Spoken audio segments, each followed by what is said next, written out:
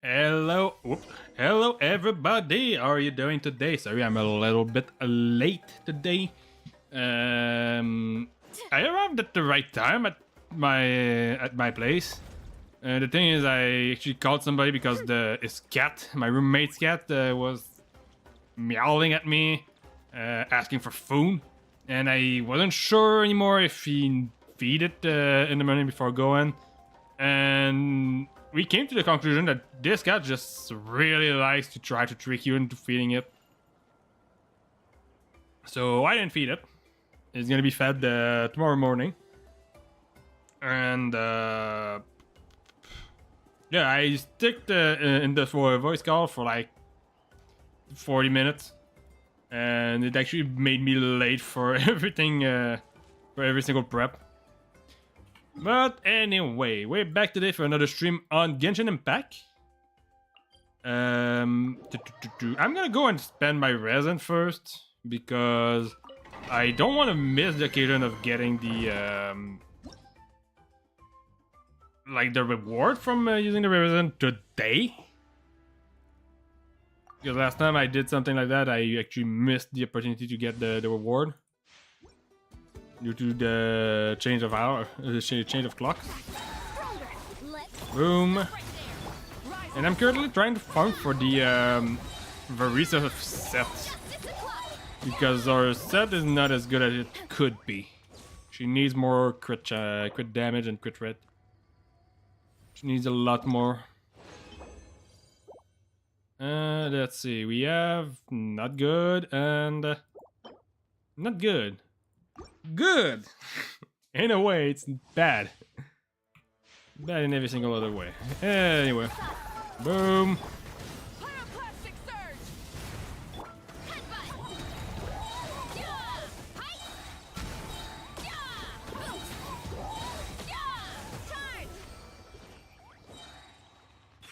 I'll probably at some point also try to work on the stuff I need for actually getting our skills better. Better level. They are still not at full level.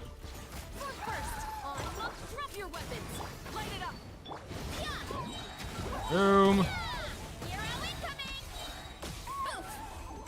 And there you go. 15 seconds. 2 more times it's gonna be done.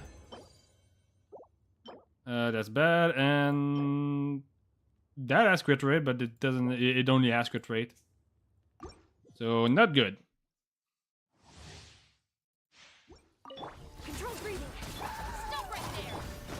And that's gonna be the last. God damn it! There you go.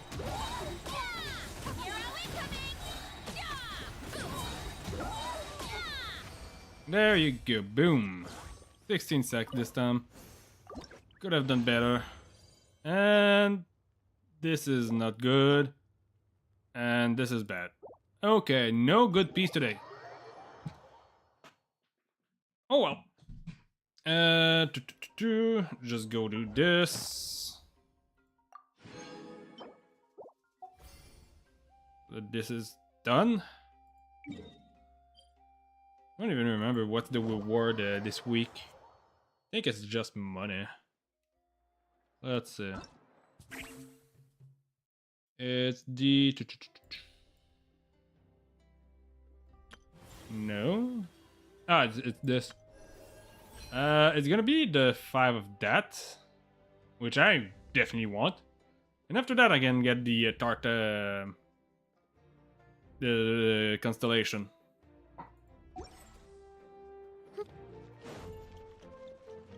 Let's go here. Thank you. Claim dailies. Go back. Claim the up. Like this. And claim all of that. Boom.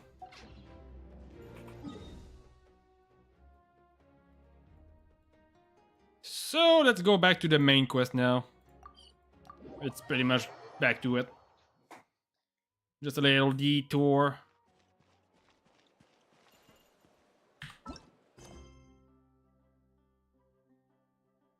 Let's see. Where is the Archon quest?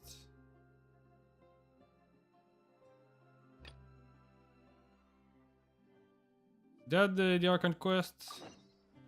Yes, it is.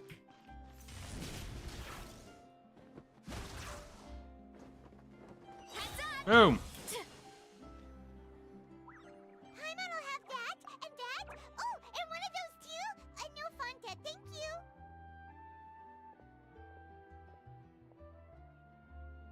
That cake was pretty good. But as soon as Paimon remembered that we were about to go to prison, Paimon's stomach suddenly became I completely kind of forgot about empty. that. Now that Paimon thinks about it, we've always been super careful ever since we arrived in Fontaine. Just to avoid breaking any strange laws here. But here we are, about to willingly send ourselves off to the fortress of Meropide. Maybe this is what they call fate. Let's just try our best to investigate everything quickly once we get there. Paimon doesn't want to stay in prison too long. Oh, you're gonna stay there indefinitely. Hey, Charlotte again. What is that I hear? Is it the taste of a breaking story? Hey! You can't hear a taste! And what are you doing here, Charlotte? Oh, don't remind me. I invited an eyewitness to a case to eat here, and I was planning to get some great material out of him. But he didn't even show up. Calm down, calm down. This is nothing new. As a journalist, you should be used to this by now. As long as you can score some juicy tidbits from the traveler, you might still be able to recover the cost of the meal. You know we can still hear you, Charlotte. Never mind. It's nothing. I just heard you mention the fortress of Meropide. You didn't commit a crime, did you? Please tell me all about it. No way! We would never! We're just going there to...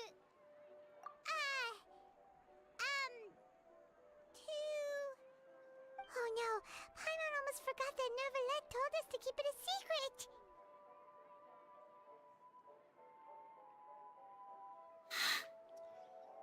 Yeah, we spoiled the You're ending. being arrested for that? Oh. But now that I think about it, I suppose that's not completely unreasonable. That's pretty despicable. Almost as offensive as committing theft. You mean Paimon really did something that serious?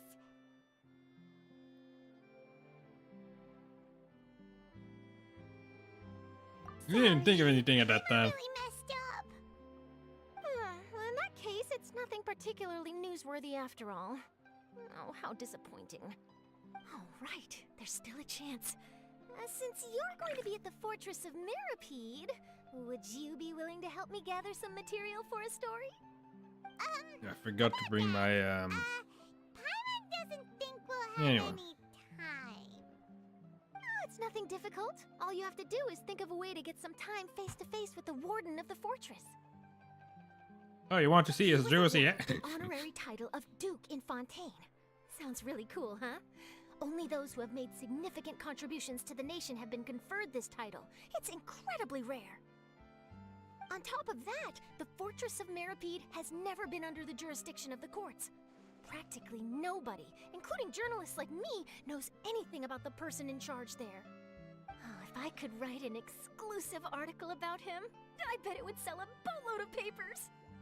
You make it sound easy, but it really depends. Of course, I wouldn't ask you to do it for free, so this meal is on me. All right, you got a deal. Uh, Anything you want. Then it's settled. The food should be here any second, right? Huh? Wait, just how much did you order? You shouldn't have said anything before seeing the food. Paimon's so full. Well, guess we have nothing to regret now, so let's get going. I had no idea you could eat so much. That didn't go according to plan. Please, please, don't forget about the material for my news article. No, well, poor Charlotte. Poor little Charlotte. Running late again. Something I really like to do when I come here. Here you go. I'm in the water. I don't have enough idle seagull, but I'm still in the water. Boom. Steer clear of other people. Whoop. Wait. For once, I don't need to go inside. That's interest. I don't know how to speak today. Ah! That is interesting.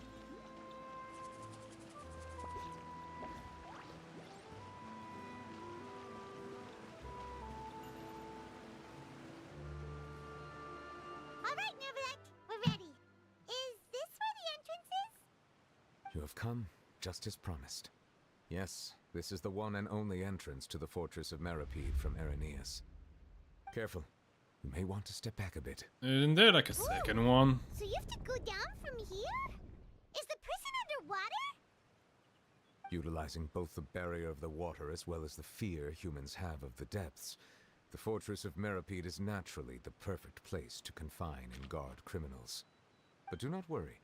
It is not nearly as frightening inside as you may think. You will see for yourselves once you are down there. Paimon hopes you're right. Don't know about you, but just thinking about being at the bottom of the sea like that gives Paimon the heebie-jeebies. Oh, and there's one more thing. I mentioned that I have had personal dealings with the administrator of the fortress, Writhsley. He's a very shrewd fellow. Yeah, we heard about him too. He's that Duke, right? Correct. He is the highest-ranking manager of the underwater prison. Even though you are going there to investigate at my behest, it would behoove you to avoid any confrontation with him or any of his subordinates. The Duke rarely ever leaves the fortress of Meripede, but that does not mean he is not privy to all that is happening inside and outside the fortress. He is quiet, but not unaware, so please bear that in mind. All right, that's about all the time that we have to talk privately. I'm counting on you two. Don't worry, we won't let you down. Good. Madeline! I'm here, Monsieur Nervalet. These two are the newest convicts, I presume? Don't worry, they won't escape on my watch. Like we would try. Please follow me, you two. I'll process your paperwork for entering the fortress of Meripede.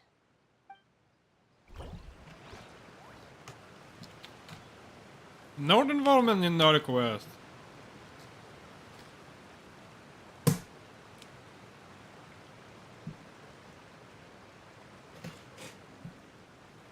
Okay, I'm gonna just put the cookie down for a little bit. There's a lot. Continuing the current quest make us part of the following quest to become occupied. Right? Unfinished comedy, You have to which keep was a yourself in the world mood. quest.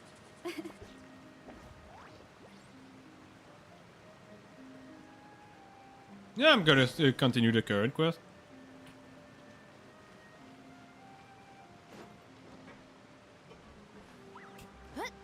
Are we gonna get a little cinematic to present us the no? What does that do? Boom.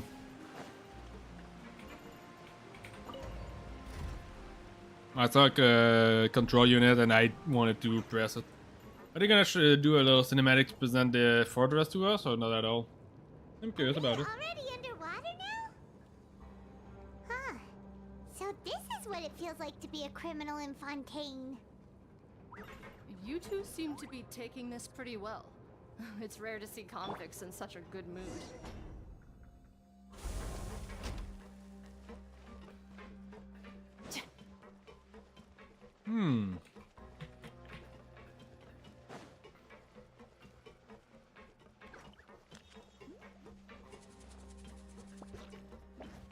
Well, he certainly doesn't dress like any officer in Fontaine.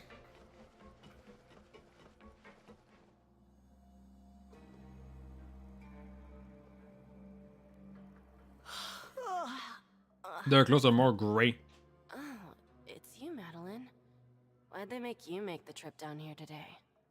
Monsieur Nervalet personally requested I escort these two convicts.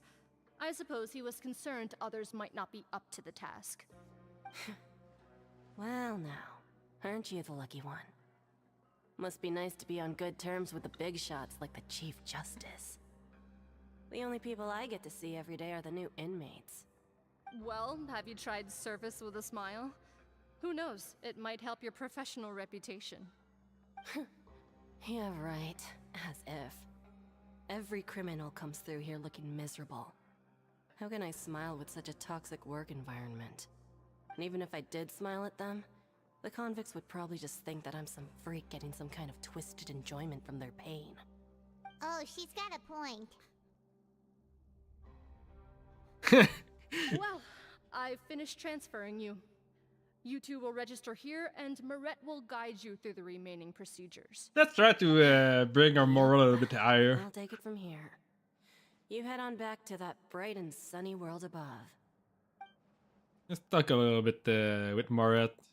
Let's try to make our day. Let me see.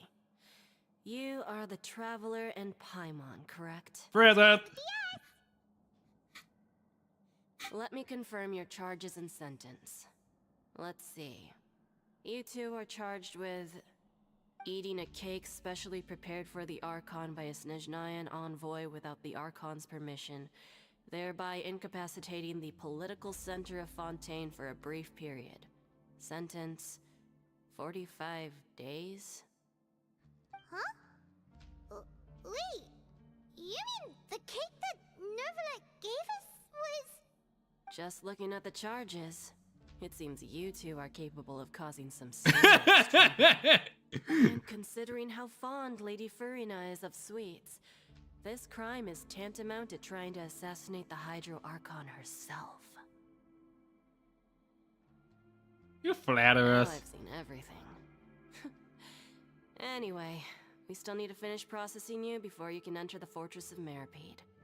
Please stand in front of the board over there. I'll take your mug shots with my camera. Oh, all right. But be sure to catch Paimon's good side. I don't think it's working. I was planning on trying to make her day a little bit better, and she's still acting the same. Who is that, though?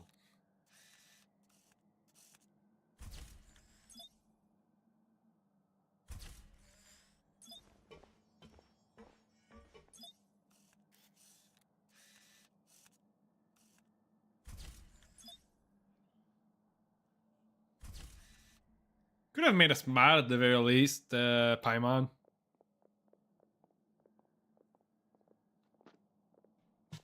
I thought she was gonna do something with the camera. And we're done. Thank you for your cooperation. Next, someone will be along to guide you inside the fortress. Please be sure to cherish this opportunity for rebirth. Huh? Rebirth? Isn't that a little much? We're only gonna be here for 45 days! You two are the new inmates, right? Follow me. Oh, okay. Paimon is Paimon and this is the Traveler. Save it. Not like I'll remember your names. Move it. Well, I was planning on remembering your name, but you don't seem to care about me, so I'm not gonna remember yours either! Oh well. Seems like nobody has enjoying being there. Not even those that works there.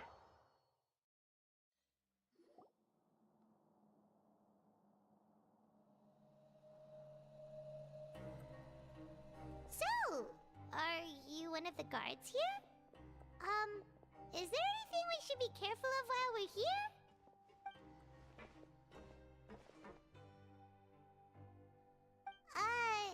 Did Paimon already ask something she wasn't supposed to? Why should I tell you anything? What's in it for me?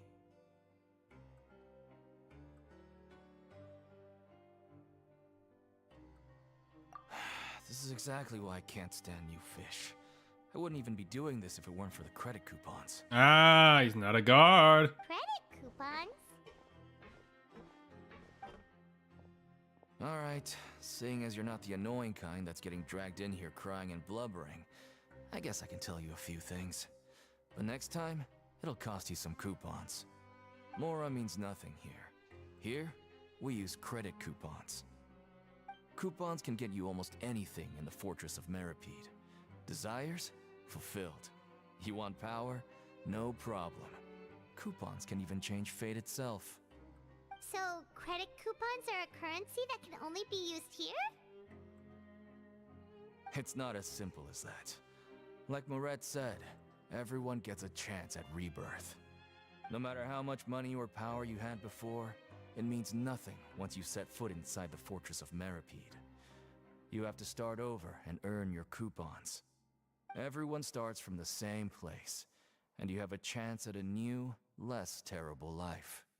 I guess that's the real purpose of the coupons. They symbolize true fairness and true justice. And this is also exactly why so many criminals choose not to return to the outside world, even after they've served their sentence. Oh, so that's what the Fortress of Meripede is like. Huh. Paimon was under the impression that it'd be more like a prison. It certainly ain't all sunshine and roses here, but it's also not the worst place to be. You'd better take a good look at the scenery now. It'll be the last chance you get for a while. After being away from the sunlight for so long, even the terrifying depths of the sea start to feel like home. It just stops feeling oppressive, you know? Oh, I'm actually an inmate like you two. Welcoming newcomers is a job I've picked up to earn some extra coupons.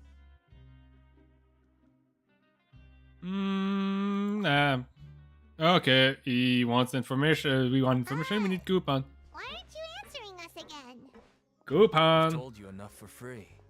Any more info is gonna cost you. So all you care about is Mora! Wait, no. Coupons? Almost there. It's down through here. Your turn to give it a try. I'm gonna go swimming!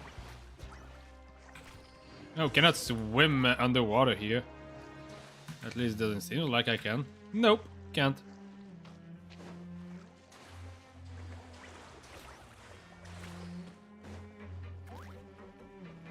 So, I guess this is a desk.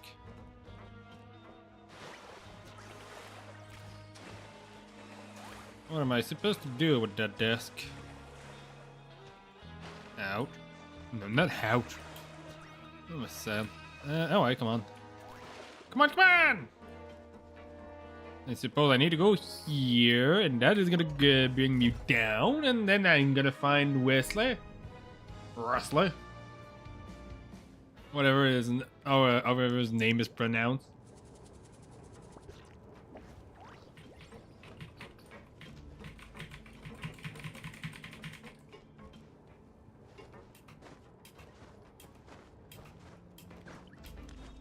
So, we're going even deeper now? Just how deep down are we?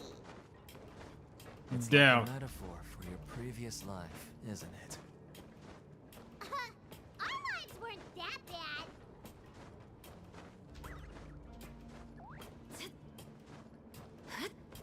There's just anything else to do here.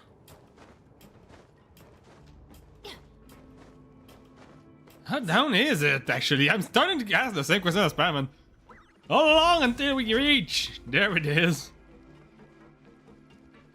That was pretty long.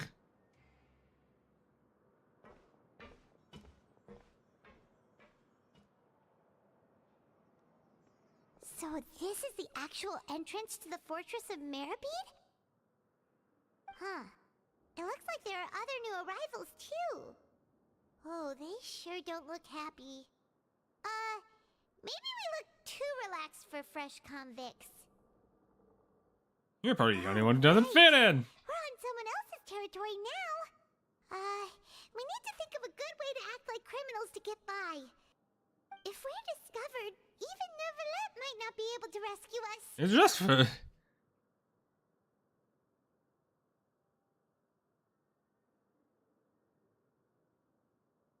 Maybe you'll become criminal for real. Paimon? Oh, Paimon's not ready for all this. Look, I don't really know you, and I have no idea what kind of crime you committed, but... We heated you a wouldn't pie happen out to of something. anger someone important, did you? Someone important? Paimon doesn't think so... Did he ask? You wouldn't have happened to anger someone important, did you? Someone important? Paimon doesn't think so. Wait, why are you suddenly trying to talk to us now? Now's not the time to worry about that. Anyway, it's over there, so you just go on over there by yourselves. I've done my job, so good luck. I think it tells me that Risley is not gonna be happy. What was that all about? Wait a second. Are there usually so many garter mechs around here? They're already onto us? Yeah, it was what I thought. Prisoners This is number Risley. 7459 and 7560. Welcome. Oh, no need to be anxious. These Gardamex aren't here to attack you. In fact, they're here as your honor guard. When I heard that you were friends of Monsieur Neuvillette, I had the Gardamex come and wait in formation. Wait, you know about our connection with Neuvillette? The seafloor isn't as cut off from the world as you might imagine. However, I'm afraid that I know nothing more than that you are friends of the Udex. And as you can see, committing a crime means being sentenced here, even if you're friends with the Chief Justice. Quite fair. The Duke! Greetings, Your Grace. Lovely weather today, isn't it? Huh, greetings, my good fellow. Well, I'm willing to imagine that the weather is as good outside the sea as you say it is. How great it would have been if only the Fortress of Meripede had been built on the coast, huh? It would have been so convenient to enjoy a nice chat in the sunshine. My profuse apologies. I just got so nervous when I saw you, So this is the Duke. He sure looks a lot younger than Paimon imagined. The Traveler and Paimon, correct? Mr. Deacon here was responsible for your welcome. I trust you were satisfied with his guidance? It was okay. That dude could have seen it more. Outstanding. Well, Let's Deacon, just be fair and I try recall we to make his discussed fate day. during our last work meeting. I believe that fate will reward all those who take every aspect of their work and life seriously. When you return to your bunk, you'll find the guards have issued some extra credit coupons to you. Oh, thank you. Thank you, Your Grace. Oh, and you too. I can't believe you gave me such praise. If you need anything in the future, anything, please, come find me anytime. No credit coupons necessary. What a champion That bootlicker. concludes the introductions. We've already taken enough time here. Deacon, if you would. Yes, Your Grace.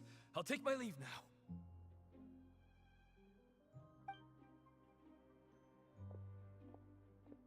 Please, follow me. To make you feel more welcome, I'll show you around the various facilities of the Fortress of Meripede. I hope it'll help you adjust to life here. I do wonder how much Going he to actually personally does know. Give us a cure? Huh. Paimon can't figure out what this guy's thinking at all. No wonder Charlotte's so interested in him. He's one of those mysterious types. Alright, let's keep up with him. Well, it's gonna be more easy than I thought to get the information about Risley. See if he's actually giving us a tour. The canteen! There's no need to be so reserved. The label of criminal is nothing but one of many identities. And being criminally inclined here at the Fortress is just one of many ways to survive. Is it really okay for the warden to think like that? We're real criminals, you know. What if we're too difficult to handle?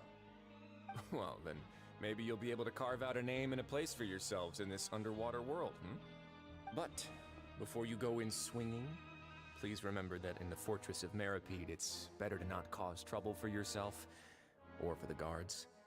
Now, we've arrived at a very important place, the Coupon Cafeteria. You can come here and claim one welfare meal each day. Welfare meal? You mean it doesn't cost anything? That's right.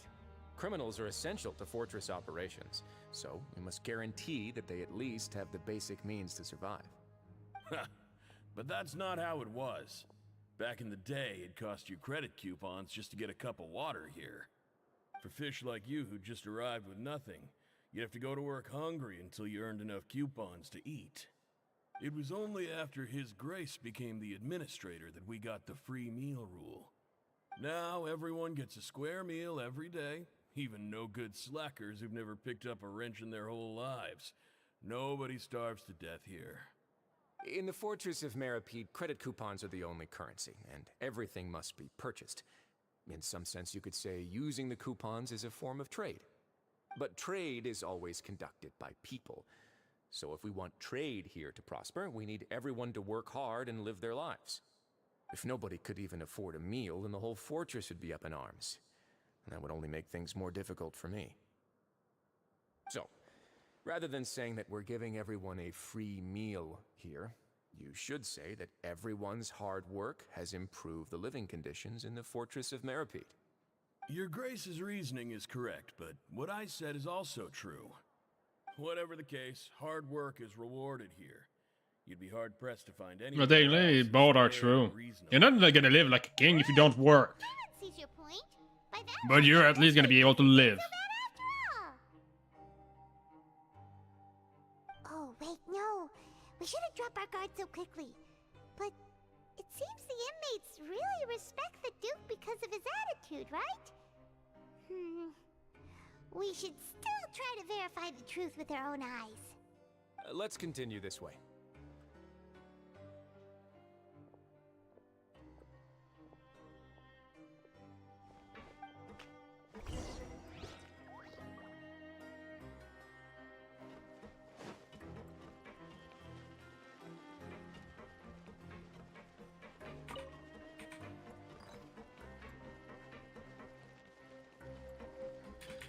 There is still like one thing that I found surprising is the fact that technically the inmates are allowed to like stay even when the This place is known as the Pancration. sentence is finished.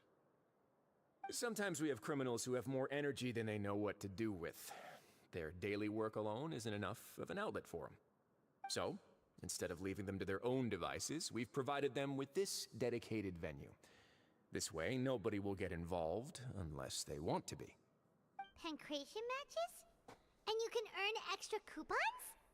Oh, what do you think, traveler? Interested? Yeah, let's do that to I earn every must single warn coupon. you that your sentence will be extended if you fail to restrain yourself and end up seriously injuring or killing your opponent. So, did you set this place up too? No, actually. I just granted approval for the organizer to use this area to build the ring, and I collect a portion of the proceeds in return. Of course, the fees are also quite useful. Oh. Do you mind if we ask what they're used for? Sure. Ensuring personal safety, maintaining the arena, and resolving any conflicts that arise. Why? Are you interested in how to manage a pancration ring? Oh, no. Paimon was just wondering if that's how you paid for everyone's welfare meals. A reasonable guess. I see you have a talent for entrepreneurship. Oh, you hear that? Paimon has a talent! So we can start a business here? That is something you can discuss between yourselves later. Let's move on for now. That is a weird prison.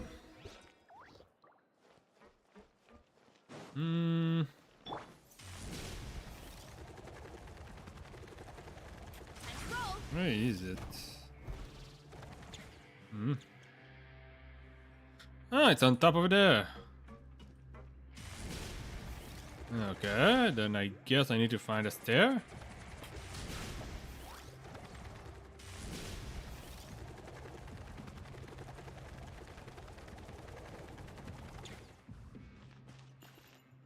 Oh, there is no stair. How am I supposed to get there?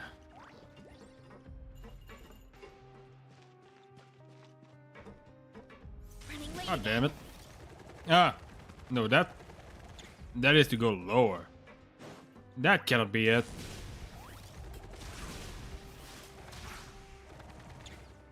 That is to go higher?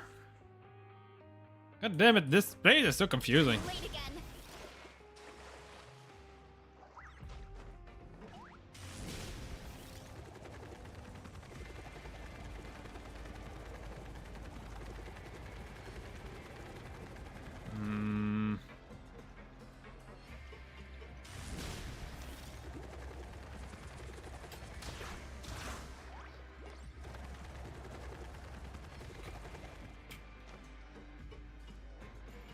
Nope.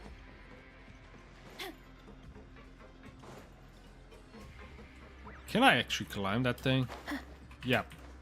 So I can actually just try to climb instead of trying to find a way to get out, to get up. I think this is what I'm gonna do. Burn it down.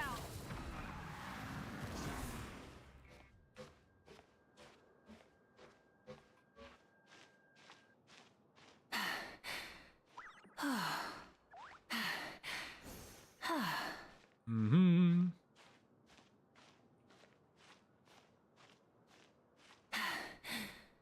Phew.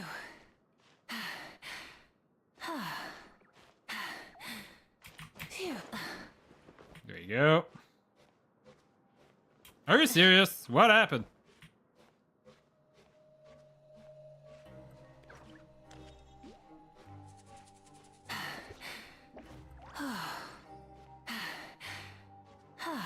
Come on. Let's do the trick.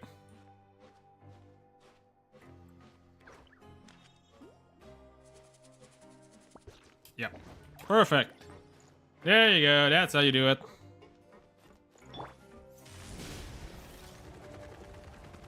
Really don't know how I was supposed to get there, but I got there.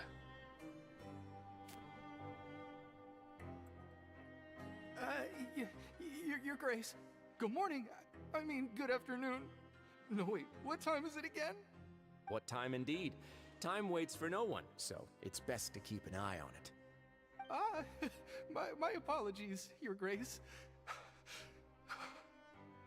Jeez, that guy's so nervous he almost forgot to breathe. Sorry, forgive my manners. You did forget to breathe. These are the dormitories, which is where inmates sleep. The guards will inform you where your bunk is later. In the Fortress of Meripede, criminals usually spend most of their time in either the production zone or the sleeping areas. The production zone? What does it produce? Is that where we'll be working? Not necessarily. Though working in the production zone is the most reliable way to earn credit coupons. If you have other skills, you can skip your shifts to earn them in other ways. Wow. Wait, you're the manager of this place? And you're just telling us to our faces that it's okay to skip work? The fact that the Fortress of Meripede has continued operating completely autonomously is proof enough that most people are willing to work honestly and earn a stable income. As for what we produce, many of the clockwork machines seen all over Fontaine originate from our workshop. Okay, so the prisoner are Fortress of actually Meripede doing is the. not only a place where criminals serve their sentences, but also a giant machine factory. There's no need for me to get into specifics about the production process now. You'll experience it all firsthand when you report for work tomorrow. Wait! So you're telling me that all the Gardamex are being built by criminal? You mean the same Gardamex that are protecting the city are built by the criminal that they put in jail? How stupid is that? No wonder that there's so many like Gardamex and stuff outside the Fontaine City that are like aggressive. It's such a bad idea to give the work of building like the law enforcement forces technology to the criminal that has been put in jail and are still technically in jail.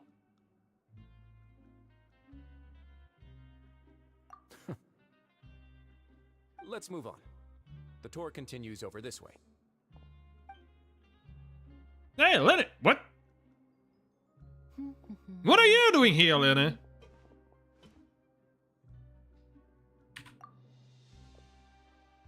Oh,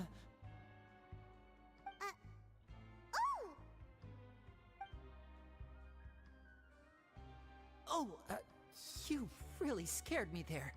I didn't expect to see you here, Your Grace. I thought maybe I was so tired from work that I was starting to see things. The only thing you should be seeing is the work in front of you. Stay focused and keep up the pace. Oh? Is something the matter? It's nothing. Paimon's just worried about how hard we'll have to work tomorrow. What are you doing here, Linny? You're not supposed to be here. Oh, I think I know. Well. Apparently Arlecchino couldn't wait, so she sent Linny in jail. So that she can find out what happened to Tarta.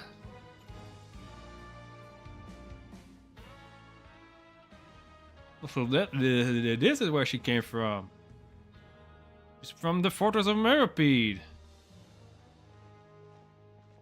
Your Grace? What are you doing in the infirmary at a time like this? Oh no, you didn't injure yourself, did you? Not yet, unfortunately for you. But thank you for your concern, Sigewinne. Then you must be here for those two. Allow me to introduce you. This is the infirmary, and Sigewinne here is the Fortress of Meripede's head nurse. Hello, new faces. They call me the head nurse, but I actually handle all the nurse-related work all by myself down here. Since you seem to have some rare downtime with no patients, perhaps you could find the time to join us for dinner? Oh, then these two must be some important convicts. Sure, I'll join the welcome party. Thank you. Your presence will be the pièce de résistance for today's tour. Oh, so the tour part is over now? I believe I've already covered the primary aspects of life here in the fortress. As for your work, there'll be someone else to guide you through the details.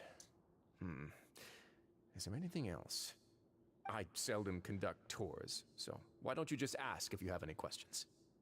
Well, this is our first time here. Paimon's not sure what to ask. Then let's head back to the coupon cafeteria. Maybe a meal will help you think up some questions. You should at least try to be excited. Our free meals are actually pretty good here. This is extremely weird about how they deal with the prisoners and stuff. This is because, like, people in Fontaine are too dumb to be, like, actual good, bad prisoner.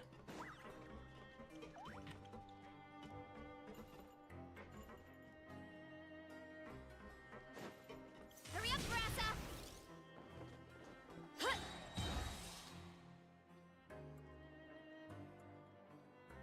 What do you think of the food? Does it meet your expectations? Wow, it looks delicious! Neverlet made it sound like living conditions in the Fortress of Meripede wasn't very good. Who would have guessed that criminals get to eat tasty food like this every day? Oh, isn't that the meal box that only super lucky people manage to draw? Seems like you two are quite fortunate. It actually has nothing to do with luck in this case. I had a word with Walsey, so you didn't have to draw lots like everyone else. Oh, you mean the meals are random? Yes, what you get to eat depends completely on your luck. You could say that it's a distasteful little game that Chef Walsey likes to play here in the cafeteria. Paimon knew it! If criminals got to eat tasty food like this every meal, the crime rate in Fontaine would skyrocket for sure! Excuse me, did I hear you mention Nervulette just now? I've been wondering how Wait, he's doing. did she? Is he busy with work?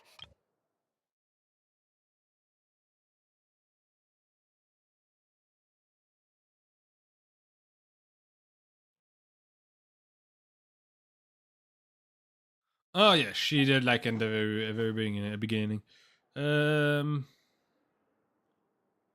Has he been taking care of his health? Wait, do they have problem with No health? matter how you look at him, but he works so hard all the time, so it must be really tiring. Sounds like he hasn't changed a bit. Looks like you can stop worrying so much, Sigewinne. Oh, that's good. But I still feel like it's been too long since I've heard any news about him. No news is good news. Maybe next time I've got something to discuss with him, I can invite you to accompany us. But isn't the Fortress of Meropide independent from Fontaine's court system? What do you two have to discuss?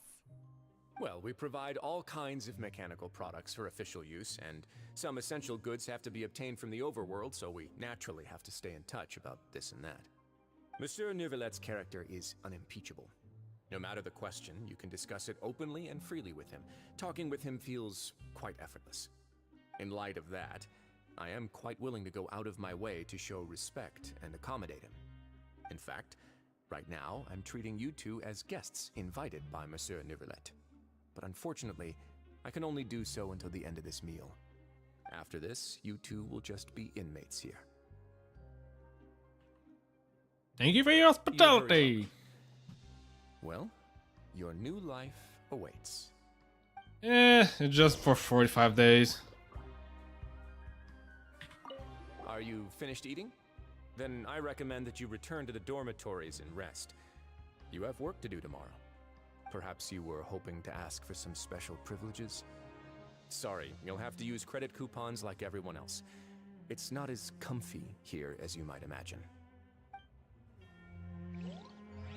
No, I never actually got any chance to actually asking him anything. After all, heavy is the head that wears the cutesy crown. I guess I just want to say, just take care of yourself and don't get hurt. So now, since I have to go back up there, I might as well try to find a real way of getting up there. I'm pretty sure it's that thing in the middle room here. But still don't see how it's supposed to work.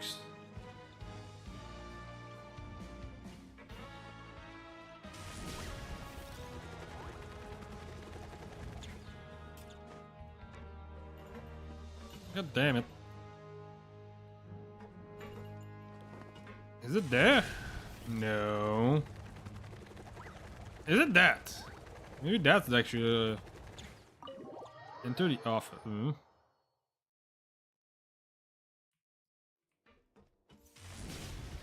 Is that it? Hey, come on. Oh, this is actually a Rilesley's office. Whoops. Okay. So he works at the bottom?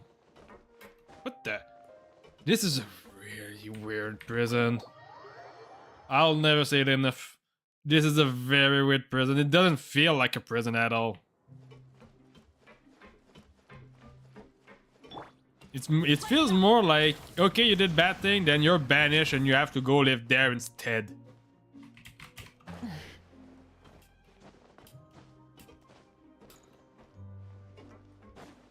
No wonder though, now that I think about it.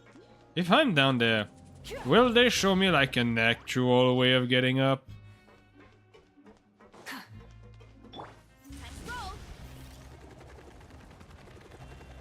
Ah, there it was! That was the thing I was looking for. Wait.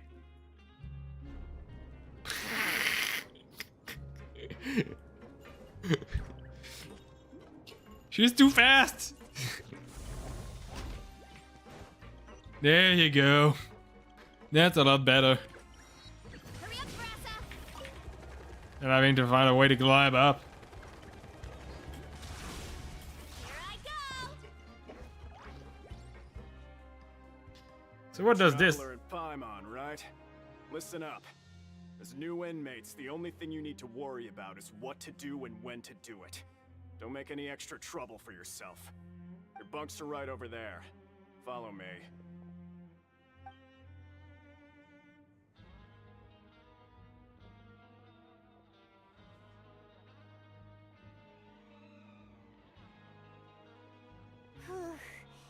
So this is where we'll be sleeping from now on. Oh, Paimon can't believe this! The days of staying home and reading detective stories are like a dream now. By the way, Traveler, we saw a lot of things worth investigating just now. Even though the Duke didn't say it too directly, Judging from what he said at the end, it seems that he was only welcoming because we know Neuvillette. We are criminals, and Paimon did eat that cake, but we're actually here to help Neuvillette. Is it possible that he knows we're here on a mission? Or is Paimon overthinking things? He probably knows. Yeah, Paimon thinks so too. He probably He's not knew dumb. why we came here from the very beginning and intentionally wanted to send us a message. Maybe something like, "Hey, I have my eyes on you, so don't try anything funny." Yeah, it's funny.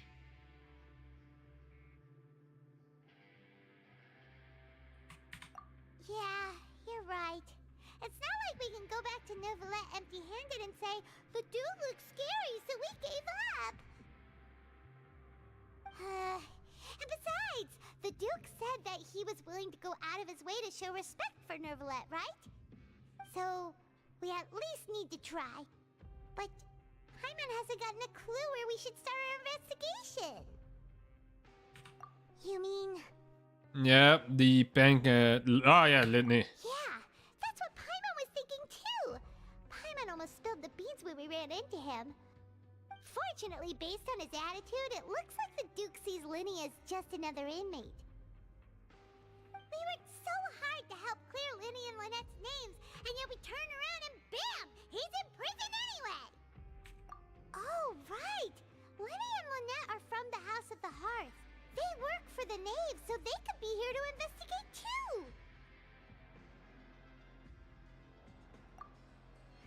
Huh? Oh, it's a card! Paimon didn't notice it earlier. It looks like a magician's prop.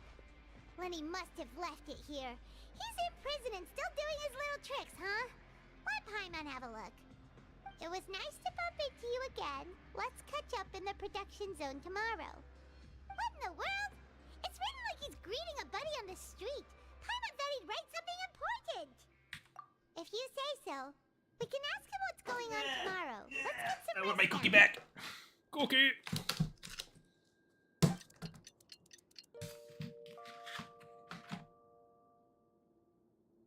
The bed is rock hard. Hey, Just the way I like it.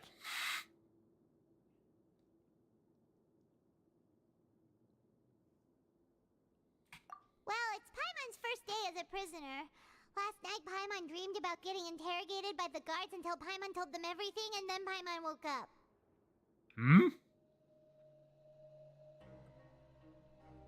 Where's the first as prisoner? Last night Paimon dreamed about getting interrogated by the guards until Paimon told them everything, and then... Okay, so... He told them everything? Hey, come on! It's just a dream, okay? Paimon wouldn't really squeal. Maybe? Hey, lazy bones. What are you still doing here? If you don't want to starve, then get yourselves over to the production zone. Sorry! We're going right away! Yeah, we're gonna go fight. This is the best thing I can do, fight.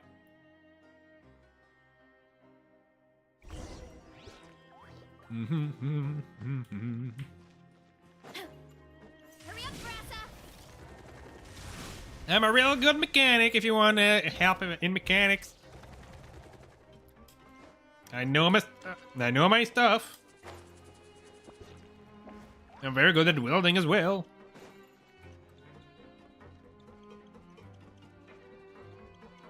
It's further down, so I guess I need to go and do this. There you go.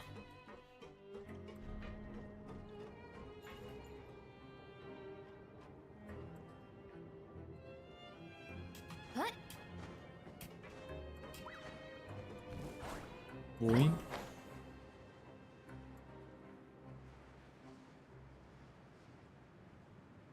When it's gonna stop moving, it's the time I'm gonna... There you go! Boom.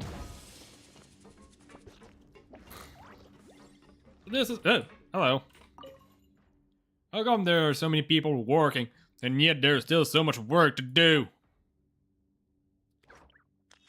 I gotta do... Oh, I don't have any complaint about working as a guard.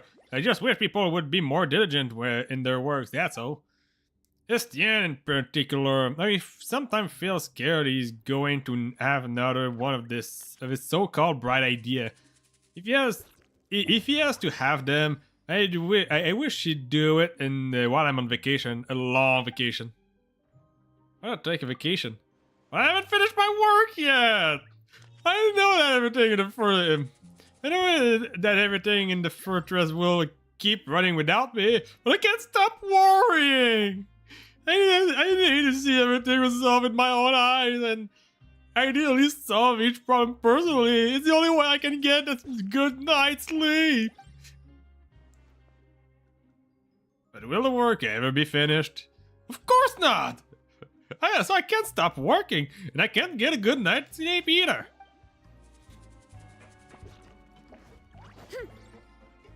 This is a workaholic. Literally, this is just a workaholic. Ah, you must be the catch of the day. Looks like you've got some luck getting assigned this space. Yep, we just arrived yesterday and... Don't interrupt me when I'm speaking. Oh, shut up. Yes, sir. Listen carefully to my instructions. I don't want any mishaps. Every machine here is worth more than the both of you. Working around these machines can be very dangerous. Do your job well, and you can eat in the cafeteria after your shift. Get sloppy, and you dine in the infirmary. No! Anyway, the Fortress of Merope doesn't want to lose a single one of its machines. And it also doesn't want to waste the production potential of any inmate. You got that? So you're threatening us to beat our ass if we do the job poorly? Is that what I'm understanding?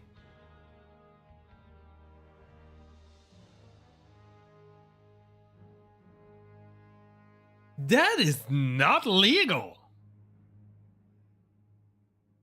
I would personally tell Riley if that would happen to me. This is not a way to this is not a way to speak to Look at this guy feels more like not even in real life actually.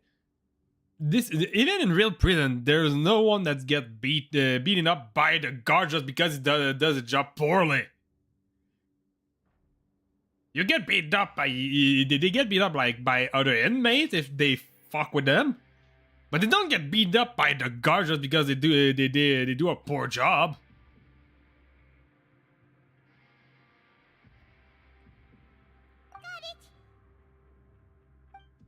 Your job is to use the machine over there to process widgets. Watch carefully, and make sure you step on the pedal at the right time. If the machine gets jammed, then give it a little maintenance with your fist. Here, take this. Bring me the process widgets, and I'll give you some credit coupons in exchange. For the modeling process, you must place the process part into the machine and then interact with the machine to start a challenge. Yeah.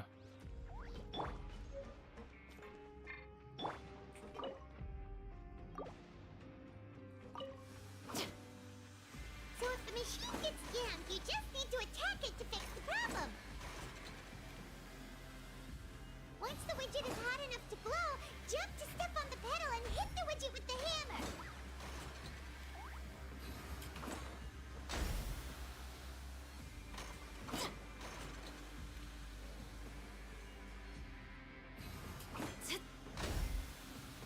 That's not a hard one. Boom.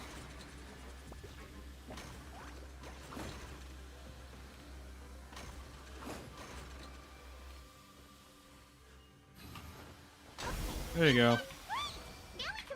Boom. Huh. This one is tolerable. Though since the processing is done by machine, the product is all pretty much the same anyway. Alright, I'll pass you for now. And we'll count up how many credit coupons you've earned.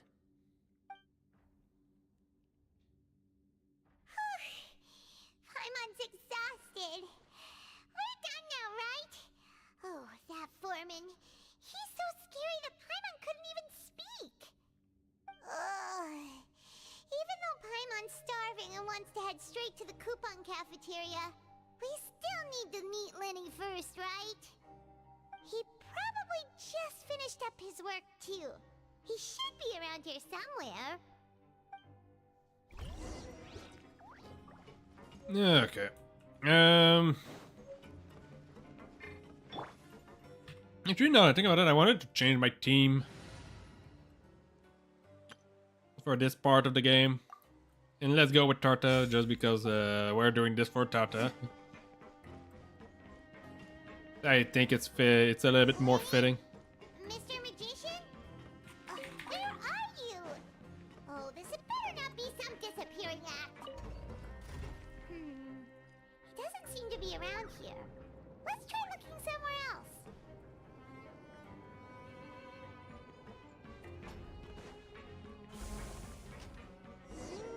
Where could he be?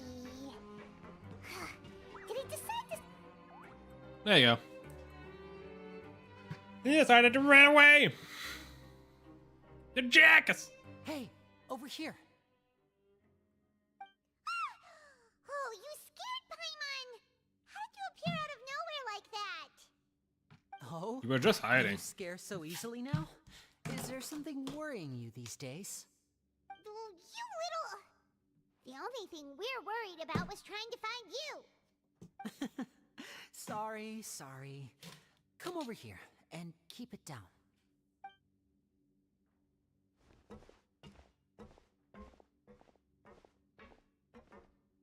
Oh, Lynette!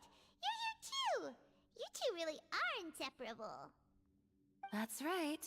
My brother simply can't stand to be away from me. So he brought you into a prison. It's not just Lynette. Fremine is also here. Do you still remember him? Nah, really not. Oh yeah, right, I remember. You mean that diver from the House of the Hearth, right? Paimon remembers seeing him in the Court of Fontaine before. Now hurry up and tell us, how did you end up as criminals this time? We fought so hard at court to prove you were innocent, but now it looks like our incredible court battle was for nothing! Sadly, even the teeniest of things can land you in prison these days. I put together a street performance and used the popularity we gained from the Opera House incident to attract a big crowd. And then? Let's fire in the room! I invited several audience members to participate in the show. And then, with the entire audience watching, their wallet suddenly disappeared. My brother was charged with theft, and I was charged as his accomplice, having assisted him in his crime. It really isn't that bad. The missing wallets are all in the leftmost drawer of the Maison Gardiennage's big filing cabinet. We just need to see how long it takes to discover them. Yep, we should be released then. In terms of the magic trick itself, I think the performance went perfectly.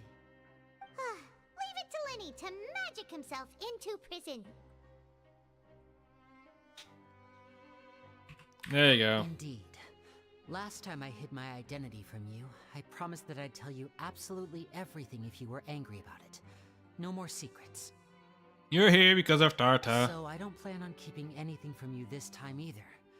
At the moment, the House of the Hearth's interests don't conflict with yours at all.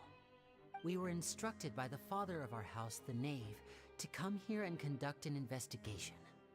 Yeah, that's what I thought. They wanted to know what happened to Tarta. See? Paimon guessed right. As for what we're investigating, perhaps you haven't heard, but the fortress of Meropide hides a secret. So it's not Some even about... say that the entire fortress exists just to protect it. The House of the Hearth has been investigating this for a very long time, trying to uncover its mysteries. But recently, all of our informants, including the ones that had infiltrated the guards, suddenly vanished and have not been heard from since.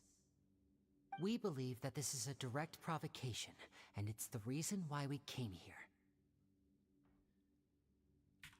Father has somehow managed to confirm that Focalors does not have Fontaine's Gnosis. Huh? How did she manage to learn information that important? Father has her ways. Many of them are beyond our imagination, and we've never had the chance to see her at work. But we trust her conclusions. It was this information that led us to suspect that Fontaine's Gnosis might be in the fortress of Meripede and is related to that secret. So it's all about the Gnosis again. Well, that's about it from our side. How about you two? Did Monsieur Nervulette send you here? No. Bingo! The Knave has been applying a lot of pressure. She wants to know what happened to Child, so we came here to investigate. And you couldn't shut your mouth. Are we allowed to tell them? You already said everything. You don't need to worry too much about that. She's just asking for a report on Master Child's predicament as a means of pressuring you. Father used this situation as a pretext to negotiate with two high-ranking officials in the court of Fontaine. She actually just wants to be able to make concessions on this matter for gains elsewhere, almost like a bargaining chip. Sometimes you need an excuse to do things you otherwise couldn't. And a harbinger is more valuable than you might imagine. Of course, it's not a complete farce. If we do manage to find out what happened to Master Child too, then diplomatic relations with Fontaine could improve, and Snezhnaya might even be able to adjust its stance a bit. Is it just Paimon? Or does it feel like we're the only ones who actually care about Child's situation? The relationship between the Harbingers must be as bad as ever. Yeah, I pretty wouldn't much. go that far. Father just has different standards than we do when it comes to what can be sacrificed for an advantage. By the way, I have a suggestion. Why don't we team up? Why Even would though we do have different that? Objectives, we're both here to investigate the fortress of Meripede. It would be more efficient for us to work together. As you know, the House of the Hearth has many reasons to seek the Gnosis, but our highest priority remains resolving the prophesized crisis. You can trust us on that. You mostly want the Gnosis. See, I told you. Is that so? Sure enough, it won't be easy to convince them to cooperate with us. Lenny seems to be thinking pretty hard about something. Of course he is. Lenny has been looking forward to a chance to reach an understanding with you ever since last we met. Or, I should say, we were really looking forward to teaming up with you this time. Lynette, just tell them everything, why don't you? It's okay to open up a little.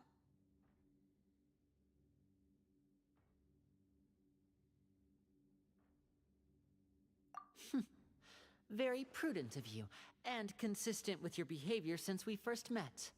That's reasonable enough, and I agreed to cooperate on these terms as well. I was prepared for the worst. They're not bad but you people. were actually more agreeable than I anticipated. All right then, there's no time to lose. I have some information to share, so listen carefully.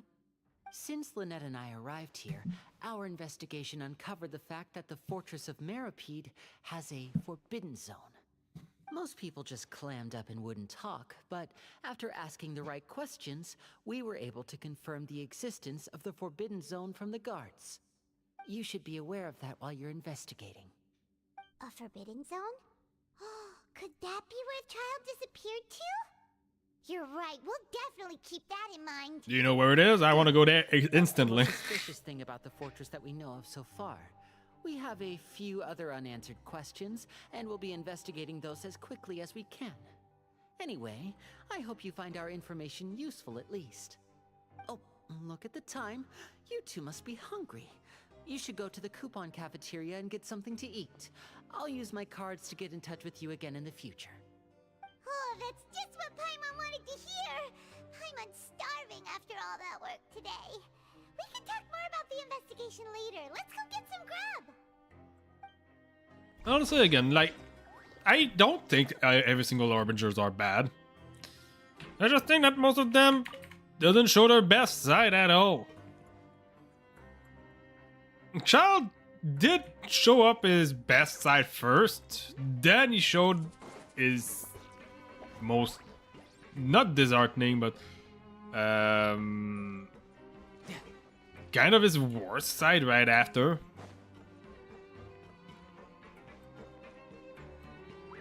But Child is not bad by nature, he's just really let me say this. Not that he's into. I don't know how to say this.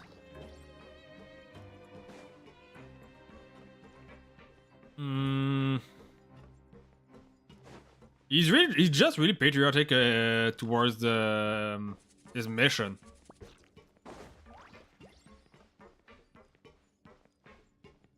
He did try. What I meant by that is, like, the first time like you saw Child and discovered that he's after the noses and stuff. He did try initially to find a way to make sure that at least the least amount of people died. Oh, there it is. He did try at first to find a way to make sure that the least amount of people died, and then when he learned that he couldn't do it the way he wanted to, he went for the most aggressive one. But it wasn't like his initial plan.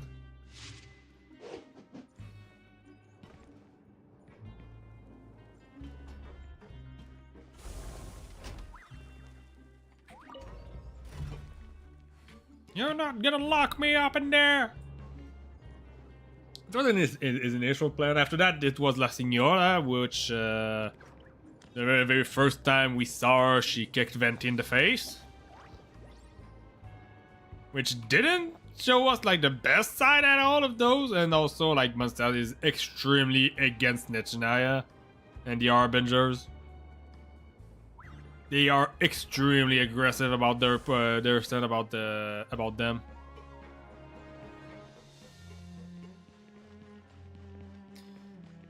Which also gave us like a bad view of the Harbingers and Nechinaya in general. But then Wanderer is just he's just bad in general as well. Same for the Doctor. Oh. But the Doctor is mostly like because Today's meal is nowhere near as good as last time. Oh, who knows how long it'll be until we're lucky enough to get that super tasty meal again.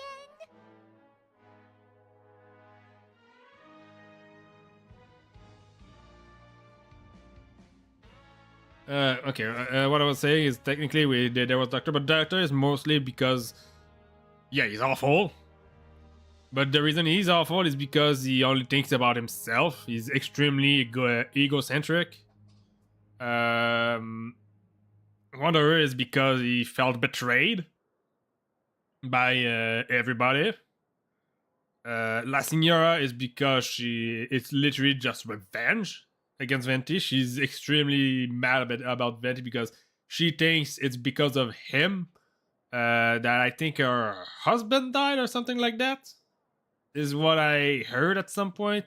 Because La Signora was initially from Mondstadt, and she lived like something like 200 years ago or something like this, and she died because of something that happened, which led to the death. No, not she died, but her husband died to something that happened in Mondstadt, which he tried to plead, I guess, to pray for the Animal Archon to save him or something. And since he didn't do anything, she puts the blame on him.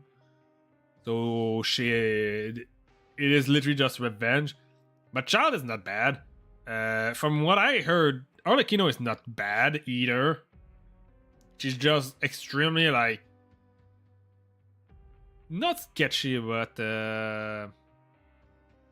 extremely serious about everything. She doesn't elaborate, and she goes for... Anyway. I'll see more about Arlecchino later, I suppose. But she is extremely focused on her objective. Is what I understand for Arlecchino.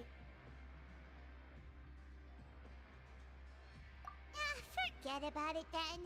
We'll just deal with the regular food for the time being. Let's just get out of here as soon as possible. But life here doesn't seem all that bad. Other than the foreman being kinda mean and the work being pretty tiring. You think so, mate?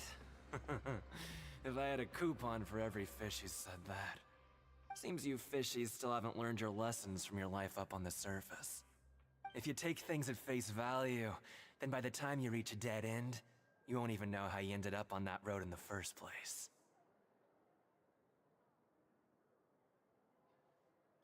Who are you even? I like your attitude. I can, let you in on a little something. Everyone's been telling you to just follow the rules and not cause any trouble for yourself. Am I right? But what they don't tell you is that the rules aren't exactly what they pretend to be. The rules for being a prisoner. The truth is, this place has a lot of hidden rules. Huh? Hidden rules? What do you mean? Not everyone knows about those rules, but whether you know them or not, once you break one, you might encounter something even worse than death.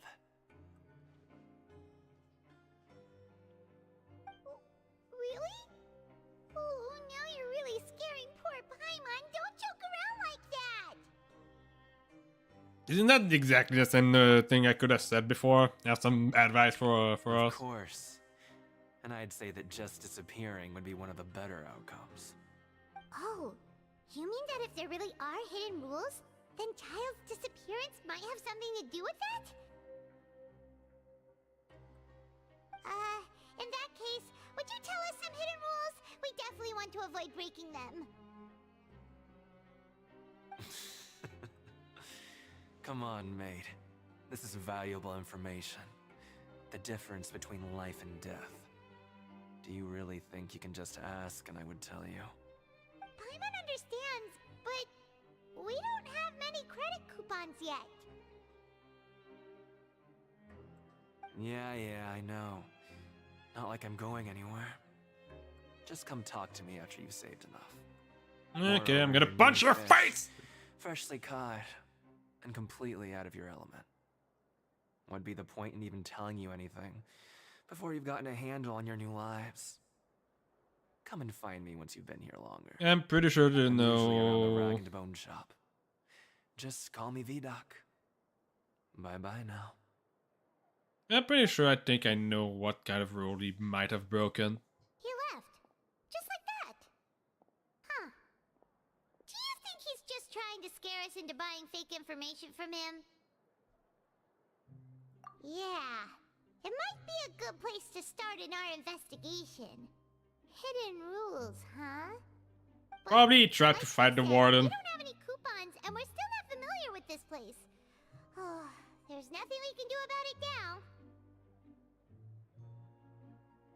Ah, we were so busy talking, we almost forgot to eat. Even if it's not the best, it's probably better while it's warm. Come on, dig in before it gets cold. The food is better when it's cold.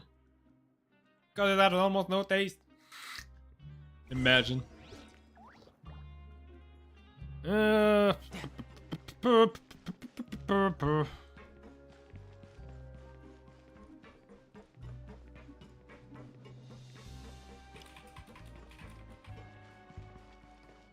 where is the arena? I kind of want to go to the arena.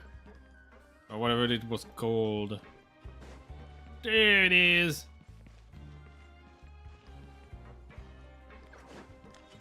Can I actually do anything in the arena here? I don't think I can, not at the moment.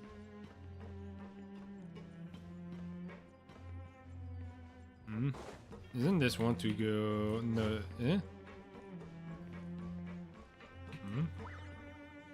Yeah, that is the place. It is a place, but it's also different from before. Didn't look like that. Or at least I don't think it was. Might be dumb. Who knows? I might be dumb. Wouldn't surprise me if I was them. What the hell is this place then?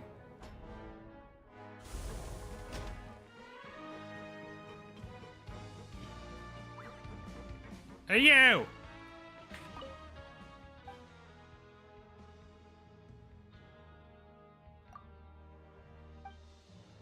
That's me. You can't really, you really lose out by being the host.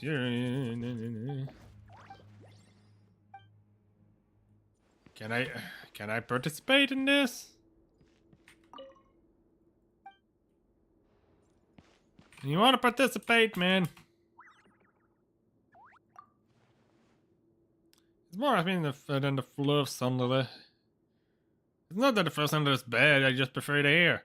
No matter how you look at it, the Fluff Thunder just doesn't have that any arena as big as this one. So you just want to fight, you dumbass? Not that I understand. But how do I fight? I want to fight. Let me in! I should probably go back to the quest. It is probably a better idea.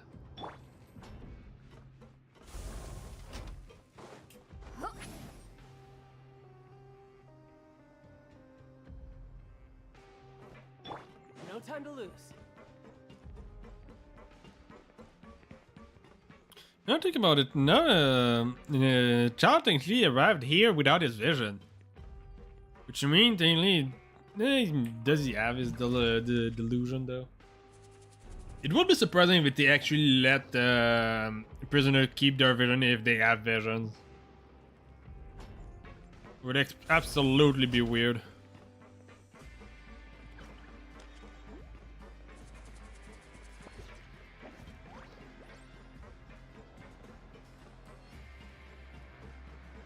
But at least we have a scarf here. She can cook us a meal, a real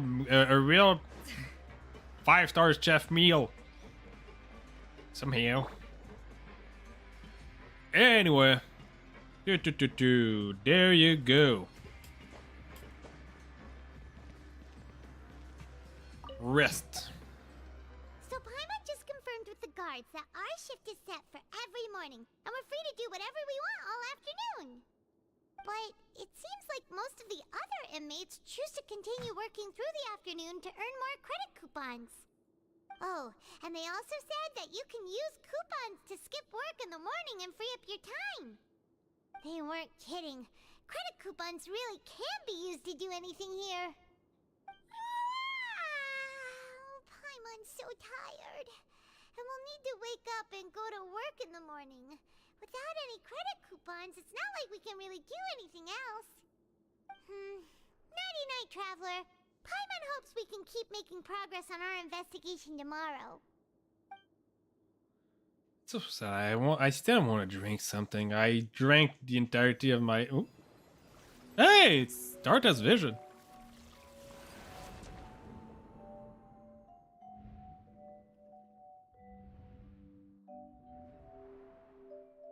Oh, I'm Darta now. I hear someone calling me. Ah, the wheel.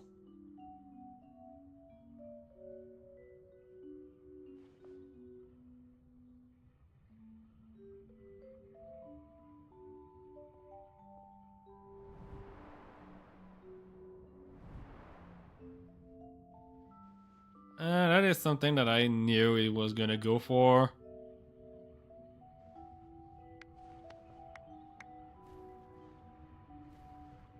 No, he's not even in that fight. But he stayed there the entire day.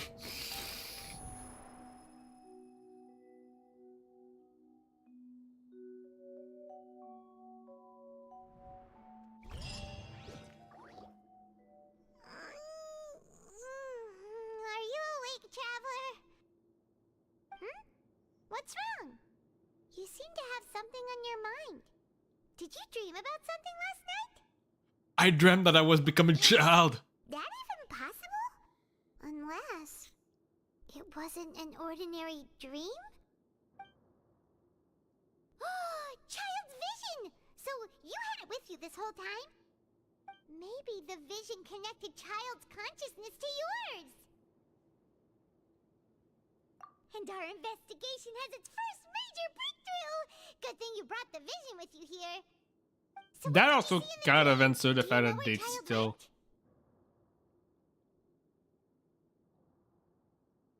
Huh. Okay. Well, hopefully it'll be a bit more helpful in the future. What's more important now is that it's the start of another new day as prisoners. Let's do our best to earn more credit coupons. What's the plan for today? It's gonna work. Let's go! It's time to start working. If that guard Fielding catches us skulking about, he's sure to give us an earful. Production zone! Look who decided to show up. Get your butts in gear and get to work. Time's a-wasting. Already on it. Here you go. Remember to give me the widget once you've finished processing it. I'm running! There you go, and there you go.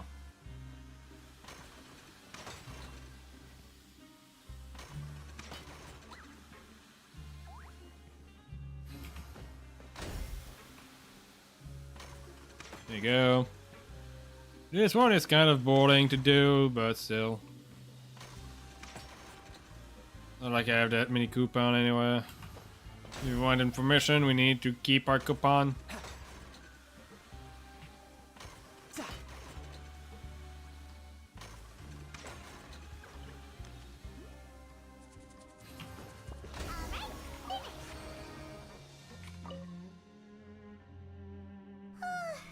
Paimon's beat. But after so many shifts, it seems we're really getting the hang of it now. Hey there, fellow shift mates. I saw you finished your work, so I thought I'd come over and say hi. Oh, Give me a coupon. there. We've seen you before. Your assigned workspace is really close, isn't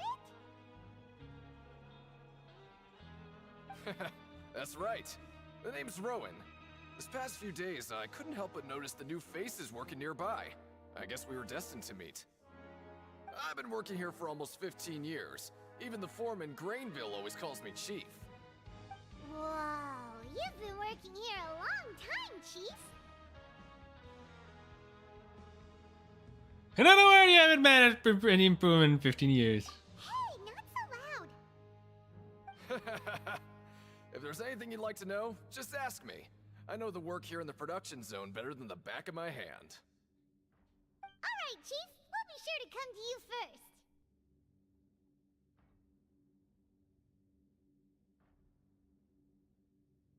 You didn't quite learn all the rules. Did you just ask about the rules? Pretty sharp for newcomers. You've already heard about the rules, huh? Who'd you hear it from?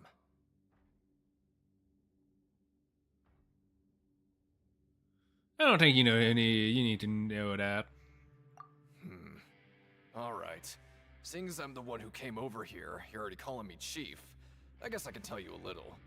Truth is, you two keep working like this, you might be putting yourselves in danger.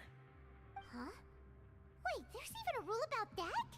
What would have happened if you never told us about this? Well, it's usually not that easy to break one on accident.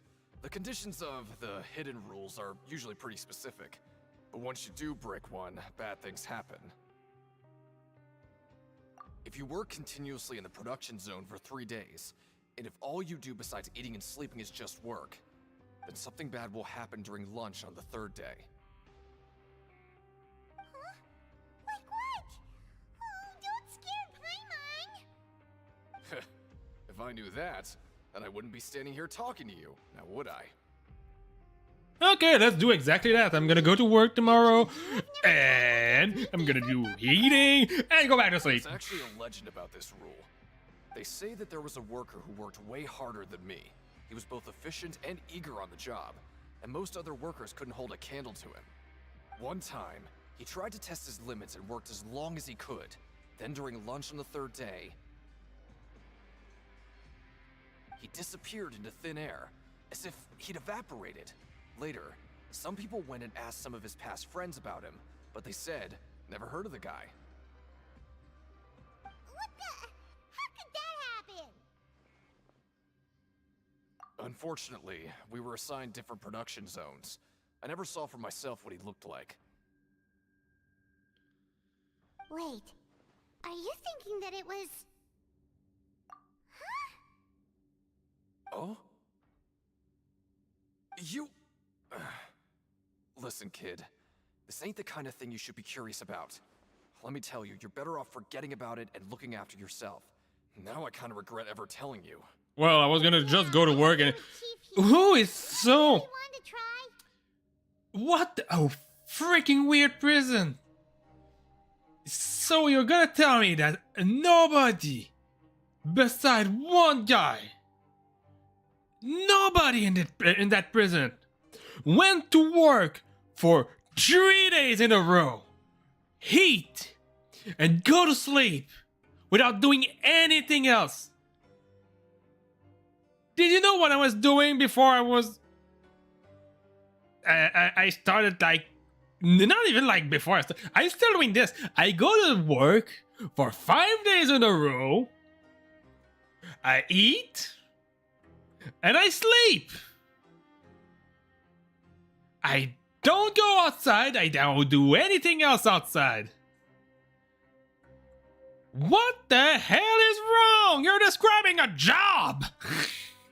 So you cannot do a job for 3 days without disappearing? What a weird prison is that? How lazy is everyone else?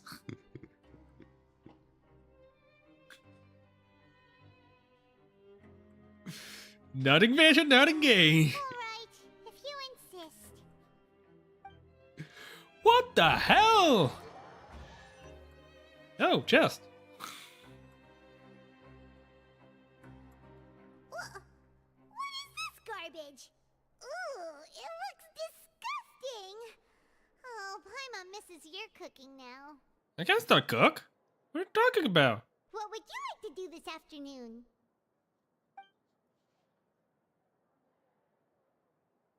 Let's go to work in the package. Paimon really hopes the foreman will be in a better mood today. Go to the production zone. Let's go to work. Look who decided to show up. Get your butts in gear and get to work. Time's a-wasting. Already on it. Here you go. Remember to give me the widget once you've finished processing it.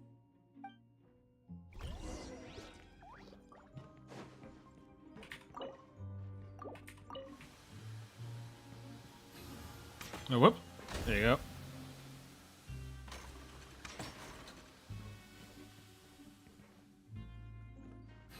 Oh, nice. This is gonna be a quick one, I feel like. Nope. Nope. Nope. Boom. Let me have a look. Not bad. Right, here's your credit coupons. You finished it after work. Went to dormitory. Looks like we won't get a chance to sleep in as long as we're here. Let's get to bed early. There you go. What are we gonna do? Let's go to work. Get that 9 to 5. The dawn of a new day. Paimon feels like we're getting used to life as convicts. Is that a good thing or a bad thing? What do you have planned for us? I'm working on the morning shift. Apply for continuously work in Granola. Choose to do the production side in the morning and gather information.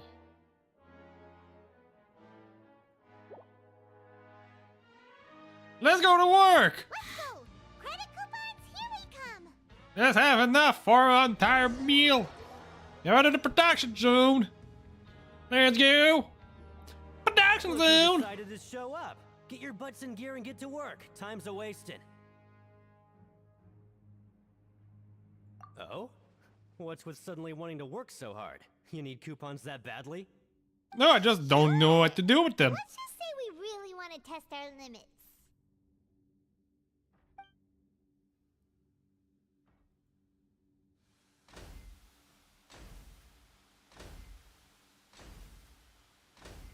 Yeah. Nice! We did well today. Let's keep it up!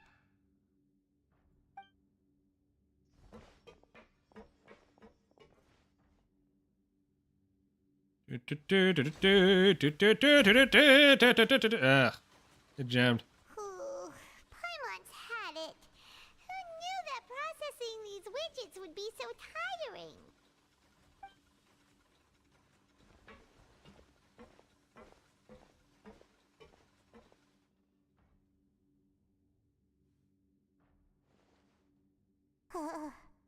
That's it. Paimon doesn't even have the energy to talk anymore. Is it time to eat yet? Come on, let's stuff for Paimon. Are you serious, Paimon? Paimon, you're making me look bad. I could do that every day. Oh, Paimon's exhausted.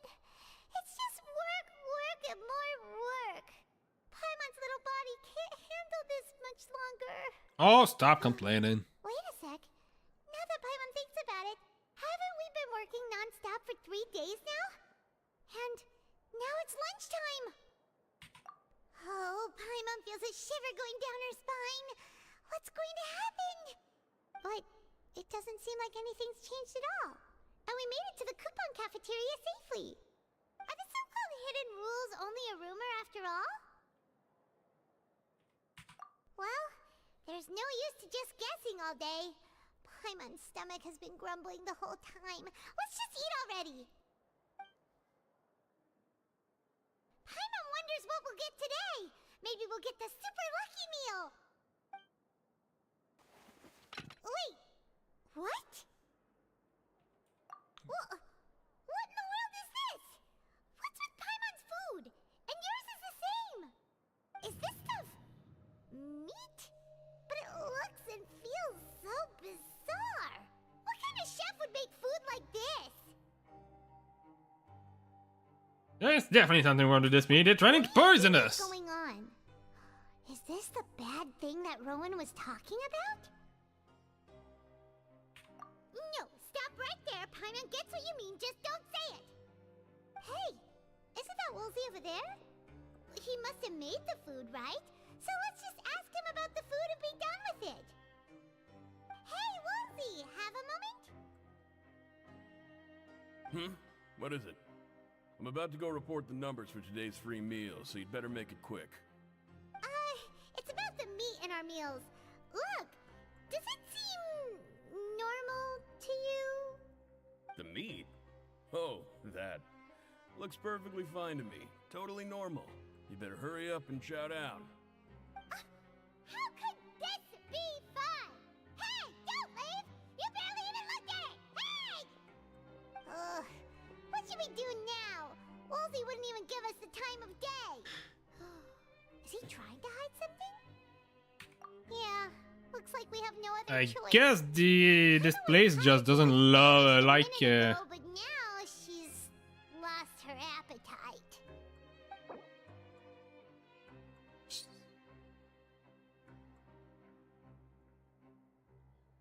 I think it's because people doesn't like it when you work too hard, because that means that they have to work harder to look good to Wesley. They don't like it when people are too happy. It seems way better than you. And this is something I've heard. Not because it's something that happens to me. It's something that actually I feel like happened to my exes. Not my exes, but one of my ex, the one I was before, that I did something with. She told me something about her workplace at some point where she tried to do everything not wrong. She tried to do everything right, and there was some of her coworker that was a little bit lazy, and when she tried to do something, not necessarily that she tried to do something, but she told me that she was basically trying to do everything right in her workplace, and those lazy coworker tried to kind of sabotage her by kind of putting her like in bad situation, asking for her help, and then complaining to the boss about the fact that she wasn't doing her own job and she was interfering with theirs. So yeah, this is not something that only happened in jail. It is actually something that happens in real life as well, and I'm pretty sure this is what is happening here. It's because you're doing your work so great that everyone else look bad around you, and they don't like it when they don't look good. Which, in my opinion, is a very stupid thing to be mad about. Just take care of what you're doing and don't care about what everyone else is doing. When I go to work, I'm not complaining about anyone else's work. I'm just doing my work and focusing only on what I'm doing. I've been working at the same place for like 7, 8 years, I think. I've been working there for a very long time. I think I started working there in 2018. And yes, so I would be. I've been working at the same place for 7 years, and I'm the oldest mechanic there now. I wasn't always.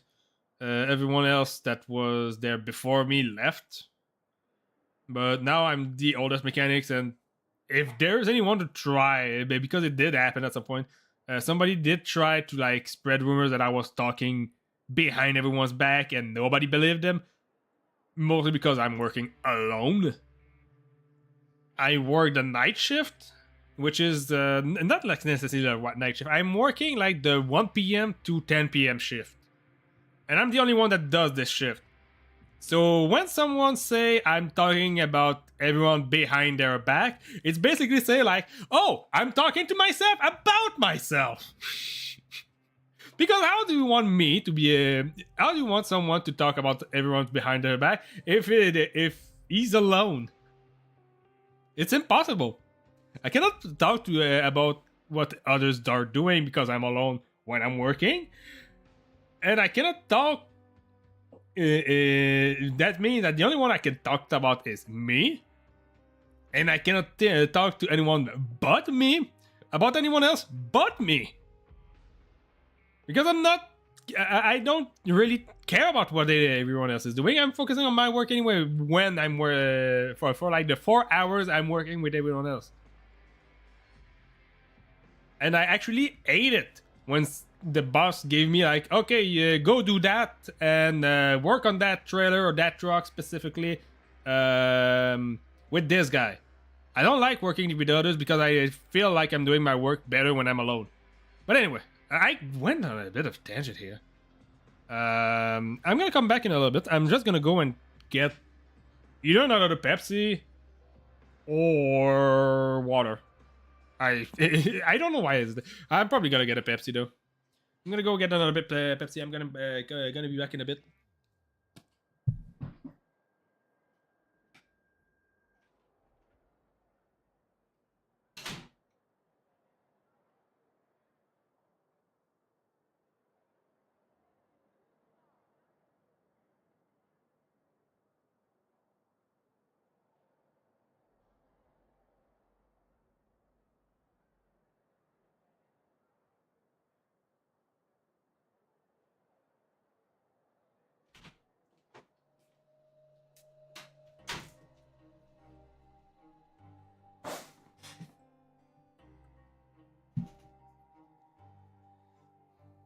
But yeah, okay, I'm back. So yeah, I did have some bad experience at some point in my workplace, and the same guy that did try to like spread that rumor that I was talking about anyone else in their back, also tried to pick up a fight with me at some point because of some stupid shit. Like, one of the drivers actually brought his trailers at some point in my door.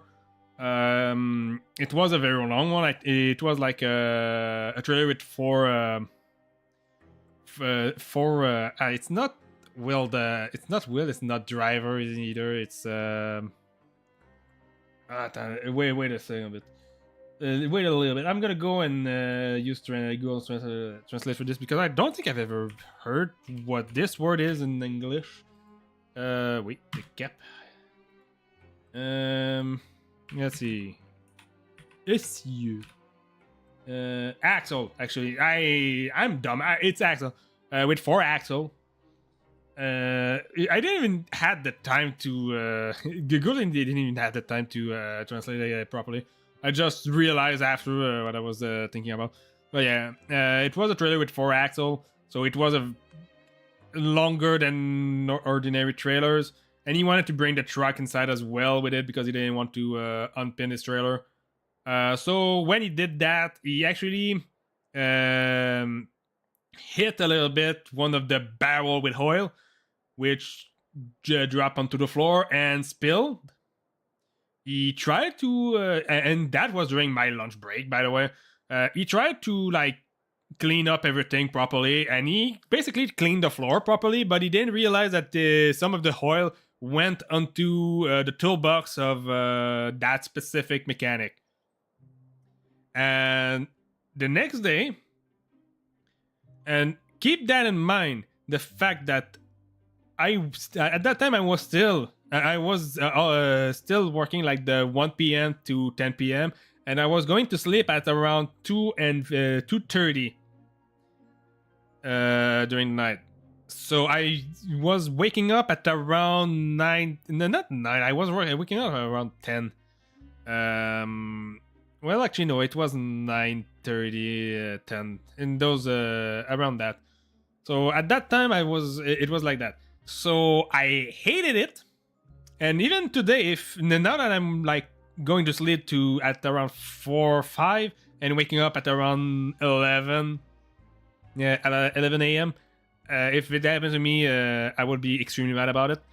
But he sent me like messages at around like 8 a.m. So the first thing I got to do when I woke up was take my phone, close the alarm, and it's noticed that I have received messages. And basically, the first thing in the morning I did was check my messages because I think like, oh, maybe my boss sent me a message, maybe my mom or someone in my family sent me a message, and realized I got messages from that guy to yell at me. It wasn't like voice messages. It was literally like he was saying shit about me. He was cursing at me. He was cursing at my girlfriend at the time as well, which put me in such a state of rage that when I went to work that day, I was this close of actually punching him in the face. The only reason that I didn't punch him when I saw him, because when I arrived, I was mad as hell. My boss approached me before to ask me. I think he approached me at the very least before to ask me what was wrong, and I don't think I told them. But I was mad as hell. But he wasn't at the garage at that point because he went and do a road service or something. So I didn't see him until I think it was 2 p.m. So about an hour after I went to work. And yeah, basically once he was in, the first thing he did once he entered the garage again was starting to yell at me. And the only reason I didn't punch him in the face was because I was waiting for him to do the first move so that I could blame it as self-defense. I was waiting for him to do the self move because I knew that once he tried to punch me or do something, I could call it self-defense and go all out against him. And keep in mind, he was bigger than me. He was taller than me and he was bigger. But everyone in the garage, after the fact, told me that they asked me why I didn't punch him. And most of them didn't like told it to me directly, but I heard them talking, and they were like, "I wouldn't have provoked that guy. I wouldn't have provoked that guy. He would have knocked me down almost instantly." And they were not talking about the other one. They were talking about me. And that I know of because, like I said, I kind of have a reputation. I don't know why I have that reputation. I guess my face and my facial expression is scary when I'm like just focusing and serious and stuff. But I have an extremely good shape. I'm in extremely good shape. And that is mostly because I grew up as a farmer. And I kept my shape from when I was living with my parents, working on the farm and stuff. I kept that shape. And it's actually gotten even... My shape actually gotten even stronger there. From then even. Because I still like receive from time to time like comments from co-workers, the drivers, and my boss telling me like, good. They're not like got them, but they basically sometimes like, how much do you work out to get that shape? Or my boss like, yeah, goddamn, your armor, you're kind of making me jealous now because of the size of my arm. But yeah, anyway, I'm still on that tangent. But yeah, I was this close of punching him. If he went for the first move, I would have probably maybe not knock him down in one punch, but I was ready to punch him. I was ready to fight at that time because I hated when people disrespect me. I hated when people disrespect me, and I hate it even more when they actually go for my girlfriend. Because especially about my work, because I'm very proud of the work that I'm doing. Even though from time to time I'm like, God damn, I don't even know what I'm doing. I'm just doing that, doing it like while thinking of something else. Like if I'm not like 100% conscious, like sometime in the morning, I try to remember what I did the past days, and it doesn't come to me like, how the hell am I still able to work so properly even though I don't remember what I've been doing? But anyway, what was I saying actually? So yeah, he was extremely close. If he was just like even pushing me, I think if he did that, I would have started throwing punches. That's how mad I was, and that was like one of the biggest thing that happened to me at work. And mostly because I think he was kind of just jealous because I had a very good reputation at work. My boss respect me a lot because I've been working there for 7 years and I'm the oldest mechanic at this point. I'm the only one that is willing to work not so long, but to work the night shift for the mechanics. Because the reason why I'm doing it is because you need someone to be present during nights so if one of the drivers have some problem with their truck or trailers, someone can fix them so that they don't have to call anyone else to get in, do a 30 minutes, do a tire or something, and go back home. So they basically just need someone to be there because it's not like 100% a garage. It's mostly like it's a transport company with a garage where I'm working at. So yeah. And I think it might be a little bit of jealousy because of the respect that I was getting from the bosses. I do my work perfectly. Not perfectly. I do sometimes have some... not some problem, but I do sometimes like misses on some stuff.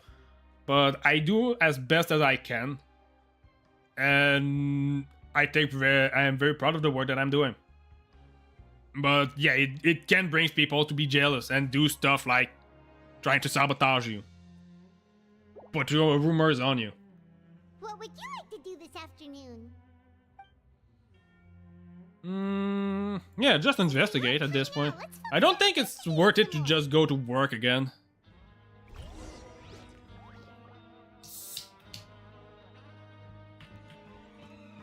Hey you! I have a problem with you.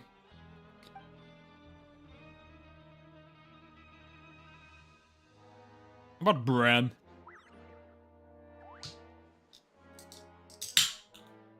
It was broken even before work stopped at the the mine shaft, so there was even less reason to fix it afterward.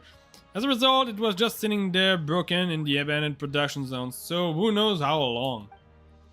After Candem, after Gundam started complaining about the strange sound it was making, disturbing his nap, I brought it back here to fix it up. Then I found a job for it. I'm quite a mechanic, you know. I bet I could teach those kids at the Fontaine Research Institute a thing or two. Then I expect to go on attention for like almost 10 minutes. I think it was even longer than 10 minutes. The reasons I don't like usually talk about myself that much. You two are the ones. I'm trying to work a little bit on it. No need to be so nervous. Sorry, I couldn't help but think of His Grace once I saw you, and I... This is that scared of him. It's hard to say. Maybe I am. He's got a very overwhelming presence. It makes me feel like I'm just some insignificant little bug. Wait, seriously? Oh, I'm always indecisive, and I tend to make a mess of things. It's like a reflex. I just instantly start to tense up the moment I see a smart and capable person like His Grace. What? Please, don't say anything like that out loud. How could you possibly think something like that?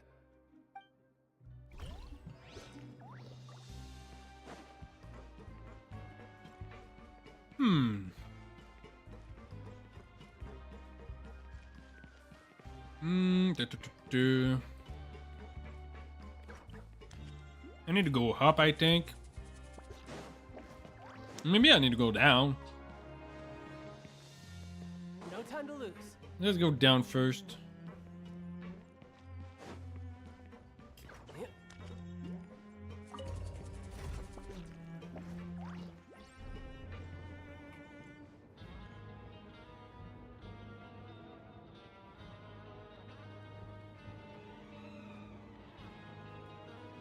No, I need to go up, goddamn.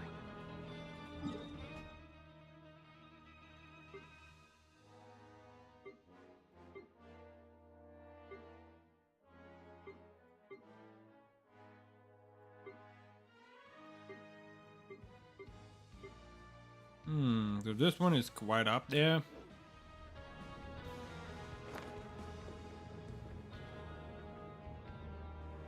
Oh no, I didn't need it to go down. Nice. Didn't go there for no reason then.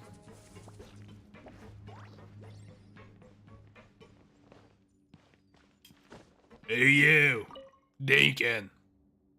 Hey, it's the Traveler and Paimon. Oh, so now you remember our name. No need to tease me, okay? I won't trip on the same step twice. Listen, I feel ashamed about last time. Thank you for praising me in front of His Grace. Here are the extra credit coupons he gave me. I'd like you to have them. Nah, keep them. No, we couldn't take them. They're your reward after all. But when I was welcoming you, I didn't do anything but give you the stink eye. Come on, I insist. These coupons are nothing compared to getting the attention of His Grace. I won't take no for an answer. I've already asked plenty of those. This is not what I was talking to you about. I wanted to know more about. Said, paying attention to every little detail is the key to prosperity. Maybe this is the true meaning of rebirth, not just earning credit coupons.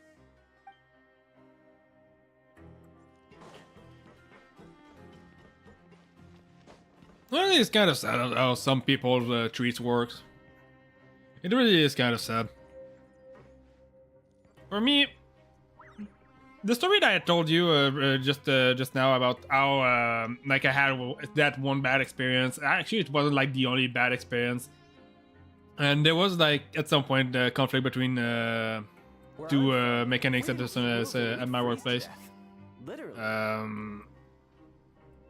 But yeah, that conflict almost brought me to like the ambience in the garage was extremely bad.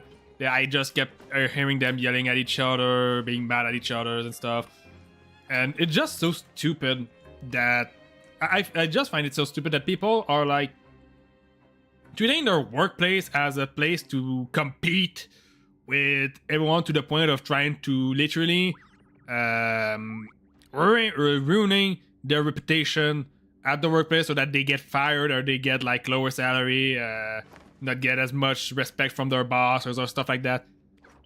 For me, the workplace is because I can understand that some people want to make like work friends and stuff.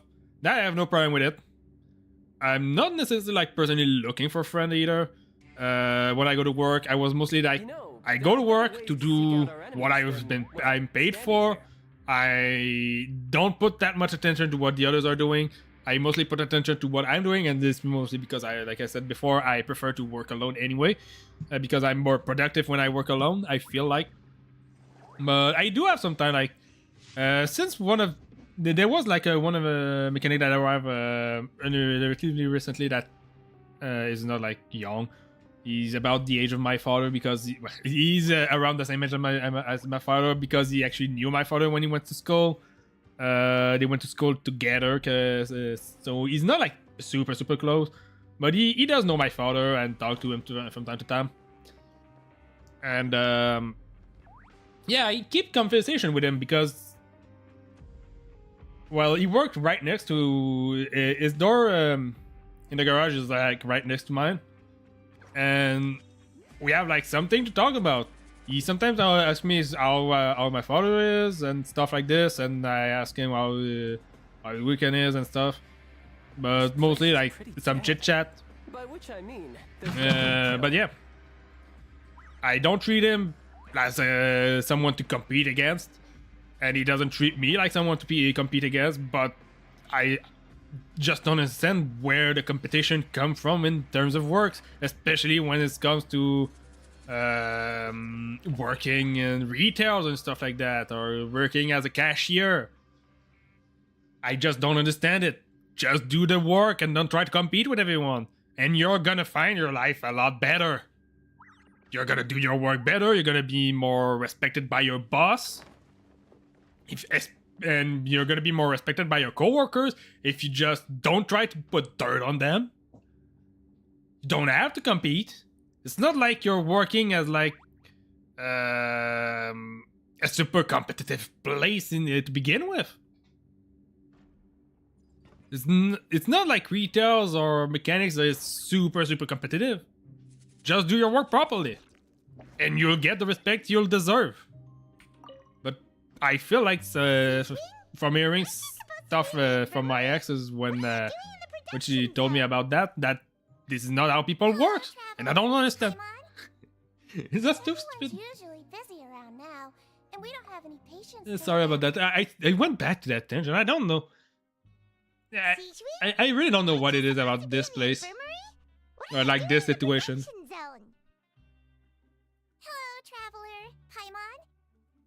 Usually busy around now, and we don't have any patients to look after in the infirmary. I thought I'd come here and enjoy the sight of everyone hard at work. Enjoy? What's there to enjoy here? It's really worth watching.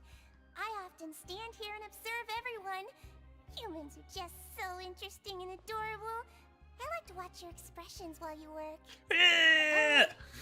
Are you talking about pets or people? Yep. Oh, I can see why you think that, but you shouldn't jump to conclusions. See, we Melazines are a different species, and we see the world very differently from humans. It's very easy for me to observe everyone's condition. All it takes is one look, and I can tell which workers are exhausted. Wait, Melazines can see that? Huh. That does sound useful for being a nurse. Yes. Running around tending to everyone's health is very fulfilling. But I'd much prefer it if you're all happy and free from exhaustion and pain in the first place. Take care of your body, make sure you eat well. Always rest when you're tired from work, and don't push yourself too hard. We'll definitely take care of ourselves. Thanks for the reminder. So she's a Melazine? Why the hell does she look so different from the others? Why the hell does she look like a human with the Melazine ears? Why is she the only one that looks like that as well? What the hell? What happened?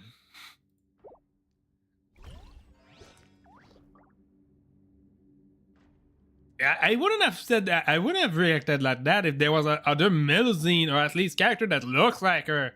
But she's the only one with like human body with a Melusine's or a Melusine's ear. So why is she the only one? Shouldn't there be like others? Is it because they always plan on making her playable and they didn't want you to play like a Melusine? Is it really just that stupid?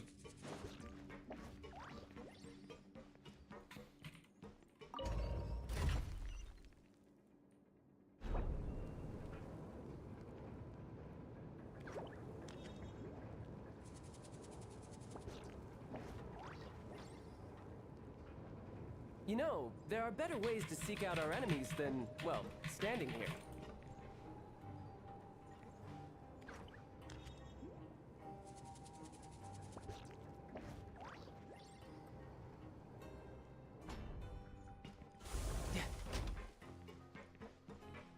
Ay, ay, ay, ay.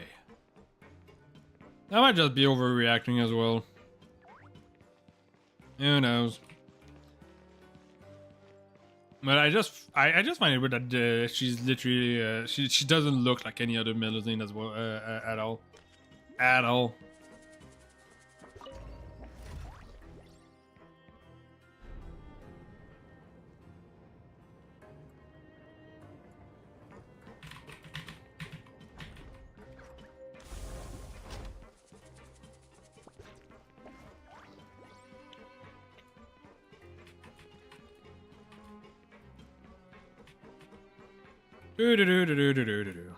Okay.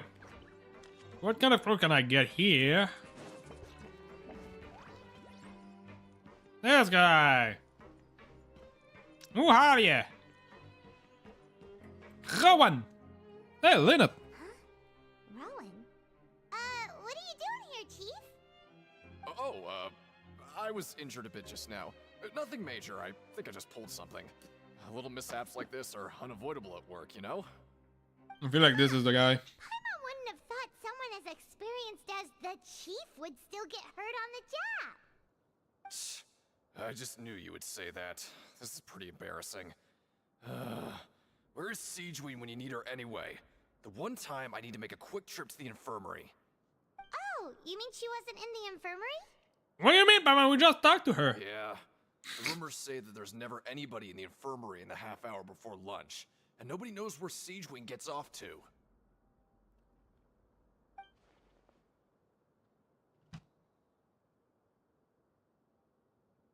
Huh.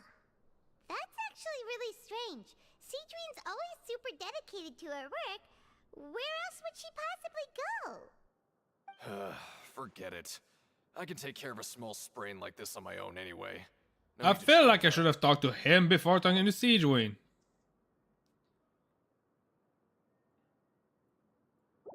Because now I got like information that I don't need. Me like Siegeween is not at her place, but also I already know where Siegeween is.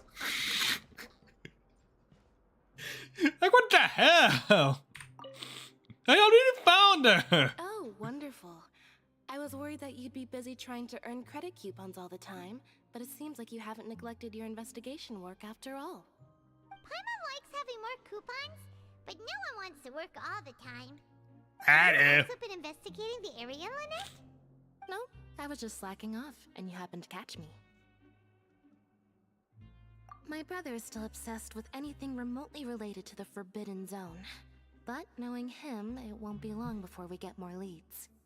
Oh, before I forget, this is for you. Huh? Credit coupons? Why are you giving us these? Everybody's giving us credits. Than you, so credit coupons aren't a resource in particularly short supply. What is in short supply are interesting people to talk with. Aw, that's so nice of you, Lynette.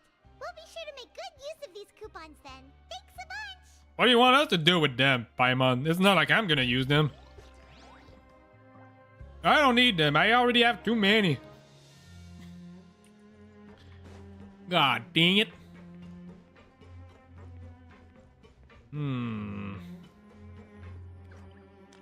Is it possible that Sageween is trying to poison us? Looks like a research notebook. That suspicious guy peeking into the infirmary just now. Is he a fan of Seedween? He must have dropped this. Let Paimon read it real quick. The Melusine perceive the world very differently from humans. There are significant deviations. As a result, their sense of aesthetics and beauty is also very different from that of humans. This must be taken into consideration when giving gifts. Ooh, this all sounds pretty serious. He sure did his homework. And as for the notebook, let's take it. Yeah, it's not my fault if this dumbass cannot even take his books with him. Not my fault.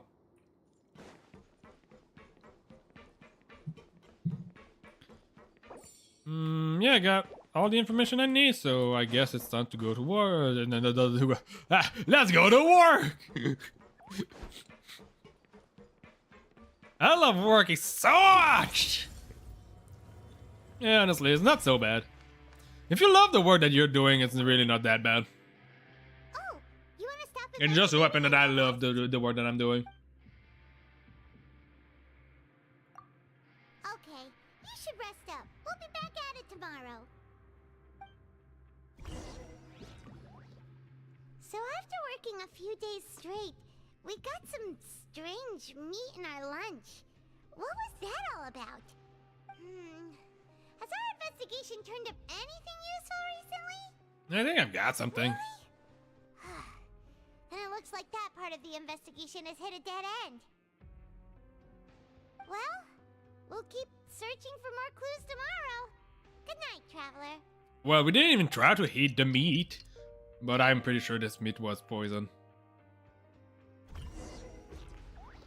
To make us sick so that we don't go to work. Paimon feels like we're getting used to life as convicts. Is that a good thing or a bad thing? It just means that we're getting used to work in society.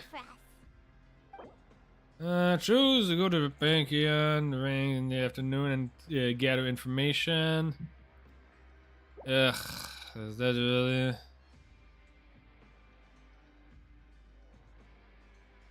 Let's go to work. After working here so long, we're really starting to get the hang of it, but doing the same thing all the time can get old pretty quickly.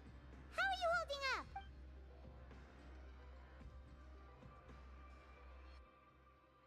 Let's see if there's any really easy work. That's good. Doing nothing at all, I don't think is gonna work.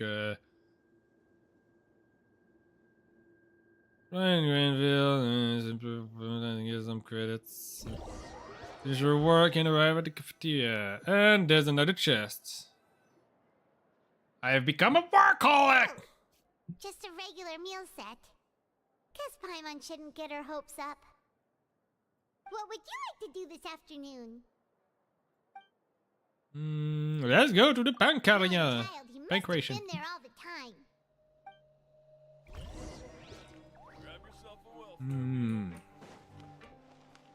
This was probably like the best lead from the start. I myself thought that it was probably gonna be go there because he liked fighting so much.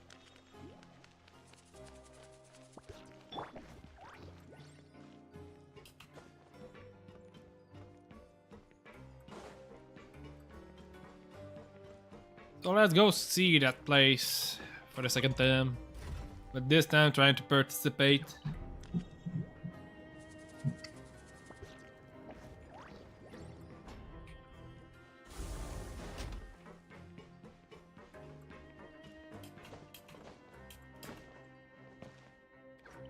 Can I participate? Oh, you must be the traveler, huh? Sorry, mate. Hey, you look so fancy. As strong as you are prohibited from participating. I don't make the rules, mind you, but I was given very specific instructions. Even convicts value their lives, don't they? I hope you can understand. But how do you know that I'm strong? But we have a game here that'll let you show off your strength, and you'll even earn some credit coupons in the process. What do you think? Interested? And if we lose the game, will it cost us credit coupons? Of course. That's the cruel reality facing every competitor in a place like the Pancration Ring. Okay, great. Let me walk As you long through as the I can bring rules. my team. The targets in front of you will pop up one after another. You'll need to hit the targets in the same order that they popped up. If you can complete a few rounds in a row with no mistakes, then you'll win credit coupons. But the second you mess up the order, you'll lose. Game over. The game costs 300 credit coupons to have it go. So, you up for it? Thanks for your patronage, mate. Now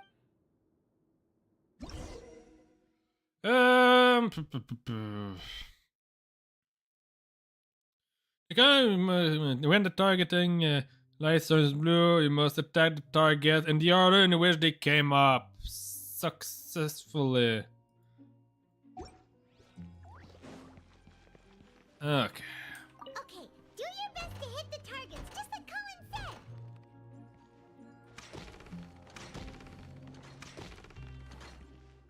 I'm gonna do it as a scoff, yay.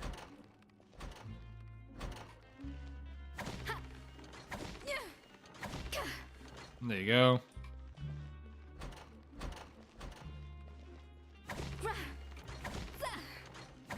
There you go. Come on. Go for this one.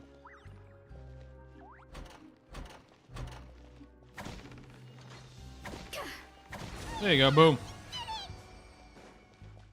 That was easy. your strength really shouldn't be underestimated. Now I get why you're prohibited from participating in any official fights. It's not like I broke the machine. If I went first, if I really wanted to, I would have brought the stuff for that.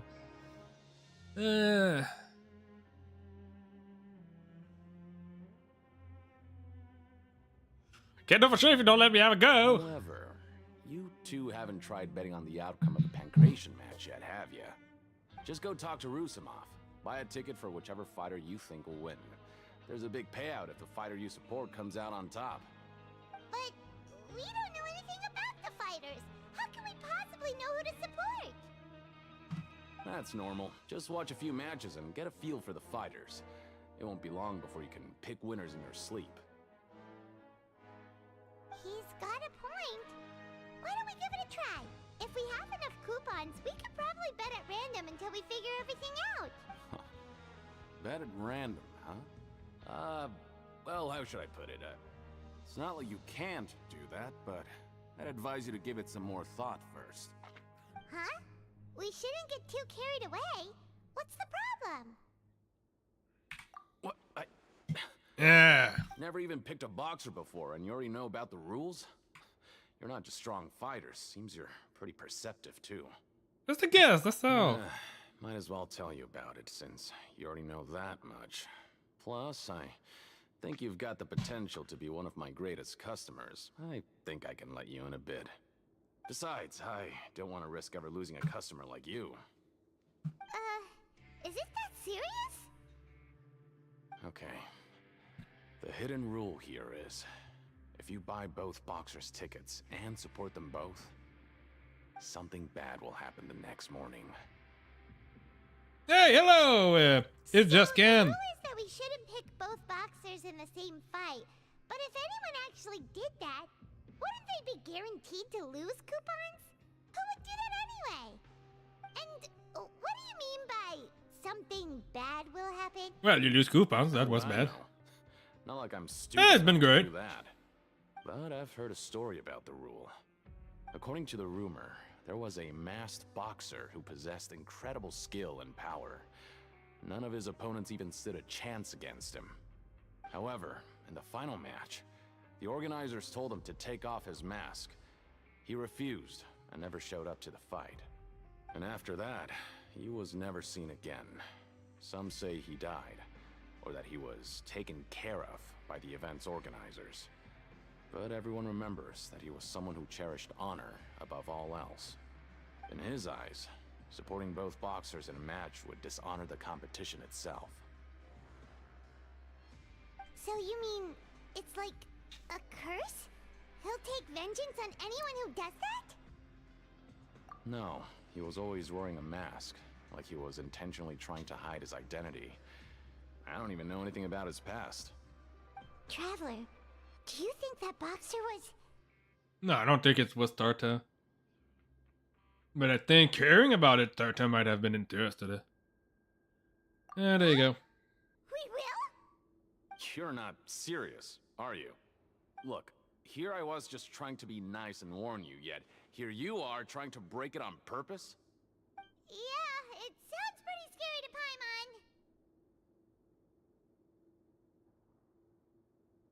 Paimon. Not imagine nothing again. Seems you've made up your mind.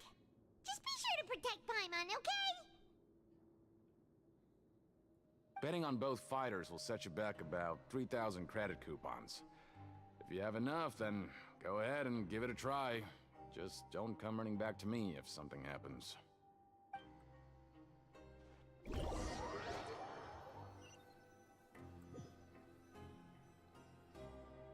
Seems we had a productive day. Hope we can make even more progress tomorrow.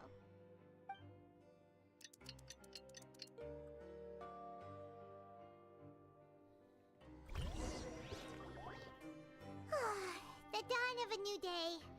I do have a lot of We're getting used coupons. to life as convicts. Is that a good thing or a bad thing? Stop saying that, Paimon. Okay, go to Paimon and bet. I guess I can use some to skip.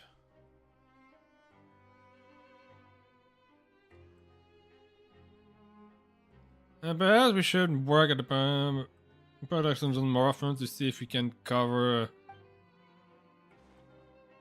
No, so in the end, I said, let's just skip a day, and the game told me, no, go to work. Pretty quickly. How are you holding up? This game really just going for that. Go to work. I don't care what you want to do. Go to work. Yeah. Yeah, the chest. I really don't know why they use this sound of chest for this. What is this garbage? What would you like to do this? Sure. Time to bet for no reason. Some time at the Pancration ring. So if you hadn't been going, it just can. If you hadn't been going. Are you two here to buy tickets? Better be quick about it. Another match is about to start. Who are the boxers in the next round? We have the reigning champ, Le Grappler, versus a contender from the Eastern Prison Block, Demon Horde. Are those their nicknames, or did they choose those names themselves? Either way, super weird. Since you're new around here, I'll help you out and give you a little suggestion. Even though Le Grappler is the crowd favorite, Demon Horde is a first-class dark horse with incredible potential. Anyway, for this match, I recommend that you pick... We'll buy a ticket for both. For both fighters? I can tell you're new to this, but I didn't think you were completely clueless. Maybe you don't quite understand the rules, no? Let me try to explain again for you more clearly. You see... Oh, no need. We're aware that we're going to lose coupons. Alright then, if you're absolutely sure. Remember, no refunds once you buy the tickets. Yeah, we got it. Just shut up and take our coupons. Just shut up and take my money.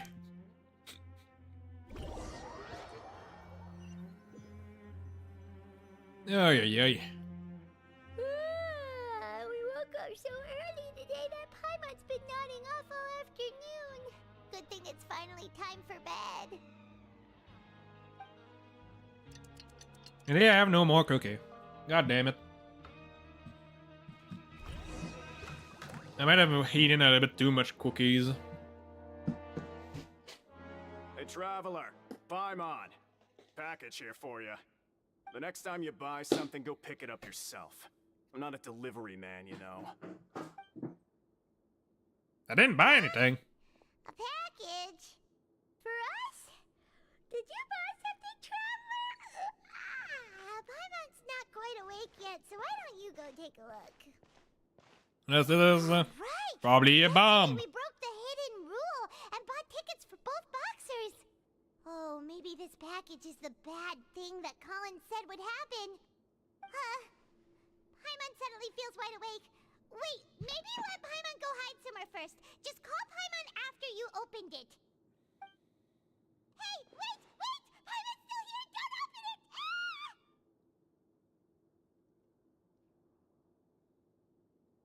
Huh? What is it? Are you okay? What isn't there? Paimon, take a peek too. Oh, it's just a small bottle. But the color of the liquid inside looks so wrong. Almost like... You remember that the boxer went missing, and the liquid in the bottle obviously looks like blood. Alright, that's enough of that. No need to say it out loud. Paimon already knows what you're trying to say. You want to give it a sniff?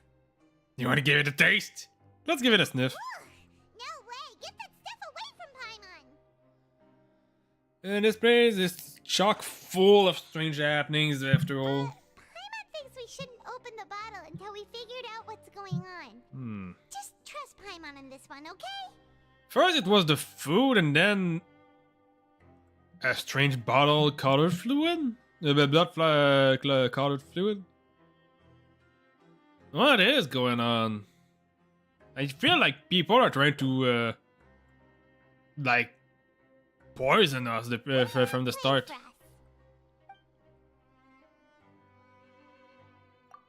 it feels nice to slack off a little, less work means less coupons. Let's make the most of our morning. At least I got a lot of coupons from doing like the 3-day straight things.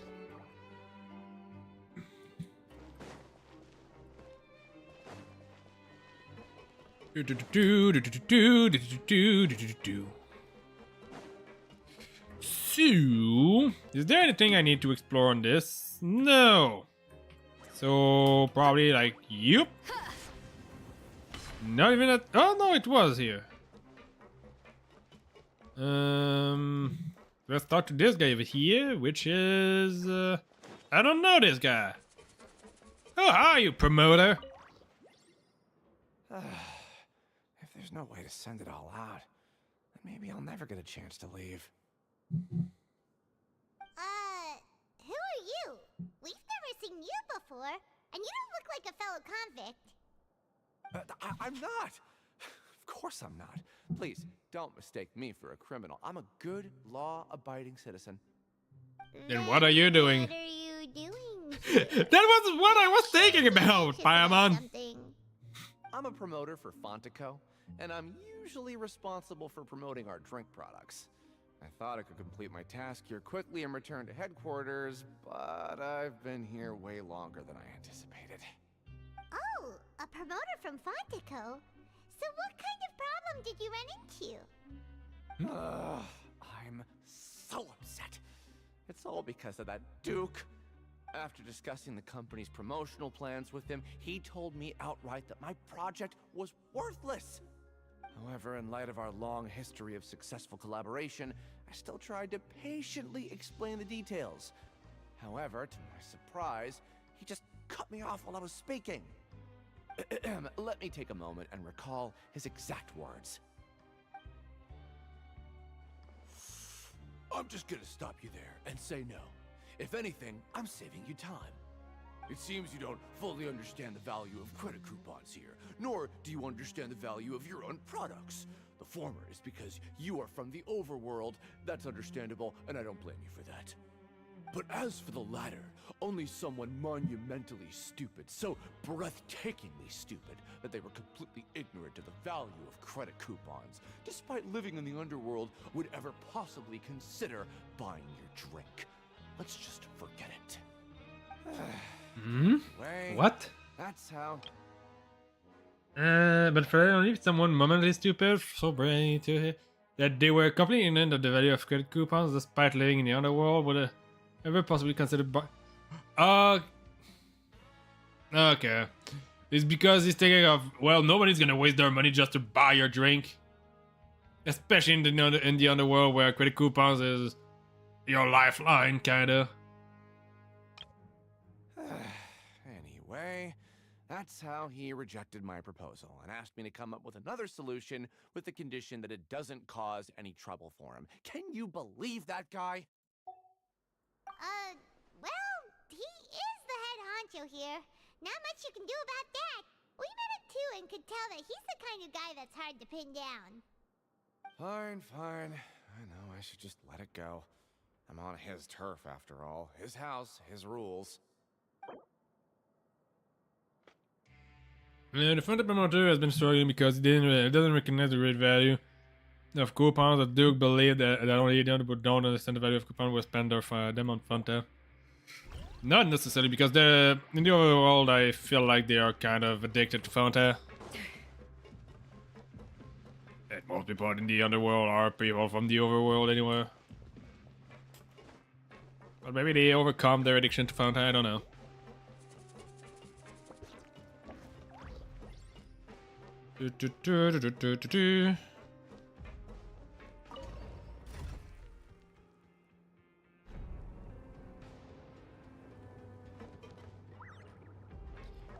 So, what is gonna be on here?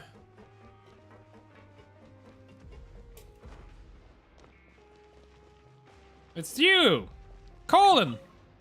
Hello. Hey, I heard you crazy fools really did it. You bought tickets to support both fighters, didn't ya? Well, did anything happen?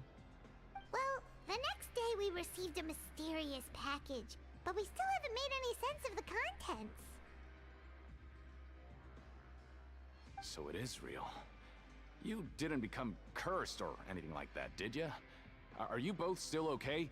Wait. Are you sure that it's still you controlling your bodies right What are you now? talking about? Do you think we get mind blown or something? Not mind blown, but mind control. Only you'd ever ask such a question, and I'm pretty sure you're fine. Okay, well that's good. Only you are dumb enough for that. You two don't seem to have changed at all. But I wouldn't let your guard down just yet. Still, I didn't expect you would actually do it. You'd actually throw away coupons like that just to satisfy your curiosity? Yep. Even if we bought tickets like everybody else, it's not like we could hope to earn any coupons. When it comes to things like this, it's always the organizer who makes the real profits. Hey, just what are you trying to imply? The Pancration Ring is an honest business, and we really don't make much from selling tickets. We make so little that even the current tournaments can only be held thanks to funding from the producer of Fanta. Oh, so it's the company that manufactures Fanta sponsoring the events? Paimon thought all of this was thanks to the Duke's support. Let's just say it's a mutually beneficial arrangement. They reached out to us first, hoping to promote Fanta products in the Fortress of Meropide. So, the mysterious, like, blood red liquid might be like some sort of Fanta? No, Fanta is supposed to be alright because Fanta is literally just Fanta. But still. Anyway, you try and take extra good care of yourselves these next few days, you hear? But I don't know, why does Fanta producer have any business with the Pancrations tournament?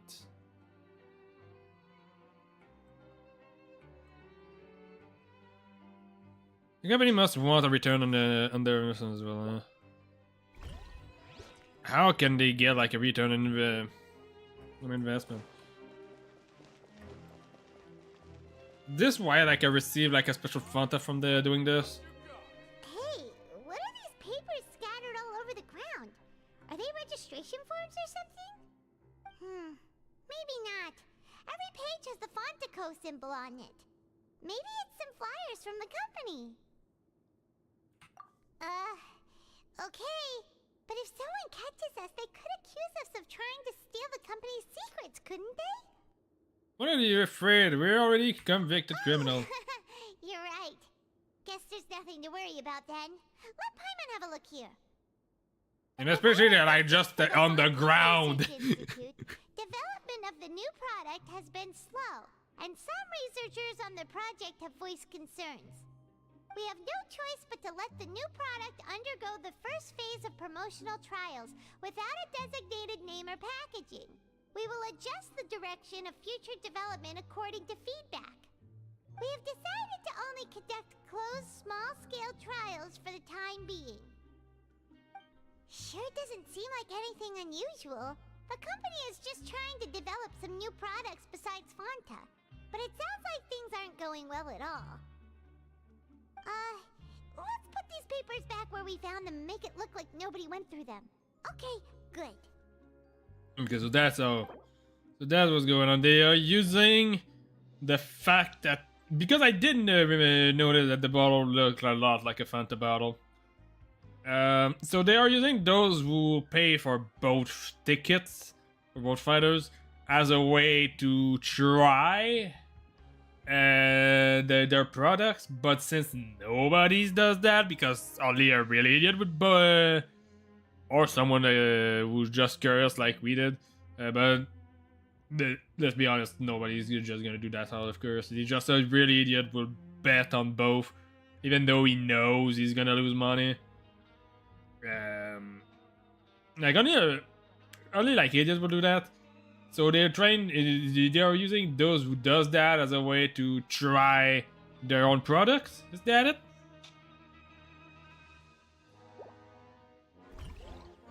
And since we did this, we like got the North brand, not a North brand, but a non-tested version of the Fanta, of their new product. There's a lot of weird stuff. Like, I already think it's extremely weird that Fanta is actually sponsoring just like Street Fight, basically, in the jail cells, without even having like anyone being able to buy Fanta, because the Resley doesn't want anyone to be able to buy it because some reason. It's just weird. Very weird.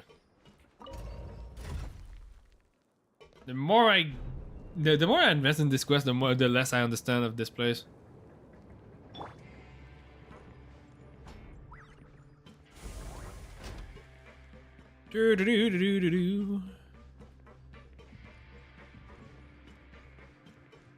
Oh wait, I was supposed to go down. I guess it's over there. Well, I need to. Oh yeah, I need to go eat. Eat. Let's eat. Huh. We ended up here without even thinking about it. Wanna grab something to eat? Alright. But remember that we bought this time with coupons, so let's make better use of it next time. What are you talking about? Whoa! Isn't this the super lucky meal? Looks like hard work really does get rewarded. But we didn't work today. Paimon's gonna take her time and savor every bite. What would you like to do this afternoon?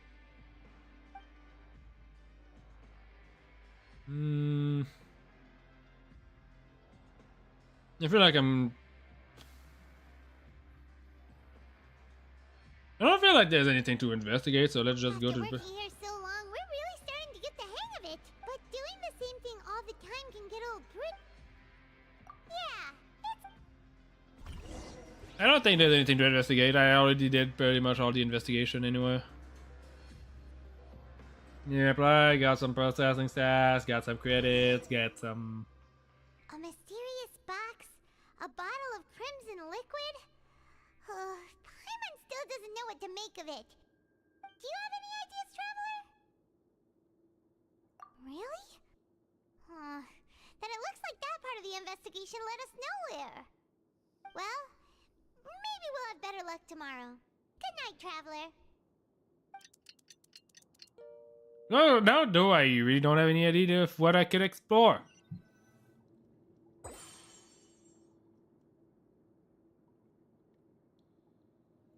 Okay, so we've investigated 2 of the hidden rules. Paimon didn't think this prison would have so many weird things going on. We'd better pick up the pace with our investigation, otherwise we'll never get anywhere. But why would I want to spend money? For now and put our time to good use. Yeah. I don't think they have like any reason of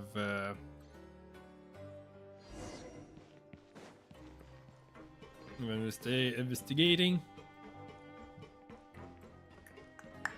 I'd rather go to work and then investigate after, but oh well.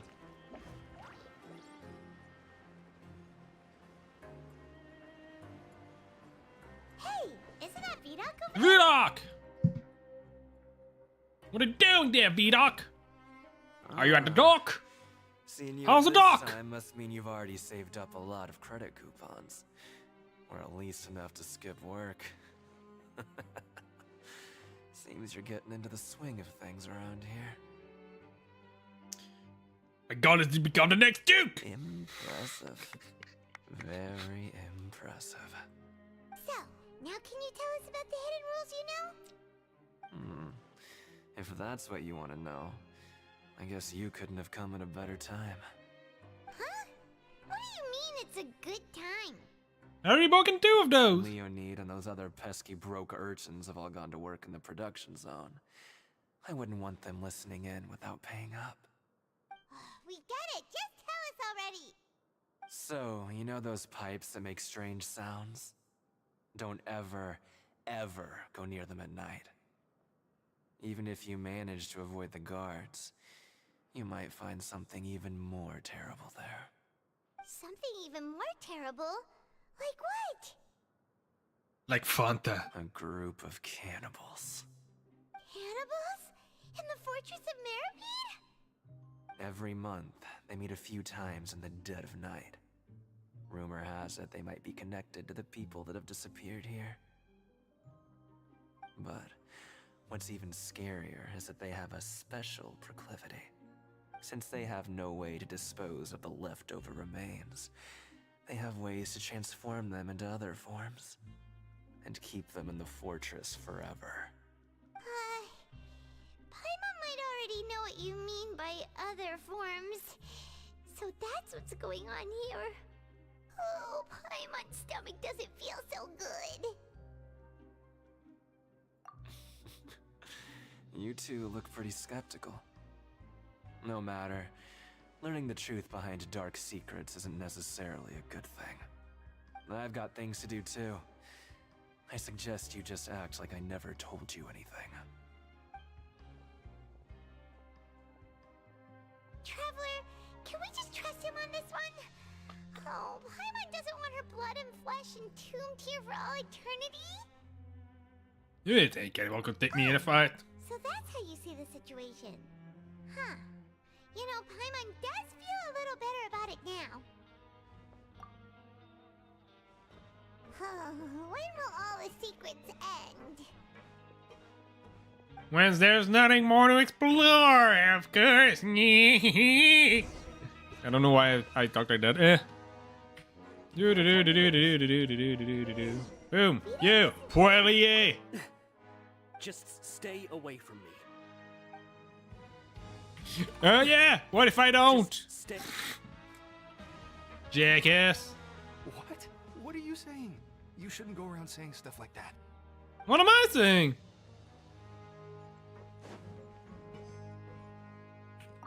What are you talking about? Listen, you should keep your nose out of other people's business. Because you're already. Their attitude sure is suspicious. Like they're trying to avoid us. But if they're being so obvious about acting weirdly, do you think they might just be trying to lure us in? Oh, this is all getting way too creepy for Paimon. Let's approach them again. So you mean we still need to investigate some more? Okay, if you say so.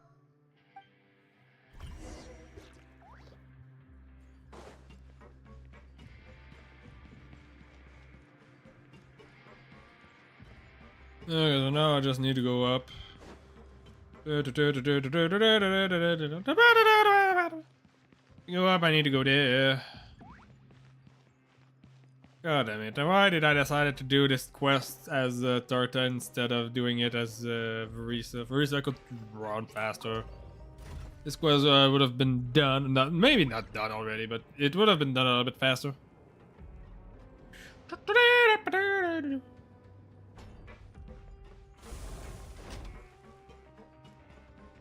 So, let's go over there.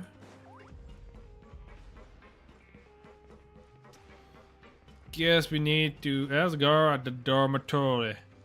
Hey, dormitory! Yo! Fleeting!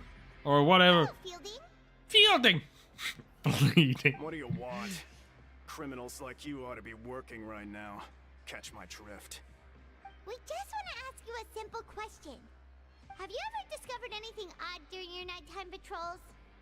Why are you asking about something like that? Whatever happens at night isn't your concern. All you need to worry about is getting enough sleep. Well... We hear strange noises at night. Right! We've heard it happens a few times every month. Every month? We've been there for like just a couple of days. Really? I see. But it's not like I'm on duty every night. And now that you mention it, I recall my colleagues talking about something like that before. They say that strange things tend to happen at night on pipe cleaning days. Lots of us don't willingly take those shifts. So, what happens at night on pipe cleaning days? And they just conduct regular cleaning of the fortress's drainage facilities. There are 3 pipe cleaning days per month, and it just so happens that today is one of the scheduled days. You can try to confirm the sounds tonight if you want, and if they're real, then I can report the issue to my superiors for you. Oh, okay. Then we'll keep both ears out tonight. Now, if that's all, then I'll be leaving now. I advise you not to try anything funny, though. Even if I'm not on duty tonight, someone will still be watching you. Yeah, I'm gonna pay him off. Any time added to our sentences. Yeah, I don't really care about adding time. Oh, he left. So what do you think about the pipe cleaning days he mentioned? Right, both are a possibility. But Fielding did say that tonight is a cleaning night. Paimon knew you would say that. Alright, sounds like we'll be up all night tonight then. Paimon just hopes the guards don't catch us.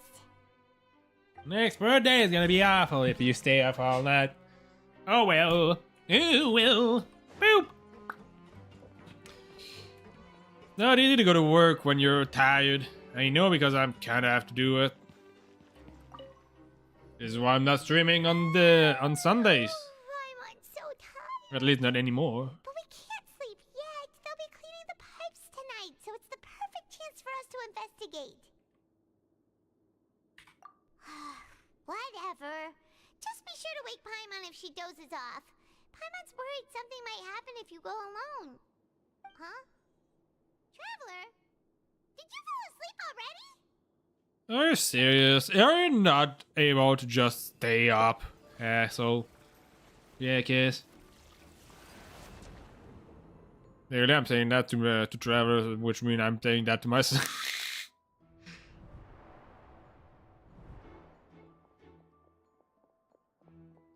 Cluck, cluck, cluck, cluck, cluck.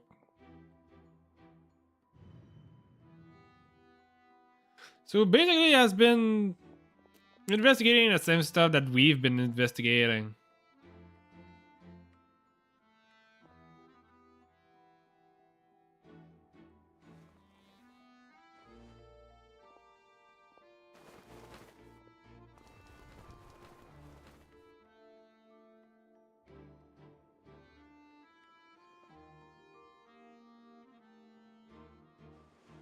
Oh, so they're just being on plants. So that's what this is. Something's calling me. I have to go. Let's go. They're just pissing on plants. Traveler, come on, wake up! I saw a child in my dream again. It looked like you were just peacefully sleeping to Paimon. Well, what did you see this time? Missing the pipe tonight is the right call. Really? So we're finally starting to figure out what actually happened. But what about the cannibals? How do you explain them? This is just a rumor, obviously. There is no cannibal. Patrolling guards.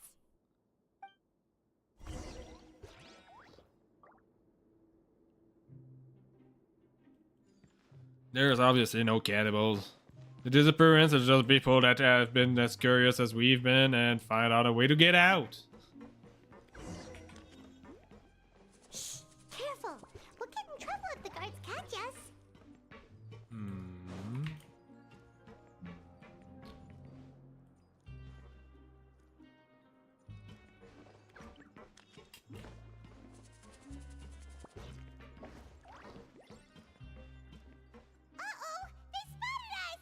Oops.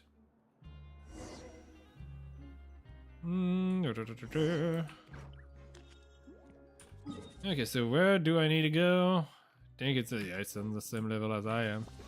Careful! We'll get in trouble if the guards catch us. Yup. Hey, not this way. We need to get to that pipe, remember?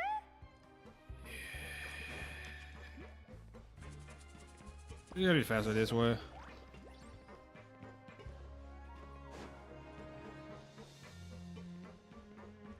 They don't want me to go to the other way because they know that the other way has no guards at all.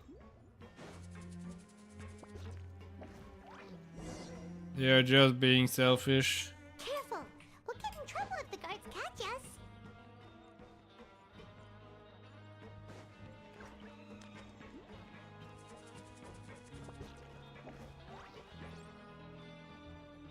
There you go.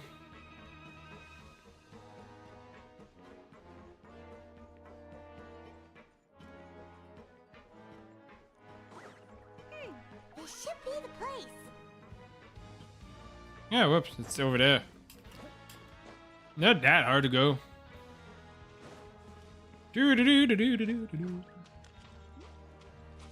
Oh, frog.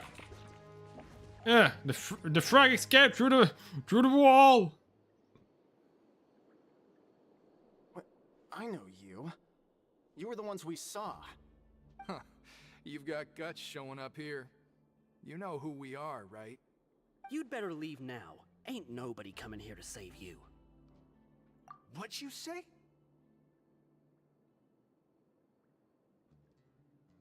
Yeah, so what if they were? If you push us, we can make those rumors a reality at any time. Oh yeah? Hey, what's the point of all those rumors anyway? What exactly are you trying to do? Have I fun. don't have to tell you anything. If you turn around, go back to the dormitories and act like you never saw anything, then I'll pretend that you never showed up here. Yeah, scram. Nothing worth seeing here. There's something calling me. I have to go. Huh? What did you say? Isn't that exactly what Boss said when he left? Oh, so you're working for Child. Whoa. We had no idea our boss was such a big deal. He always kept his identity a secret. So, did he have you come here to find us? Oh, so you're Child's crew here? Seems like he had no problem fitting in. Yeah, I guess Child was the one who was the masked one. That kind of look. That kind of seems like obvious. Though the thing about people disappearing kind of seems weird. We're the only ones who heard him say those words when he left that night. So unless he somehow told you those exact same words after that... All right. I guess that's proof enough for me. I believe you. Wow, those dreams of yours sure come in handy. We gave him the business for a while and would always give him a hard time when he first came to the fortress of Maripede. But here in the fortress, the strong will always earn respect. He was working the longest hours and racking up wins in the Pancration Ring. You could always see how amazing he was, even when he was teaching us a lesson. So eventually, we all decided to follow him. But one day, he suddenly told us that he had to find a way to escape this place, no matter the cost. He said it was because he heard that call again. And as his crew, if the boss wants something, then it's our job to get it done. So, we got to work, and used the hidden rules that were here to make up and spread the rumor about the cannibal rule. We just wanted to give him a better chance of escaping on a night after the pipes had been cleaned. Oh, thanks to your rumor, nobody would want to come anywhere near here, prisoner or guard. Wow, it sure is easy to exploit people. So you're the one that gave us like weird food and. Hasn't Child already escaped? Why are you all still coming here after pipe cleaning day? Because as far as we know, the pipe he went into isn't actually an exit. It should be a dead end. It leads to an abandoned factory area, and even if there were a way to escape from there into the sea, we're still way too deep. No one could ever reach the surface alive. But Boss still insisted on going in. It's like he was obsessed about it. So we told him that we'd pretend as if he never existed while he was gone. And that if he wanted to come back, he should wait for nighttime on a pipe cleaning day. That way, we could meet him here and help cover the whole thing up. So you come and wait here through the night a few times a month just because of that promise?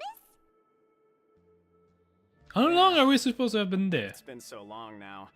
We already know in our hearts that he must have managed to escape somehow. Is it also possible that something unfortunate happened to him? Nothing could ever defeat Boss or slow him down. That's one thing we know for sure. We could have defeated him. Paimon was just brainstorming possibilities. Alright. Keep quiet and follow us.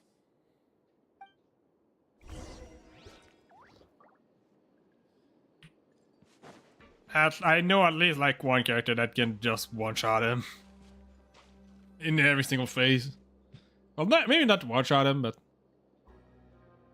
very easily beat him. It's been sealed off. It's impossible to get through. Boss left by going down from here. It wasn't full of water at the time. Later, we came back hoping to have a look. That's when we found out it had been completely flooded. It's impossible to navigate unless you're an extremely skilled diver. Do you think Child got trapped by the water? Not likely. We all know that Boss was an incredible swimmer. Really? Then have him come investigate. Pronto. Just be sure to tell us if you get any news about Boss. It's getting late. We should leave before the guards come this way. Yeah, we learned a lot about what happened to Child here. Let's get going! But aren't. Oh, god damn it. This is something I kind of start to hate now. We finally learned some key information. Seems all of our investigative work has finally started to pay off. When you said you knew a diver, you were talking about Fremine, right? If we ask Linny, he'll definitely have Fremine help us. But why aren't we just doing it ourselves? Like this. What was he doing going into the pipes? Not making our jobs easier, that's for sure. Fortunately, though, it seems like it's only a matter of time now before we find out what really happened. Now that we can finally relax, I'm starting to feel super sleepy. Let's try to get some rest while we still can. Nighty-night, traveler!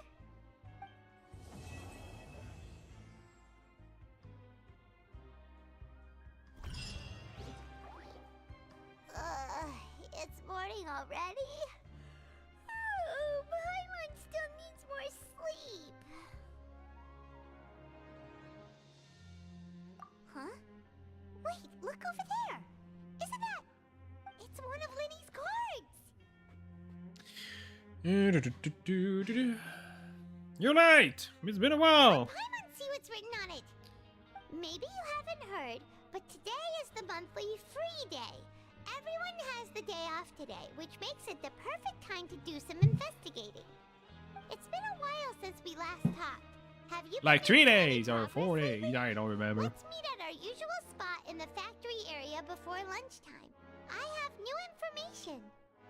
Ooh, today's our lucky day. We have the day off. From the sound of it, Lenny's been making progress with his investigation. Wonder what he's discovered. We still have some time before we meet up. Let's talk with the people here for a bit more before we go.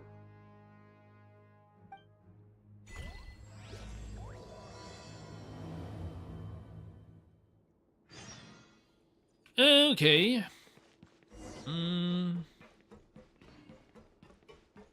Marky.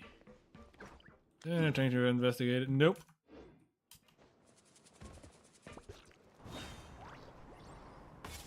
Okay. So there was an investigation right below us. Look, there are some people talking over there. Let's listen in on the conversation.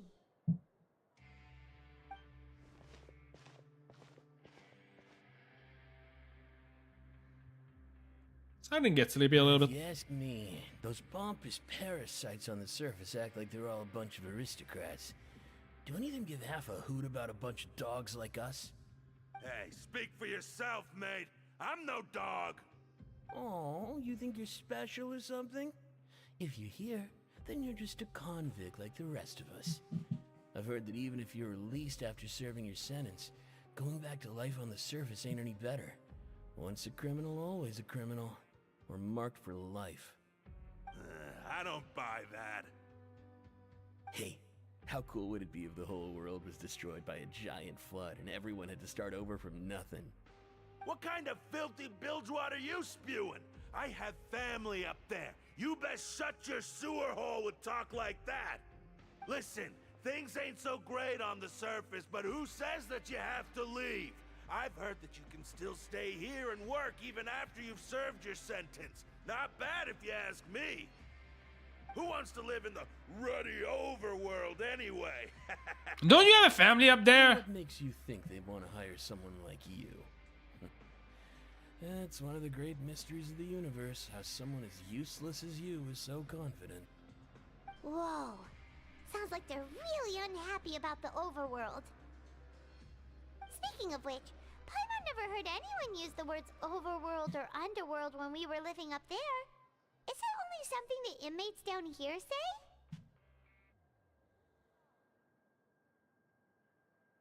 I think you're right, but That's true. that means like they only the convict sees themselves as below the other one. Because I guess like they're using overworld as a slur? Which kind of seems strange to begin with.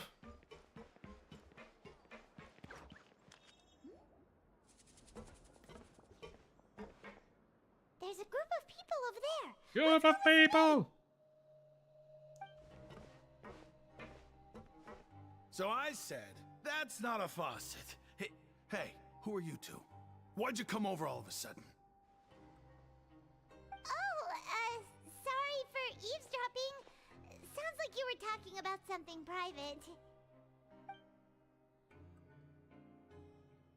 What's the matter? They're just looking to join in on our fun, that's all. Hey, don't pretend like it's okay for them to just interrupt us like that. Yeah, fine. You're lucky we don't mind extroverts that much. You hear that, Quisto? What nice! Your expressions tell me you're looking to hear some juicy info, am I right? But before that, it just so happens that I know you two. Really? Are we that famous?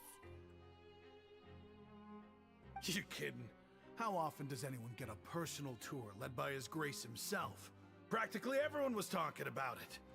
Word has it that you also caused quite the kerfuffle. A little mistake, huh? I like the way you put it. You see, people with a good attitude can join our group anytime, unlike some of the others here. Your group? I'm Quisto, and this is Lavaroon. People usually call us the Bombshell Bros, but don't worry. We're not playing with bombs or anything. It's just that our information is always so explosive, and we blow minds on the regular. So that sounds a little stupid. gossip? Whew, you sure know how to embellish. No. You don't get it. Knowing intelligence will make things better for you here. For example, knowing who's working with who has the latest rumors, who's not getting along. Wouldn't you like to know all that?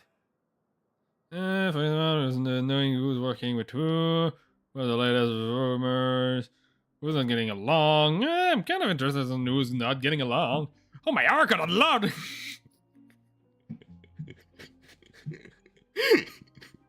Oh my Archon.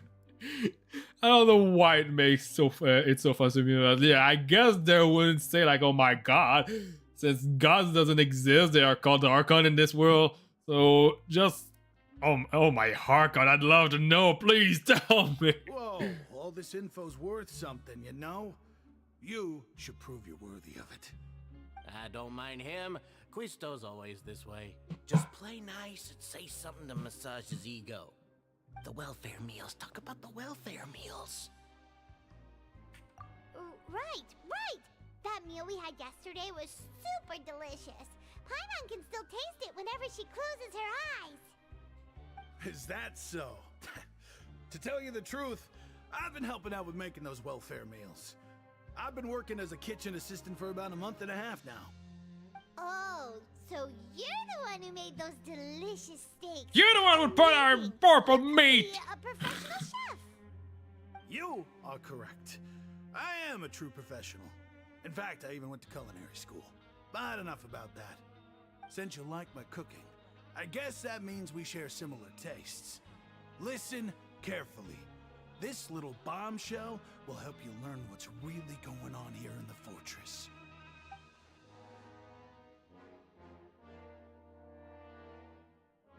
He's a good fellow. Listen, kids. The power structure within the fortress is quite complicated. The overworlders couldn't care less about us down here. We're basically dogs to them. Well, you're We've already convict. got the one person here you should never cross, the Duke, Risley. He knows more than you think. And if he doesn't care about something, then he often doesn't bother dealing with it.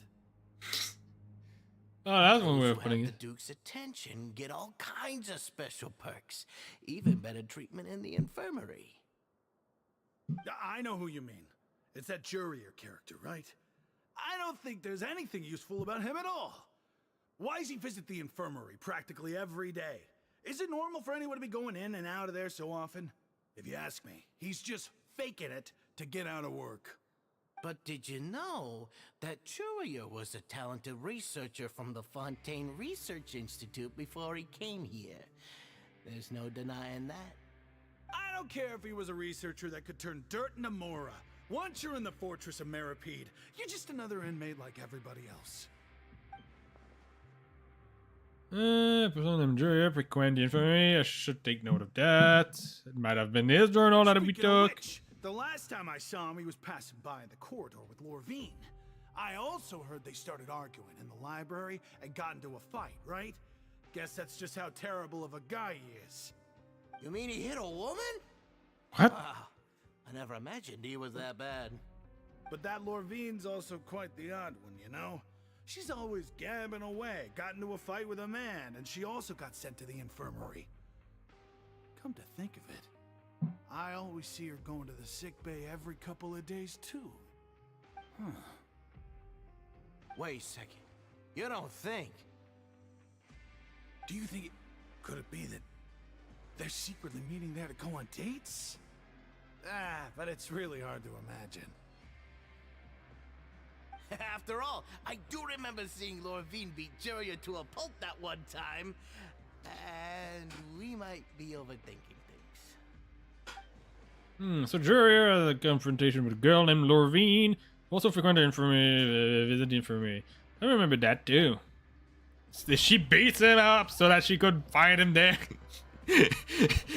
Imagine getting beat up by a girl just so that you go to the infirmary, so that the girls come and see you in the infirmary, so that you have a little bit of a long time. I don't think that is what's going on, but might be. Maybe they're doing this just so that they can actually flirt a little bit more privately. Bavelier! Yeah, you! Say, do you like playing card games? You know, like Genius Invocation TCG? You TCG players are like mint in the wild, literally sprouting up everywhere. Hey, come on now. What's wrong with finding fellow Invocation aficionados? Anyway, care to join me for a game? Alright. No pressure. But why would you be looking for people to play Genius Invocation in a place like this? Don't people usually come here to fight? Whether you're throwing down cards or throwing punches, it's all a competition, isn't it? It's all the same in my eyes. There are lots of card players here in the fortress. When I saw you, I immediately thought, hey, even outsiders from other nations play cards. So I came over to say hi. Sure. Great! Since you've been here longer than us, you need to flex your seniority a little bit, right? Maybe you could start by telling us newcomers some stories about this place. I thought you would have already heard everything by now. All right then. Did you have? It's only been like 3 days. Or do you want me to just pick a topic? Why don't you pick? We'll let you know if we've heard it already. All right. Have you heard any strange rumors since you've arrived? Then, did you know that there are some people who are always gossiping over in the corner? Yeah, so you've already met those two. They're quite a pair. They always keep an eye out for the latest happenings and gossip about everything. I've never seen anyone with more time on their hands. I heard that they used to be a chef and a bartender before they were sent down here. You know how bartenders are, always chatting with customers. And chefs love to pass the time just hanging out when they're not cooking. Good to know. Do you have anything else to tell us? Let me think. Sounds like you want to hear something a little more tantalizing. Oh, did you know that the Duke was also a convict in the fortress of Meripede before? Huh? Oh, that's interesting. Wait, are you serious? That's right. The Duke was an inmate just like you and me. Seems he was exiled here for committing some crime. Who knows how he ended up rising up to become the warden, though. To go from an ordinary inmate to becoming the manager of the whole place? I'm not gonna lie, I kinda respect that. A forbidden zone? Sounds like something that someone just made up. I've never heard of that. Where did you hear about it? It's just a rumor we've been hearing, but no worries if you've never heard of it. Do you have anything else you can tell us? Anything else? Not that I can think of, but I'll be sure to tell you anything interesting I hear next time. You'll have to play a game of Genius Invocation with me first, though. Okay, we've talked to just about everyone, and it's about time for us to go meet Linny. According to the card he left us, we should go meet him in the production zone. Why always a production zone? Ugh. You really love working, eh? It's my job to love work. Yeah. Well, the production zone is below. There's no other way around that.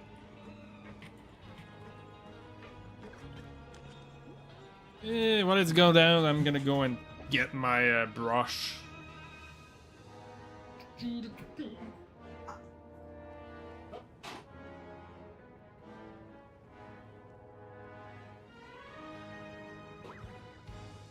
Where I'm from, if we didn't keep moving, we'd freeze to death. Literally. Yeah! God damn it! I wanted to stick it in my beard. Like this. Didn't want to stick. It fell off right away.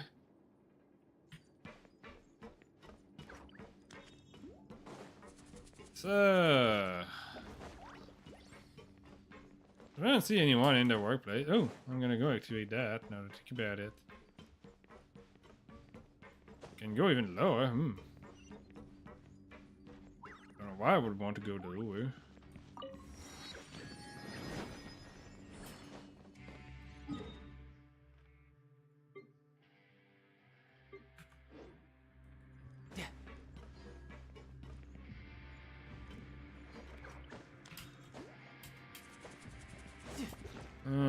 Need to find a place to go up. Yeah, I guess this is the place to go up.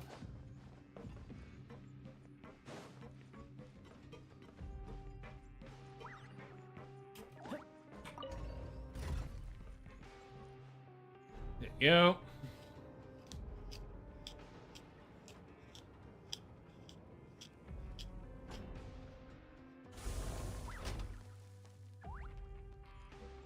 Okay.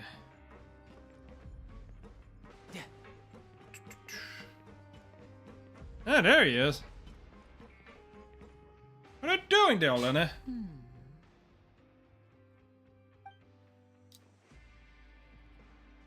Huh?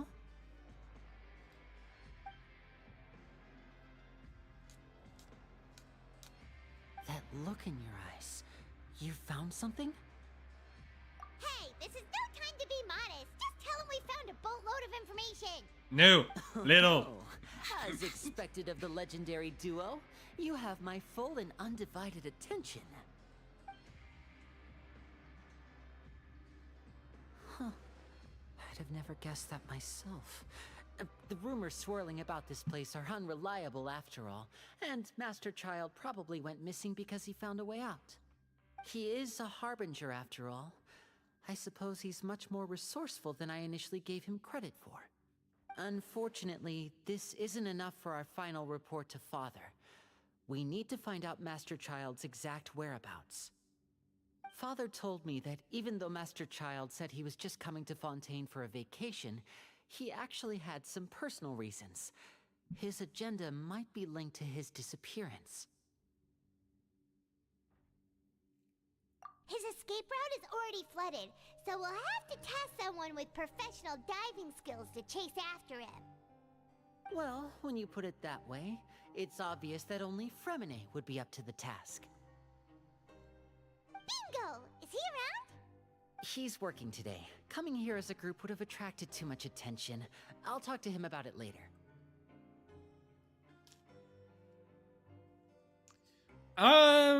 That doesn't make sense. Why is he working on the like free day of the week of the month?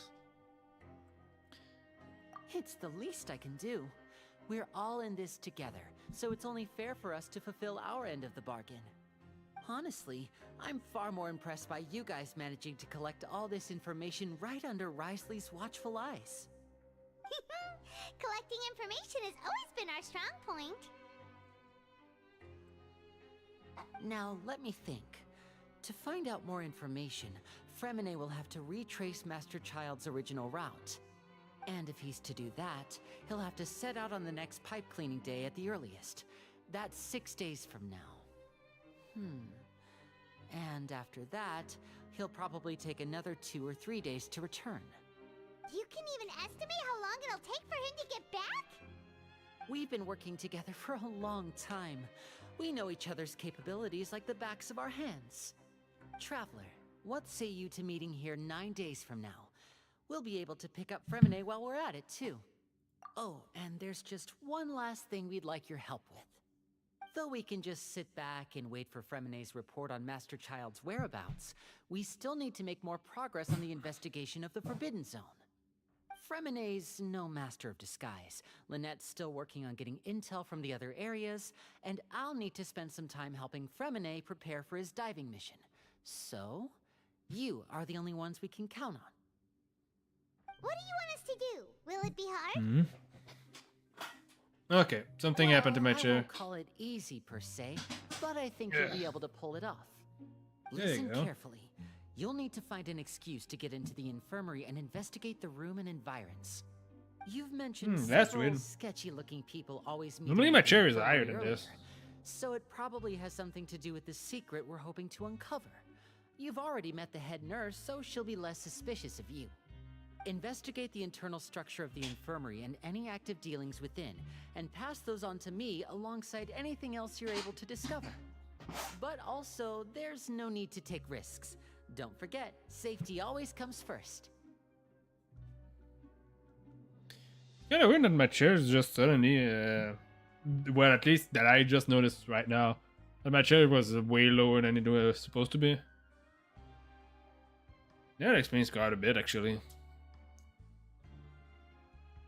Sounds good, that's my best shot! What did he want? You need to find an excuse to get into the infirmary, investigate the room and the environment, and environ. You've mentioned those sketchy-looking people always meeting at the infirmary area. It probably has something to do with the secret we're hoping to uncover. You've already met the others, so she'll be less suspicious of you. Investigating internal get into the pants of the nurse. What? Sounds good. I gave you my best shot. Did you only do say that because I'm an amateur?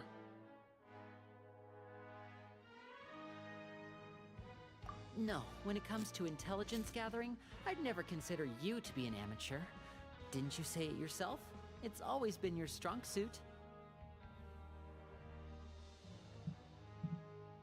I'll believe anything as long as it comes from you. So, please prove your prowess to me once again. All right, then we'll head out as soon as we finish our prep. Let's go our separate ways for now then. Don't forget, we meet here again in 9 days. Stay safe.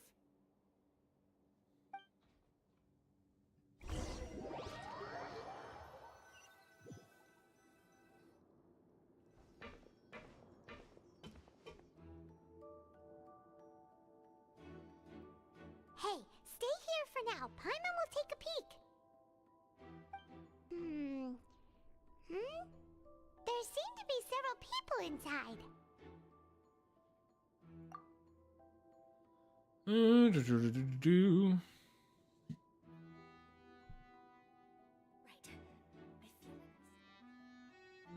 It's not impossible.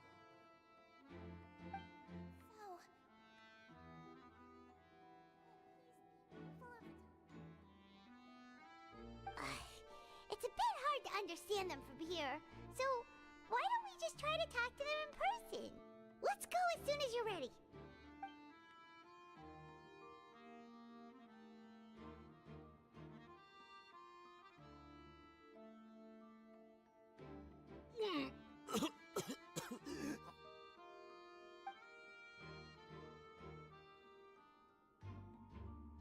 Someone, please help! He's sick!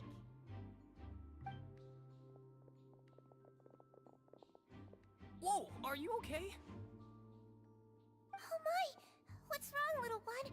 There's no need to panic. Take a deep breath before you begin. The traveler started complaining of a stomachache, and then nausea, and then collapsed onto the ground. Paimon doesn't know what to do. Freezing limbs, twitching fingers, and pale complexion. Could it be poison? Let me take a look. Please lie down over here. So we ended up drinking the blood thing. Safely. Here, hold on to my shoulder and walk slowly.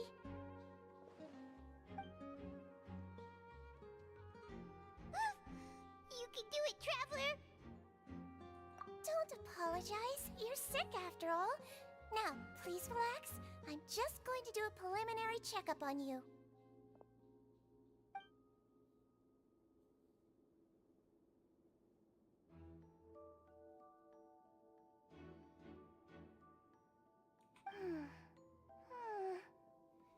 I see now.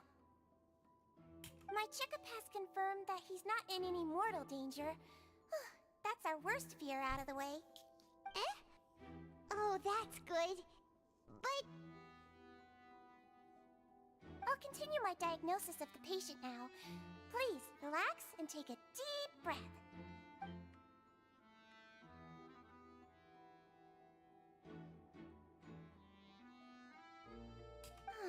Don't sense serious damage to your organs either. Does it hurt when I press here? And here? Huh? But based on my initial checkup, there shouldn't be a problem here. How strange.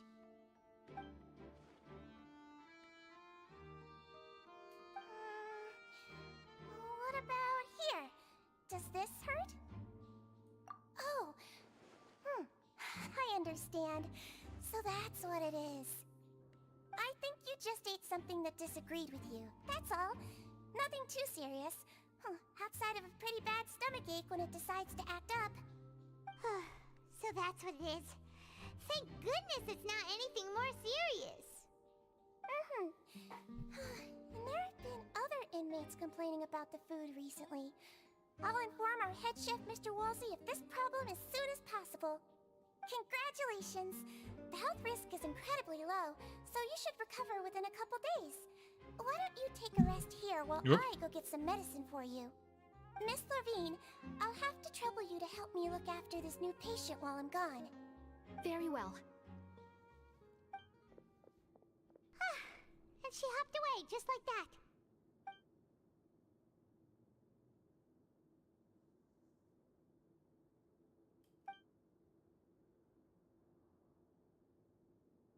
Okay, so this is Jurier. Hello. So how are you feeling now? What are you, a nurse? Or a doctor?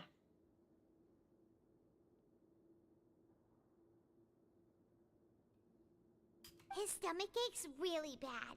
He was stumbling about the whole way here, so Paimon's really worried. If Miss Sijuin says it's not a serious problem, then there's no need to worry. She's the best medic we've got down here. But it also looks like she's the only medic you've got down here. She also said it herself. That's true. What do you mean, that's true? That's really misrepresenting the situation. Of course I can't speak for the whole fortress, but it's not like everyone imprisoned here is useless, you know? Though they may have committed crimes and gotten locked up here as a result, they still know a thing or two about medicine, and they help Miss Sishuin take care of the sick and injured. Yeah, you're right. But did you have to lecture me about it in front of another patient? Aren't you a patient too? Where did all your energy come from? That's correct. Sorry, I got a bit ahead of myself. Are you two also sick? We've been sick a while. I come back every once in a while for checkups, and to pick up the medicines Miss Sijuin prescribes for us. That's just the nature of chronic illnesses. As for her... you could say she fancies herself as Miss Sijuin's capable helper because she learned a bit of medical knowledge ages ago. Yeah, so it seems like those two learned know about You are the themselves. primary reason I have frequent heart palpitations. Hey, don't start arguing now! Please, keep it civil at least! Yeah, that's pretty much what I thought as well. Then those two, these two seems to have a pretty terrible relationship, and only ran into each other because they came here to pick up their meds at the same time. But I'm pretty sure one of them is actually going there because she wants to be of help to the medic. Most likely. But outside of the two of them, there's nothing suspicious inside the room. All the found tables appear to be patient record, and while there's a box, I can't check it out right now.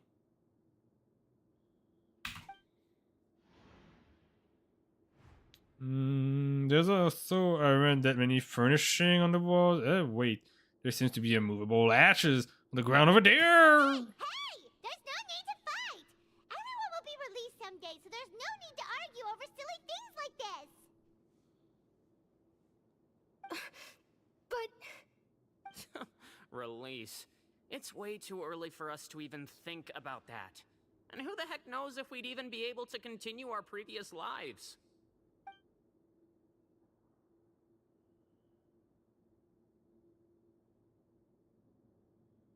Speaking strange, hatches isn't strange, but perhaps my interest is intuition speaking, but it's strange that there's a movable hatch here of all places.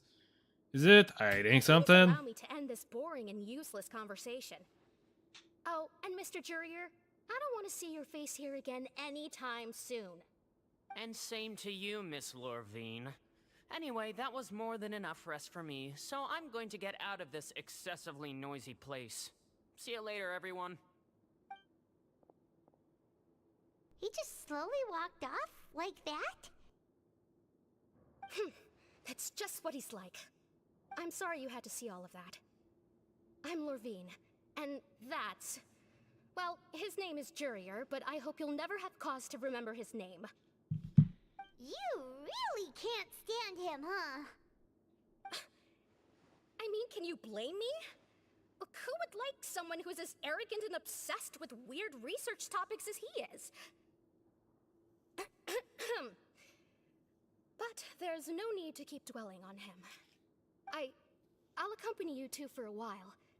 Miss Sishuin should be back soon, and I'm sure He seems to be obsessed with research, and she seems to be obsessed with medic. No, it's nothing. I'm back! Did you rest like you promised? Thank you for getting our medicine, Miss Sishuin. Did you all cooperate with your bed rest? I trust that nobody got up to walk around. Good. Here, this should be 2 days worth of medicine for you. Take 1 pill now, and then continue your bed rest. Take a stomach pill. Miss Levine, I left in a bit of a hurry just now. Do you still remember if we discussed the color of the pill that you should be taking today? I remember. You said it should be yellow. Why don't I remember? Yellow, huh? I understand. These are yours. Please, make sure to go to bed early after taking them tonight. You'll benefit from a good night's sleep. All right, then I'll also be on my way now. I hope you feel better soon too. Like tells me that she's trying something special, then I'm going to fill out your medical record now. You're widely known as the Traveler, right? I just want to double check a few details, if that's all right with you. Those two made quite the commotion just now, so why don't we let the Traveler rest? Paimon can answer the questions instead. So his primary symptoms are abdominal pain with secondary symptoms of nausea. Is there anything else? That's it. All right then. Is there anything we should know besides to take the meds? No, his base constitution is quite good, so I'm sure he'll recover quite quickly after taking the medicine. Please make sure to stick to bland or less stimulating foods, and don't stay up too late at night. Got it. it's hard to stay to blender when you cannot even choose what food you're eating. Oh, you're going to take a nap already? Okay then, you get some rest.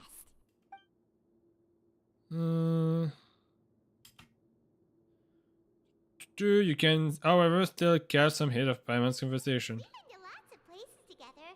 He may look a bit under the weather now, but he's actually super strong. So you're the best of companions. Well, don't worry, he'll recover soon.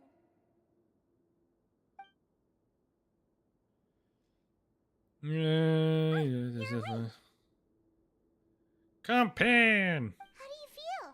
You slept for a really long time, but we never left. Well, now you can go back without a worry in the world. Remember to take the meds regularly, and don't forget bland foods. Thank you, Miss Siegeween. Siegeween. Okay.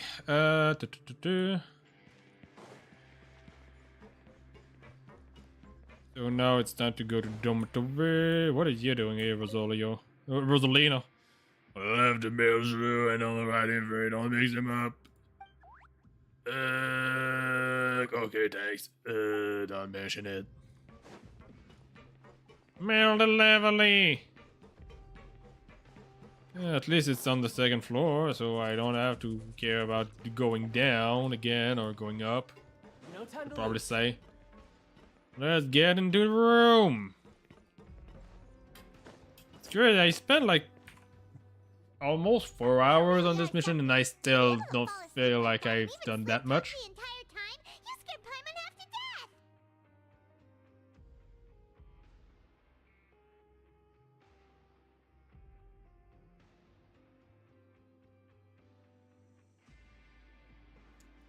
No, but you kept mumbling things along the lines of, Pyron, go take my grilled fish and put down the Adeptus Temptation now. Adeptus Temptation. I talked with Siegeween the entire time you were asleep. She seems like she's just a sincere nurse, and Paimon didn't notice anything unusual in the room. Are you sure we're not going off track with the infirmary?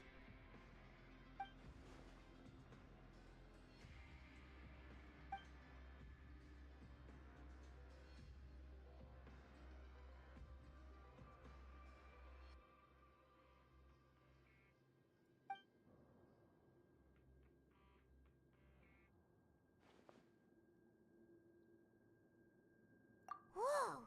Yeah, I think they were just putting on a show. Girl, all those tiny little suspicious things that Paimon didn't even pick up on. We've got to give the info to Linny. We should probably investigate the ashes first. We already know when she's not in there. And it's when everyone is working, because she has quite a weird obsession about looking at people work.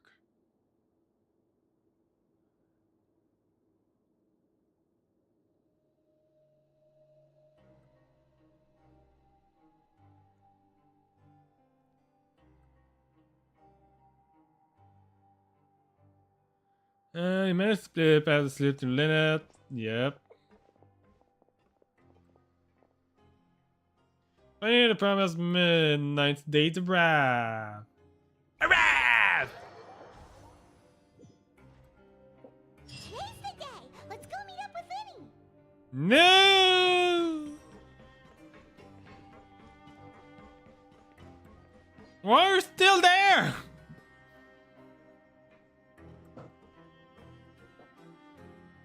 What's so interesting about that thing, Lenny? Hmm?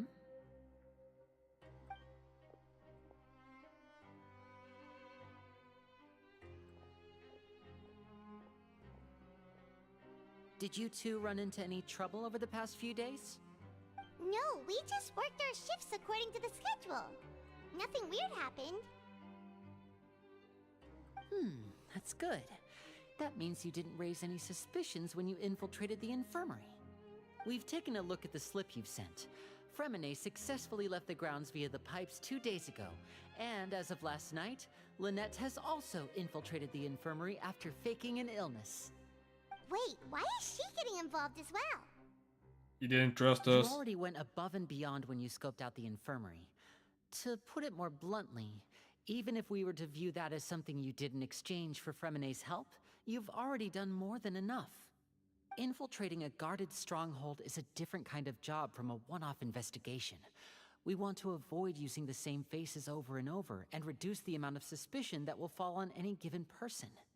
Lynette also felt like you have already taken the first step for us, so she should be the one to finish the job.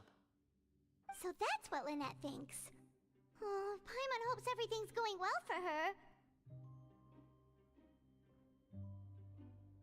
Yeah. Then, let's go check on Lynette before Fremine returns. If everything went well, then she should be wrapping up her investigation right about now. Is now really a good time to go over? According to my observations, Sigewinne always spends around half an hour away from the infirmary right before lunch. Lynette knows this as well, so this should be a good time to meet up with her. Oh yeah, we have about that. Also, I'm I her also brother, talked to her, remember? and she already It's only told natural us. for an older brother to care about his younger sister's well-being. Okay, then let's head over right away. Let's go investigate that hatch. Turns out the ashes was just where she hides her lunch.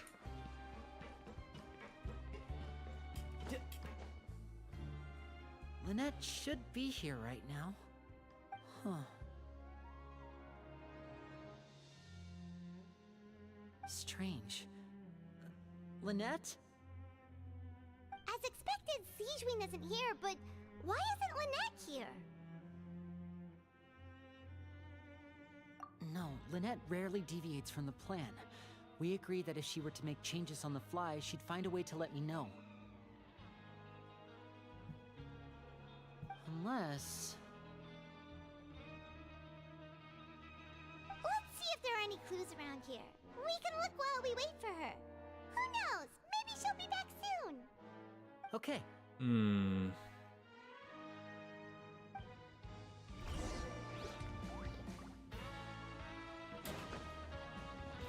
what I'm interested into is mostly the hatch. You're mine. Whoops. Who's next? Ah, this is it. We saw it before. Wait, this thing? It doesn't look like it's been disguised that well.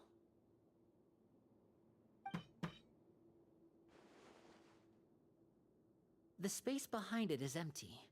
From its size, I don't think it's an entrance that is meant to be taken apart. There's probably a mechanism around here somewhere. Could Lynette have tried to get inside? But if that's the case, she would have contacted me for sure.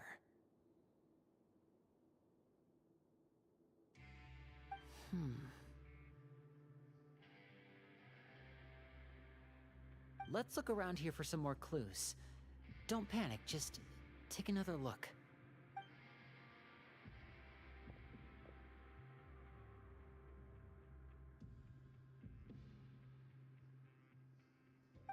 Yeah, probably more for himself.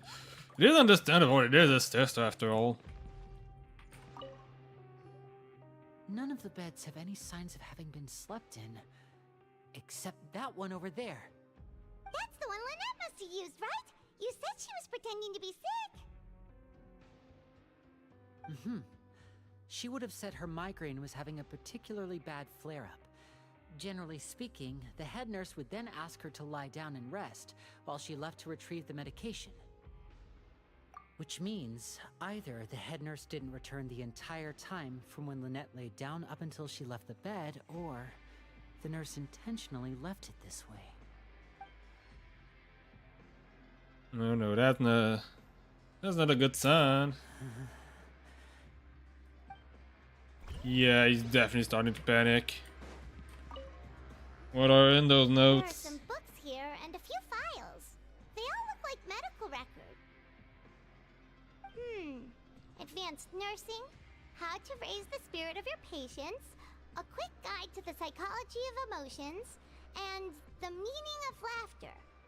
These sure are some interesting books. Who knew Sijuin would be interested in these kinds of things? She even has books on understanding people's motivations and feelings. Is it because she's a Melusine? Or does she have a need to understand her patient's emotional state? Seems quite normal to me. These are skills that would come in handy for a nurse from time to time.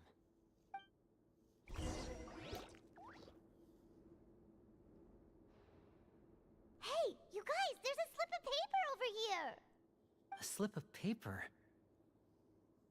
It's right over here, and there's a bunch written on it too.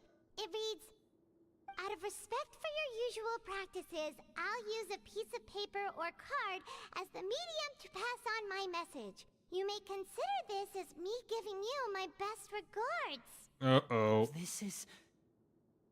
Wrestling. That all? The back.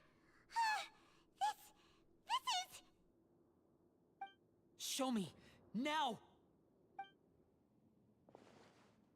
That look on your face. Paimon's reading it now.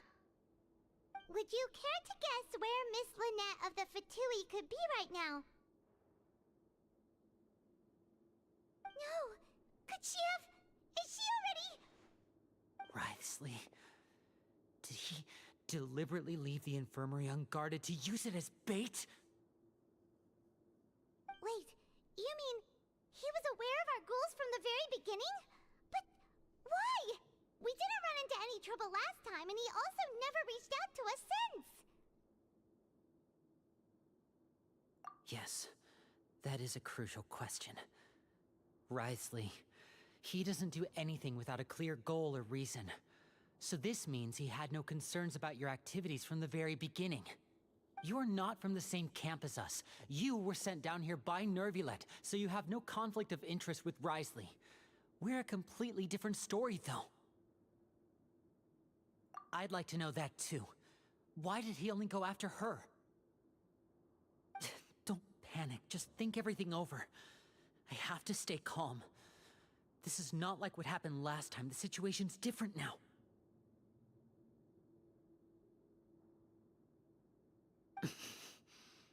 Last time? Wait, you're right.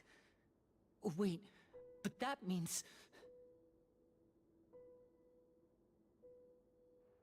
The fact that Fremine was able to leave the grounds, could Wriothesley have let him go as well? But what does he gain by letting Fremine leave like that?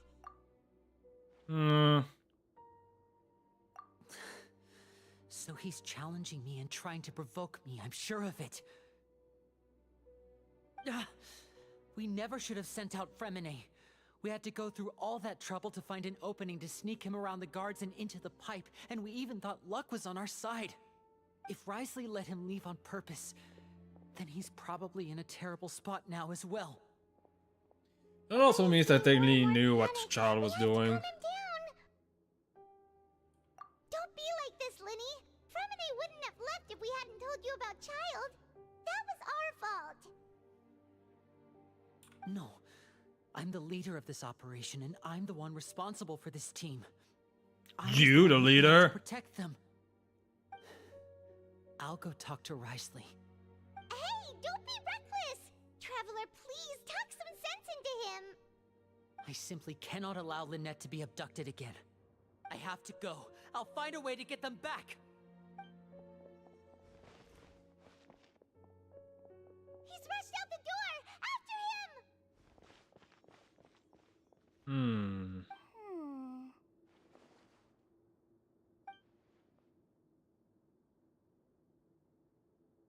Right.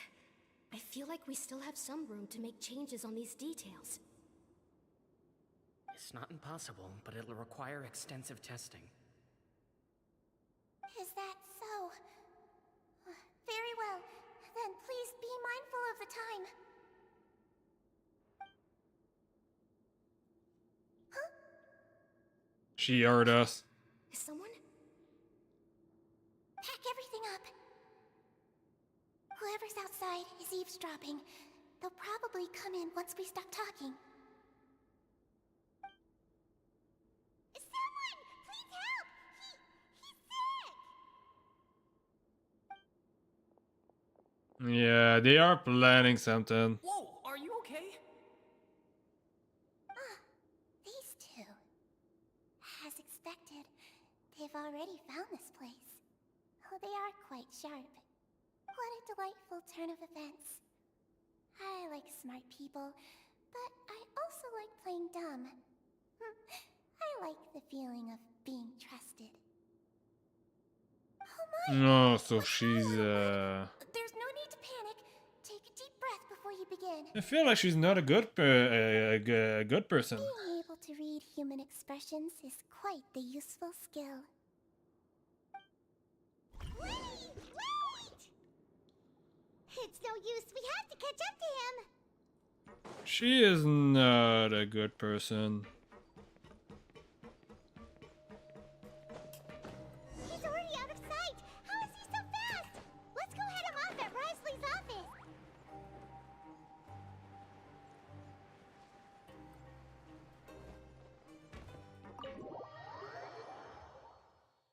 And he came to the wrong conclusion. It was Siegewin that did something. Come out and face me, Risley! Aren't we at an administrative office space? Why don't you at least try to follow even a couple rules from the fortress's indoor management regulations? What did you do to my sister? I ran into the young miss at the infirmary. I'd heard that she was suffering from quite the migraine, so I decided to invite her over for a cup of tea. I do have some teas in my collection that can work wonders against such an illness. Stop joking around! Where did you take my siblings? I have also heard that your performances are quite the spectacle. Miss Lynette would sometimes enter a box filled with water, only to emerge the next second from another place altogether. Maybe she'll appear behind you right now if you were to turn your head. Is he trying to trick me into turning my head? No, he's probably not looking to attack me right now. All of the hostages are in his hands, and he's even in the mood for small talk. That means Lynette is probably still alive.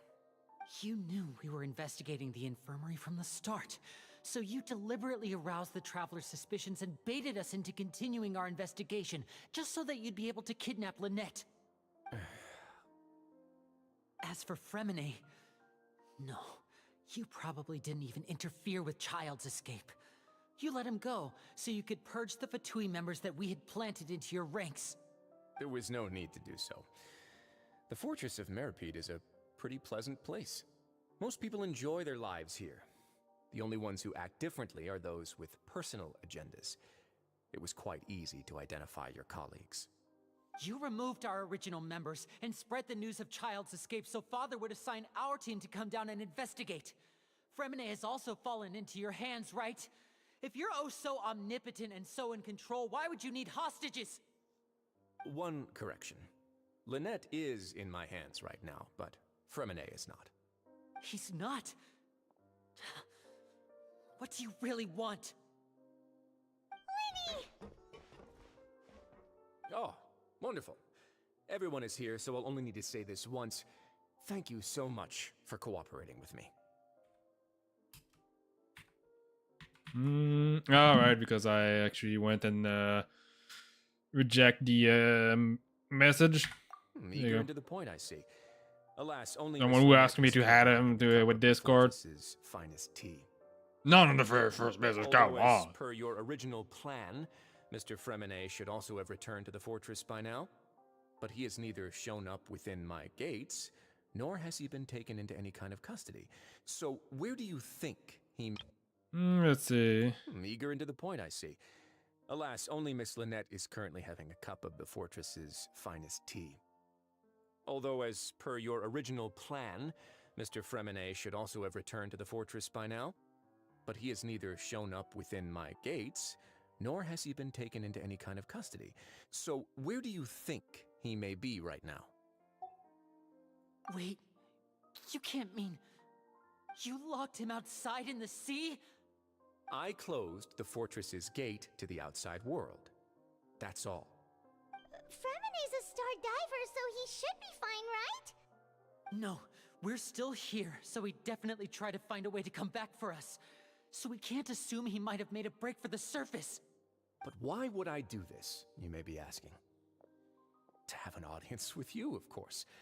My intel tells me that Mr. Linney is a great magician, so it's only natural for me to want to have some cards of my own when it comes to negotiating. Besides, I do recall you mentioning to Miss Lynette that you've always wanted to have a face-to-face meeting with the Lord of the Fortress of Meripede, regardless of whether it was in a personal or a professional capacity. Well, you got your wish. So, you've been keeping tabs on us before we even set foot in the fortress. Some of my folks just happened to hear a thing or two, that's all. In any case, I will be straight with you. I was willing to play dumb and turn a blind eye, so we had a pleasant few days playing games together here. But once you started focusing on the Forbidden Zone, all of that changed. Mr. Linney, the cards are stacked against you right now. Miss Lynette is in my hands, and Mr. Fremine is still slowly being pickled out there in the brine. You know just as well as I that he cannot last out there forever. You need do but one thing to guarantee their safety. I would like you to contact your superior, and ideally invite her over for a cup of tea with me. You want to see Father? But why should she bother giving you an audience? Well, if she cares for the well-being of her dearest children, she should have plenty of motivation to join me for a parents' evening. I've heard that the bonds between the members of the House of the Hearth are like the bonds of family. I don't see why she would refuse. Why did you think Father sent us to handle the Fortress of Meripede? This place is basically a no-man's land. It wouldn't be fitting for anyone as important as a harbinger like Father to come here in person. Oh, I see. So it's because she doesn't care for my place here. That's such a shame. After all, I've amassed quite the tea collection. I was looking forward to sharing it with her. Both Monsieur Neuvillette and Lady Farina have already received many samples as gifts. Was this the extent of your master plan to get to Father? No matter how much pressure you may put on me, I won't allow you to use us to blackmail her. You people really are difficult to get along with. All I'm asking for is a face-to-face conversation. Does she truly have no interest in the fortress's secret? Mr. Linney, you have one last chance to invite your father here. If you refuse... Lenny!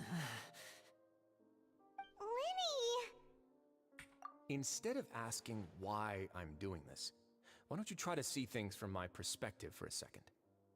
From the very beginning, the Fatui has been actively infiltrating my fortress. I gave you a warning by cutting off the first few operatives I found, but that only caused you to double down. Had you given up on the fortress then and there, I'd have no reason to want to talk. Mr. Fremine left the fortress on his own, and Miss Lynette tried to pry out my secrets right in front of me.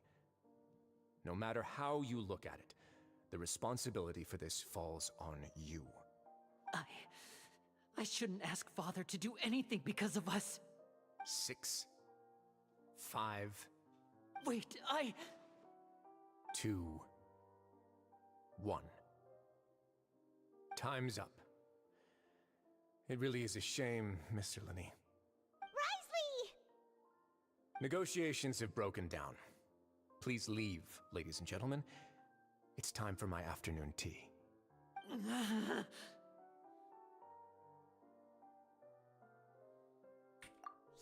listen to the Traveler. If you can't talk to Linny, can you at least talk to us? You do realize that I'm only letting you go because of Neuvillette, yes? You're here helping him out, and I've already done my best to stay out of your way. But that doesn't mean you can just do whatever you want. The fortress may be small and remote, but it still has its own set of laws. Then how about this? Those who are capable deserve respect. You've spent quite some time investigating my home turf by now, so why don't you tell me a thing or two about what you found, I'll ask you 3 questions. Answer all of them correctly, and I'll agree to your request. Question 1. Regarding the hidden rules of the production zone, what is the truth behind the one about not being allowed to work for 3 days in a row? If I recall, you can work in the lunch. Any hours and ground showers. On the 3rd day, you find a portion of strange meat in your welfare meal. Beginning, we already run a thorough investigation of this. Let's see if I can remember all the clues. I should be able to find an answer, and I call a piece of everything. If you break the hidden rule of the production zone, welfare meal. Regarding the hidden rule of production zone, what is it the truth behind the one about not being allowed to work? Who will see it if you keep working continuously?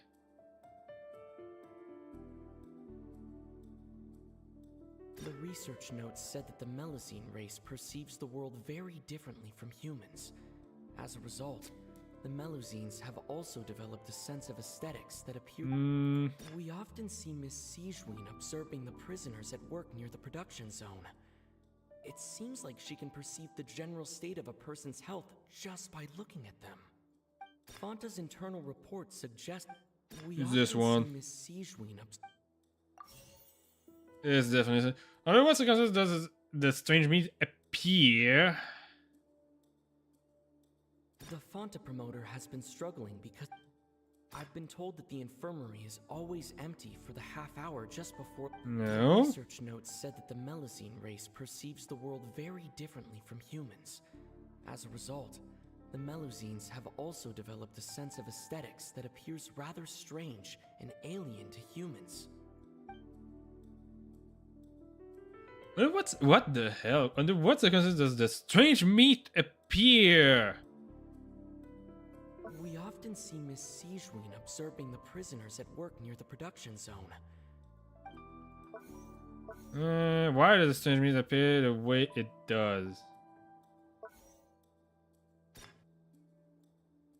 The Fanta promoter has been struggling because we often see Miss Sigewinne Fanta's internal reports suggest that they're starting a new trial of an unnamed and unpackaged product. But the product has to undergo According to Collins, the Pancration tournament only took place because the No. I've been told that the infirmary is always empty for the half hour. What if you've had a person yeah, well, that's obviously need to be that way. The research notes said that the Melusine race perceives the world very differently from humans. As a result, the Melusines have also developed a sense of aesthetics that appears rather strange and alien to humans. Guess this is the clue for that. I've been told that the infirmary is always empty for the half hour just before lunch. But what could Sigewinne be doing during that time? This is the one that I don't know. This is literally the one that I don't know because that none of those seems to need to go there. We often see Miss Sijuin observing the prisoners at work near the production zone. It seems like she can perceive the general... The Fonta promoter has been... I've been told that the infirmary is always empty for the half hour just before lunch. But what could Sijuin be doing during that time? We often see Miss Sijuin observing the prisoners at work near the production zone. It seems like she can perceive the general state of a person. I've been told that the infirmary is always empty for the half hour just before lunch. Okay, so it was that. It was Sijuin that was doing the... Everyone understands it now. Who would have guessed? The hidden rule of the production zone. People are not supposed to work 3 days in a row, and if they do, they'll get strange meat in their welfare meal. At first, we thought this strange meat must have something to do with the people who disappeared, but in reality, they were all prepared by Sijuin, the head nurse. She often visits the production zone to observe the workers' health and makes a note of anyone who has worn themselves out after 3 full days of work. Out of her sense of duty as the head nurse, as well as her genuine concern for the workers' health, Sijuin visits the cafeteria right before lunch and cooks an extra dish for those who can use the stamina boost.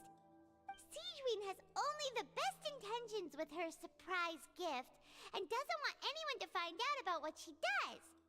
However, unfortunately, Melusines as a race perceive the world differently from humans, and their sense of aesthetics is even more alien to us. The recipients of her lovingly prepared special meals cannot taste the care within and usually just freak out. Are we on the right track? Not bad. You've uncovered Sijuin's secret and even guessed her intentions correctly as well. It's nice to know that her efforts have not gone unacknowledged. All right, now for my next question.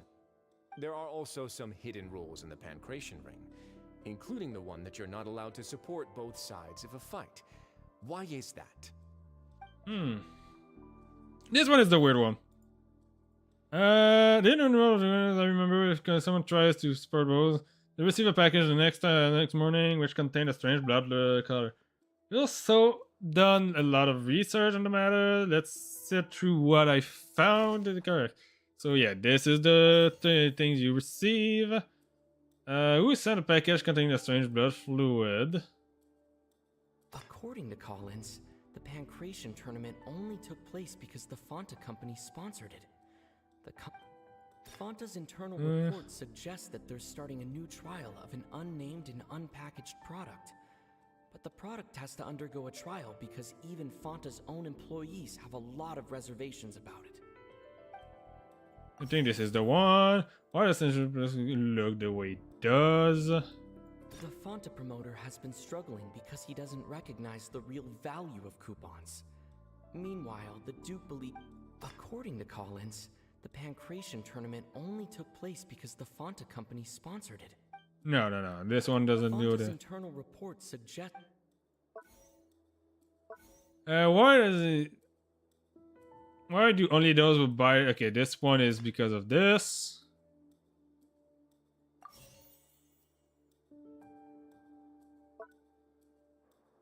The Fonta promoter has been struggling because he doesn't recognize the real value of coupons. Meanwhile, the Duke believed... According to Collins, the Pancration tournament only took place because the Fonta company sponsored it. The company must want a return on their investment as well.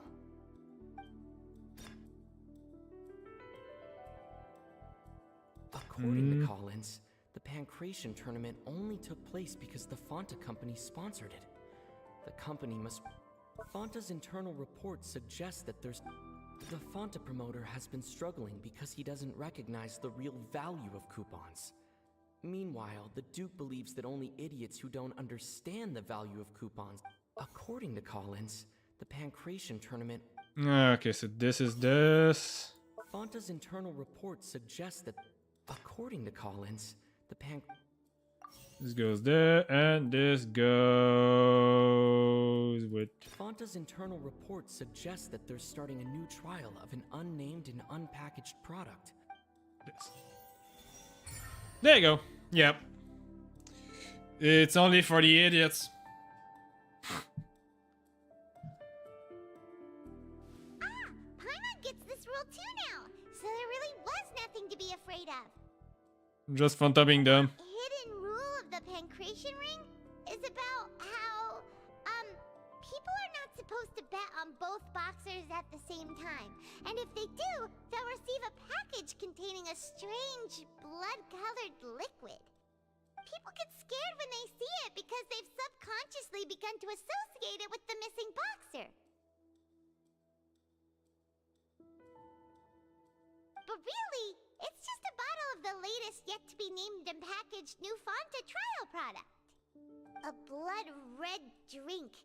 It's no wonder even Fanta's own staff were questioning the company's decision-making. The company, facing backlash from its own staff, decided to try to trial the product on a smaller scale to see how it might be received by customers. They came to the Fortress of Meropide and offered to sponsor the Pancration tournament so they could push their new product. But the Duke completely refused to even entertain the idea. The Duke, knowing how valuable coupons are in the fortress, knew that only total idiots who didn't understand their true value would bother buying a Fanta product here. And so, only those who proved their stupidity by being dumb enough to bet on two opposing sides of the same match were selected to receive the drinks. I acknowledge the effort you've put into bringing the truth of this mystery to light. There you go. Although, based on your description, that Fanta promoter is a bit too careless with his words. I may just reconsider my collaboration with the company. All right, and here's the final question. What's the secret behind our head nurse and all of her patients in the infirmary?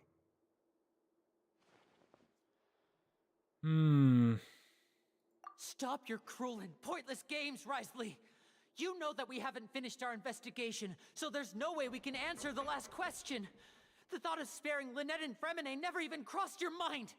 Lenny! You'll pay for this!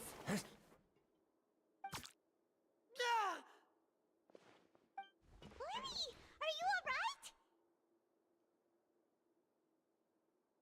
alright? Oh, close one. I owe you, Sigewinne. That was a fantastic shot. It was nothing, Your Grace. Sigewinne? Though this gun may look like a toy, it's actually fully functional, as I just demonstrated. Sigewinne... You... Well, she is technically... She... I am merely a resident of the fortress, and thus protecting it is my duty. When Monsieur Nervulette asked me to come here, he told me that my job would be to take care of the well-being of everyone here. I am merely discharging my duties. But if you mean what you just said, then isn't Linny someone you should be looking after as well? Isn't he a resident here just like the rest of us? But I really am just doing what Monsieur Nervulette told me to do. Everything I did, I've done to protect them. Had I not, they would be in far more dire straits right now. His Grace knows it too, right? Your Grace? Mind proving my innocence to them? My dear Sigewinne, whatever shall I do with you? Would it have killed you to just wait another minute or two? Well, it's nearly time after all. The way you do things can be truly frustrating sometimes, Your Grace. I figured I should try to talk some sense into you. What are you talking about? What time? Take me if you want. Let them go. How touching. Can you just give me one more minute? Don't be like that, Your Grace. All right, everyone, calm down. 2 more visitors will be arriving any time now. Oh. Go get a cup of tea. Miss Sigewinne, I leave Miss Lynette in your care. You... What are you doing?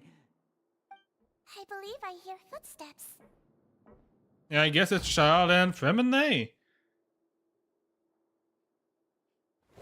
Oh, Some Clarin. space, please. Ah, Miss Clarin. Ah, Fremine. My door. Fremine. Fremine. What's going on? What is Clorinde doing here? Work. I'm sorry about shooting you, Mr. Linney. The tranquilizing effect will begin to wear off soon. Please take it easy in the meantime, though. What happened to Fremine? Wasn't he diving just outside of the fortress? Why is he looking like this?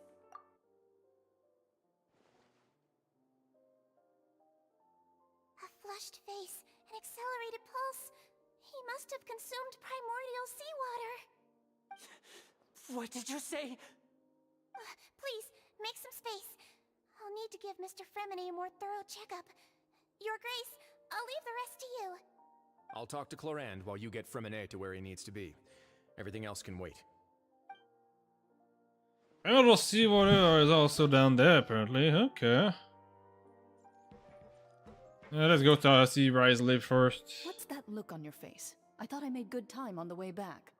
Oh, I'm just admiring your punctuality.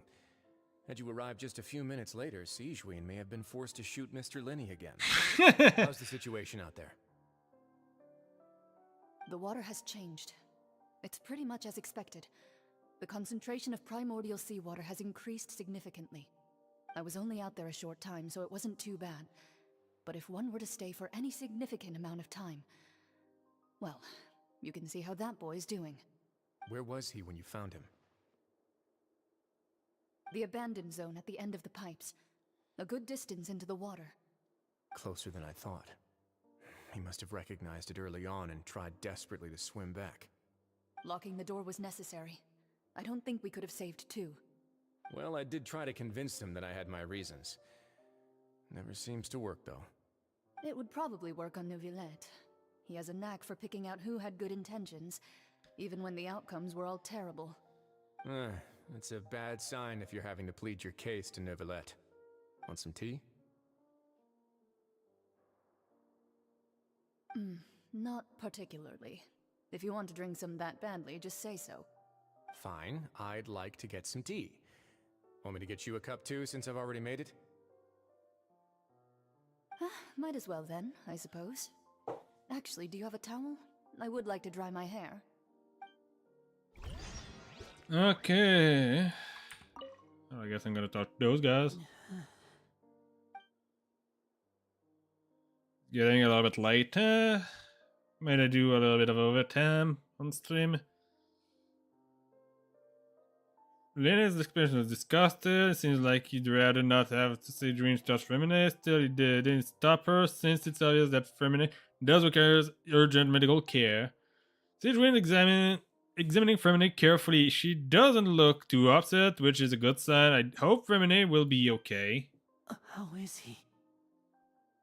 These symptoms are probably caused by an acute ingestion of a large amount Which is of not bad, but seawater. she was acting kind of weird. Still, his condition is not critical. Of course, it would be best if he stayed for further observation. Let's leave him here for now, and move him to the infirmary once he's recovered a bit more. Sorry. I am aware that the infirmary may not be your favorite place in the world at the moment. We do only have a single clinic in the fortress, however. Why would he ingest a large amount of primordial seawater after leaving the fortress? How could that possibly happen? Please, look after Mr. Fremine for the moment. I'll go fetch some medicine and a respirator. Oh, I'll bring Miss Lynette back with me. Where is she? How is she right now? Oh, she just took a nap in an empty room after I tranquilized her. If my calculations are correct, she should also be waking up right around now. You might not believe me, but His Grace and I actually made some snacks and tea for her. Yes, when he began to stop tensing the muscle on his face, it seems that he trusts that Sigewinne should just say. But it is. Are you okay?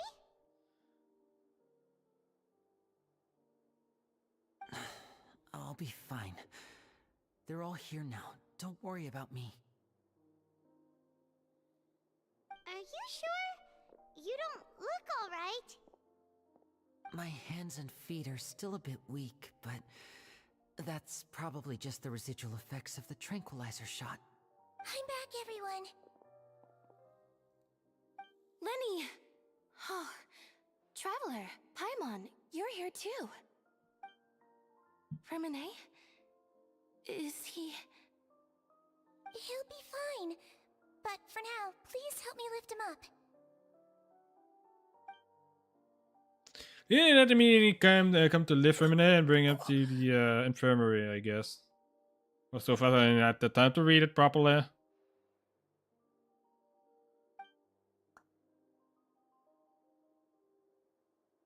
His breathing's beginning to slow down. Give me a hand and help me get him to the infirmary. Yeah, I'll take him from this side. Lynette, together? On it. Traveler, you seem pretty worried about him. Want to come with us? The Duke and Clarande are gone. They probably went to get some tea. The Duke will explain the truth in just a bit. Miss Clarande will need a break, since she only just returned from rescuing Fremine out of the sea. Trying to save Fremine from the sea, just what happened there?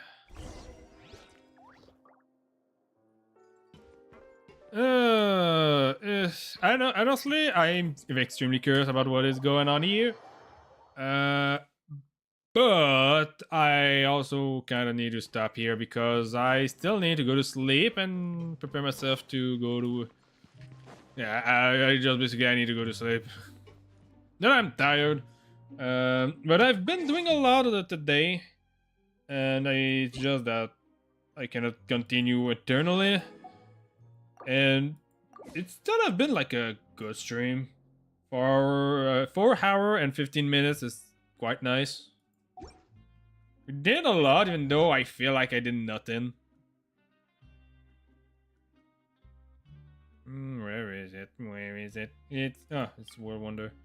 Boom, boom, boom, boom, and boosh. Boosh!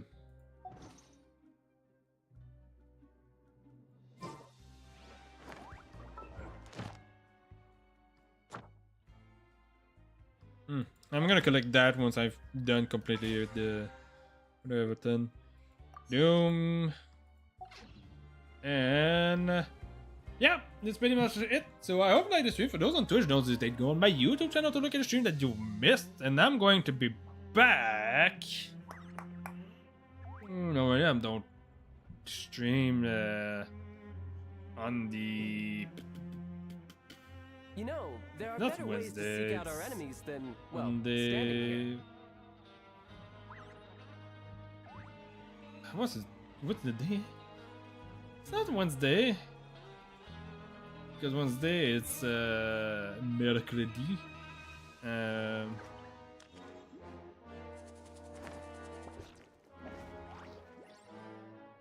Tuesday? Yeah, I know there's Tuesday and Thursday. I don't necessarily stream on Tuesday. But I might do a stream tomorrow if I really want to, just to continue the squad because I'm getting more and more interested in it. I'm in kind of lost. I understand a lot about what those rumors are now, but I'm extremely lost about what is going on with Siege Queen. She is extremely weird. I thought she was a good character, and then she actually showed that she act dumb to just make sure that she can better read people's emotion and expression and facial expression and stuff like that, so she can have like more leverage or something, or what? She doesn't have to act dumb for that. Plotting and scheming on an ever grander scale, no doubt. But I mean, I don't know. It's a little bit weird, but anyway. So I really like this stream. Like I said, I said I might be back tomorrow, but I think I'm just gonna be back on Wednesday instead of Tuesday because I still technically have some stuff I like to do on Tuesday. I need to have some time to actually do some cleaning and washing some dishes. I have a lot of dishes I need to clean for a while. It was less complicated when I was still alone, but now I have a co-lock. I have a roommate, and we're two people that doesn't clean ourselves. Well, like I said, it was less bad when I was alone because at least it wasn't like that many dishes to clean, and I could do like just a little bit at a time, and it was actually enough to clean all the dishes that I was using. But now it's like I have my clean dishes to clean, and I have his dishes to clean, because every time he say that he's gonna do some washing some dishes, he doesn't do it because he's kind of like me, but kind of worse in that same regard. Yeah, I'm not bad at him for it. I do the same. The problem is we're both like that. But anyway. Just funny a little bit. I don't like it. Gonna be back Wednesday. Probably for another one on Genshin, because, like I said, I'm just repeating myself. I'll see you next time. And ciao. Today was a weird stream.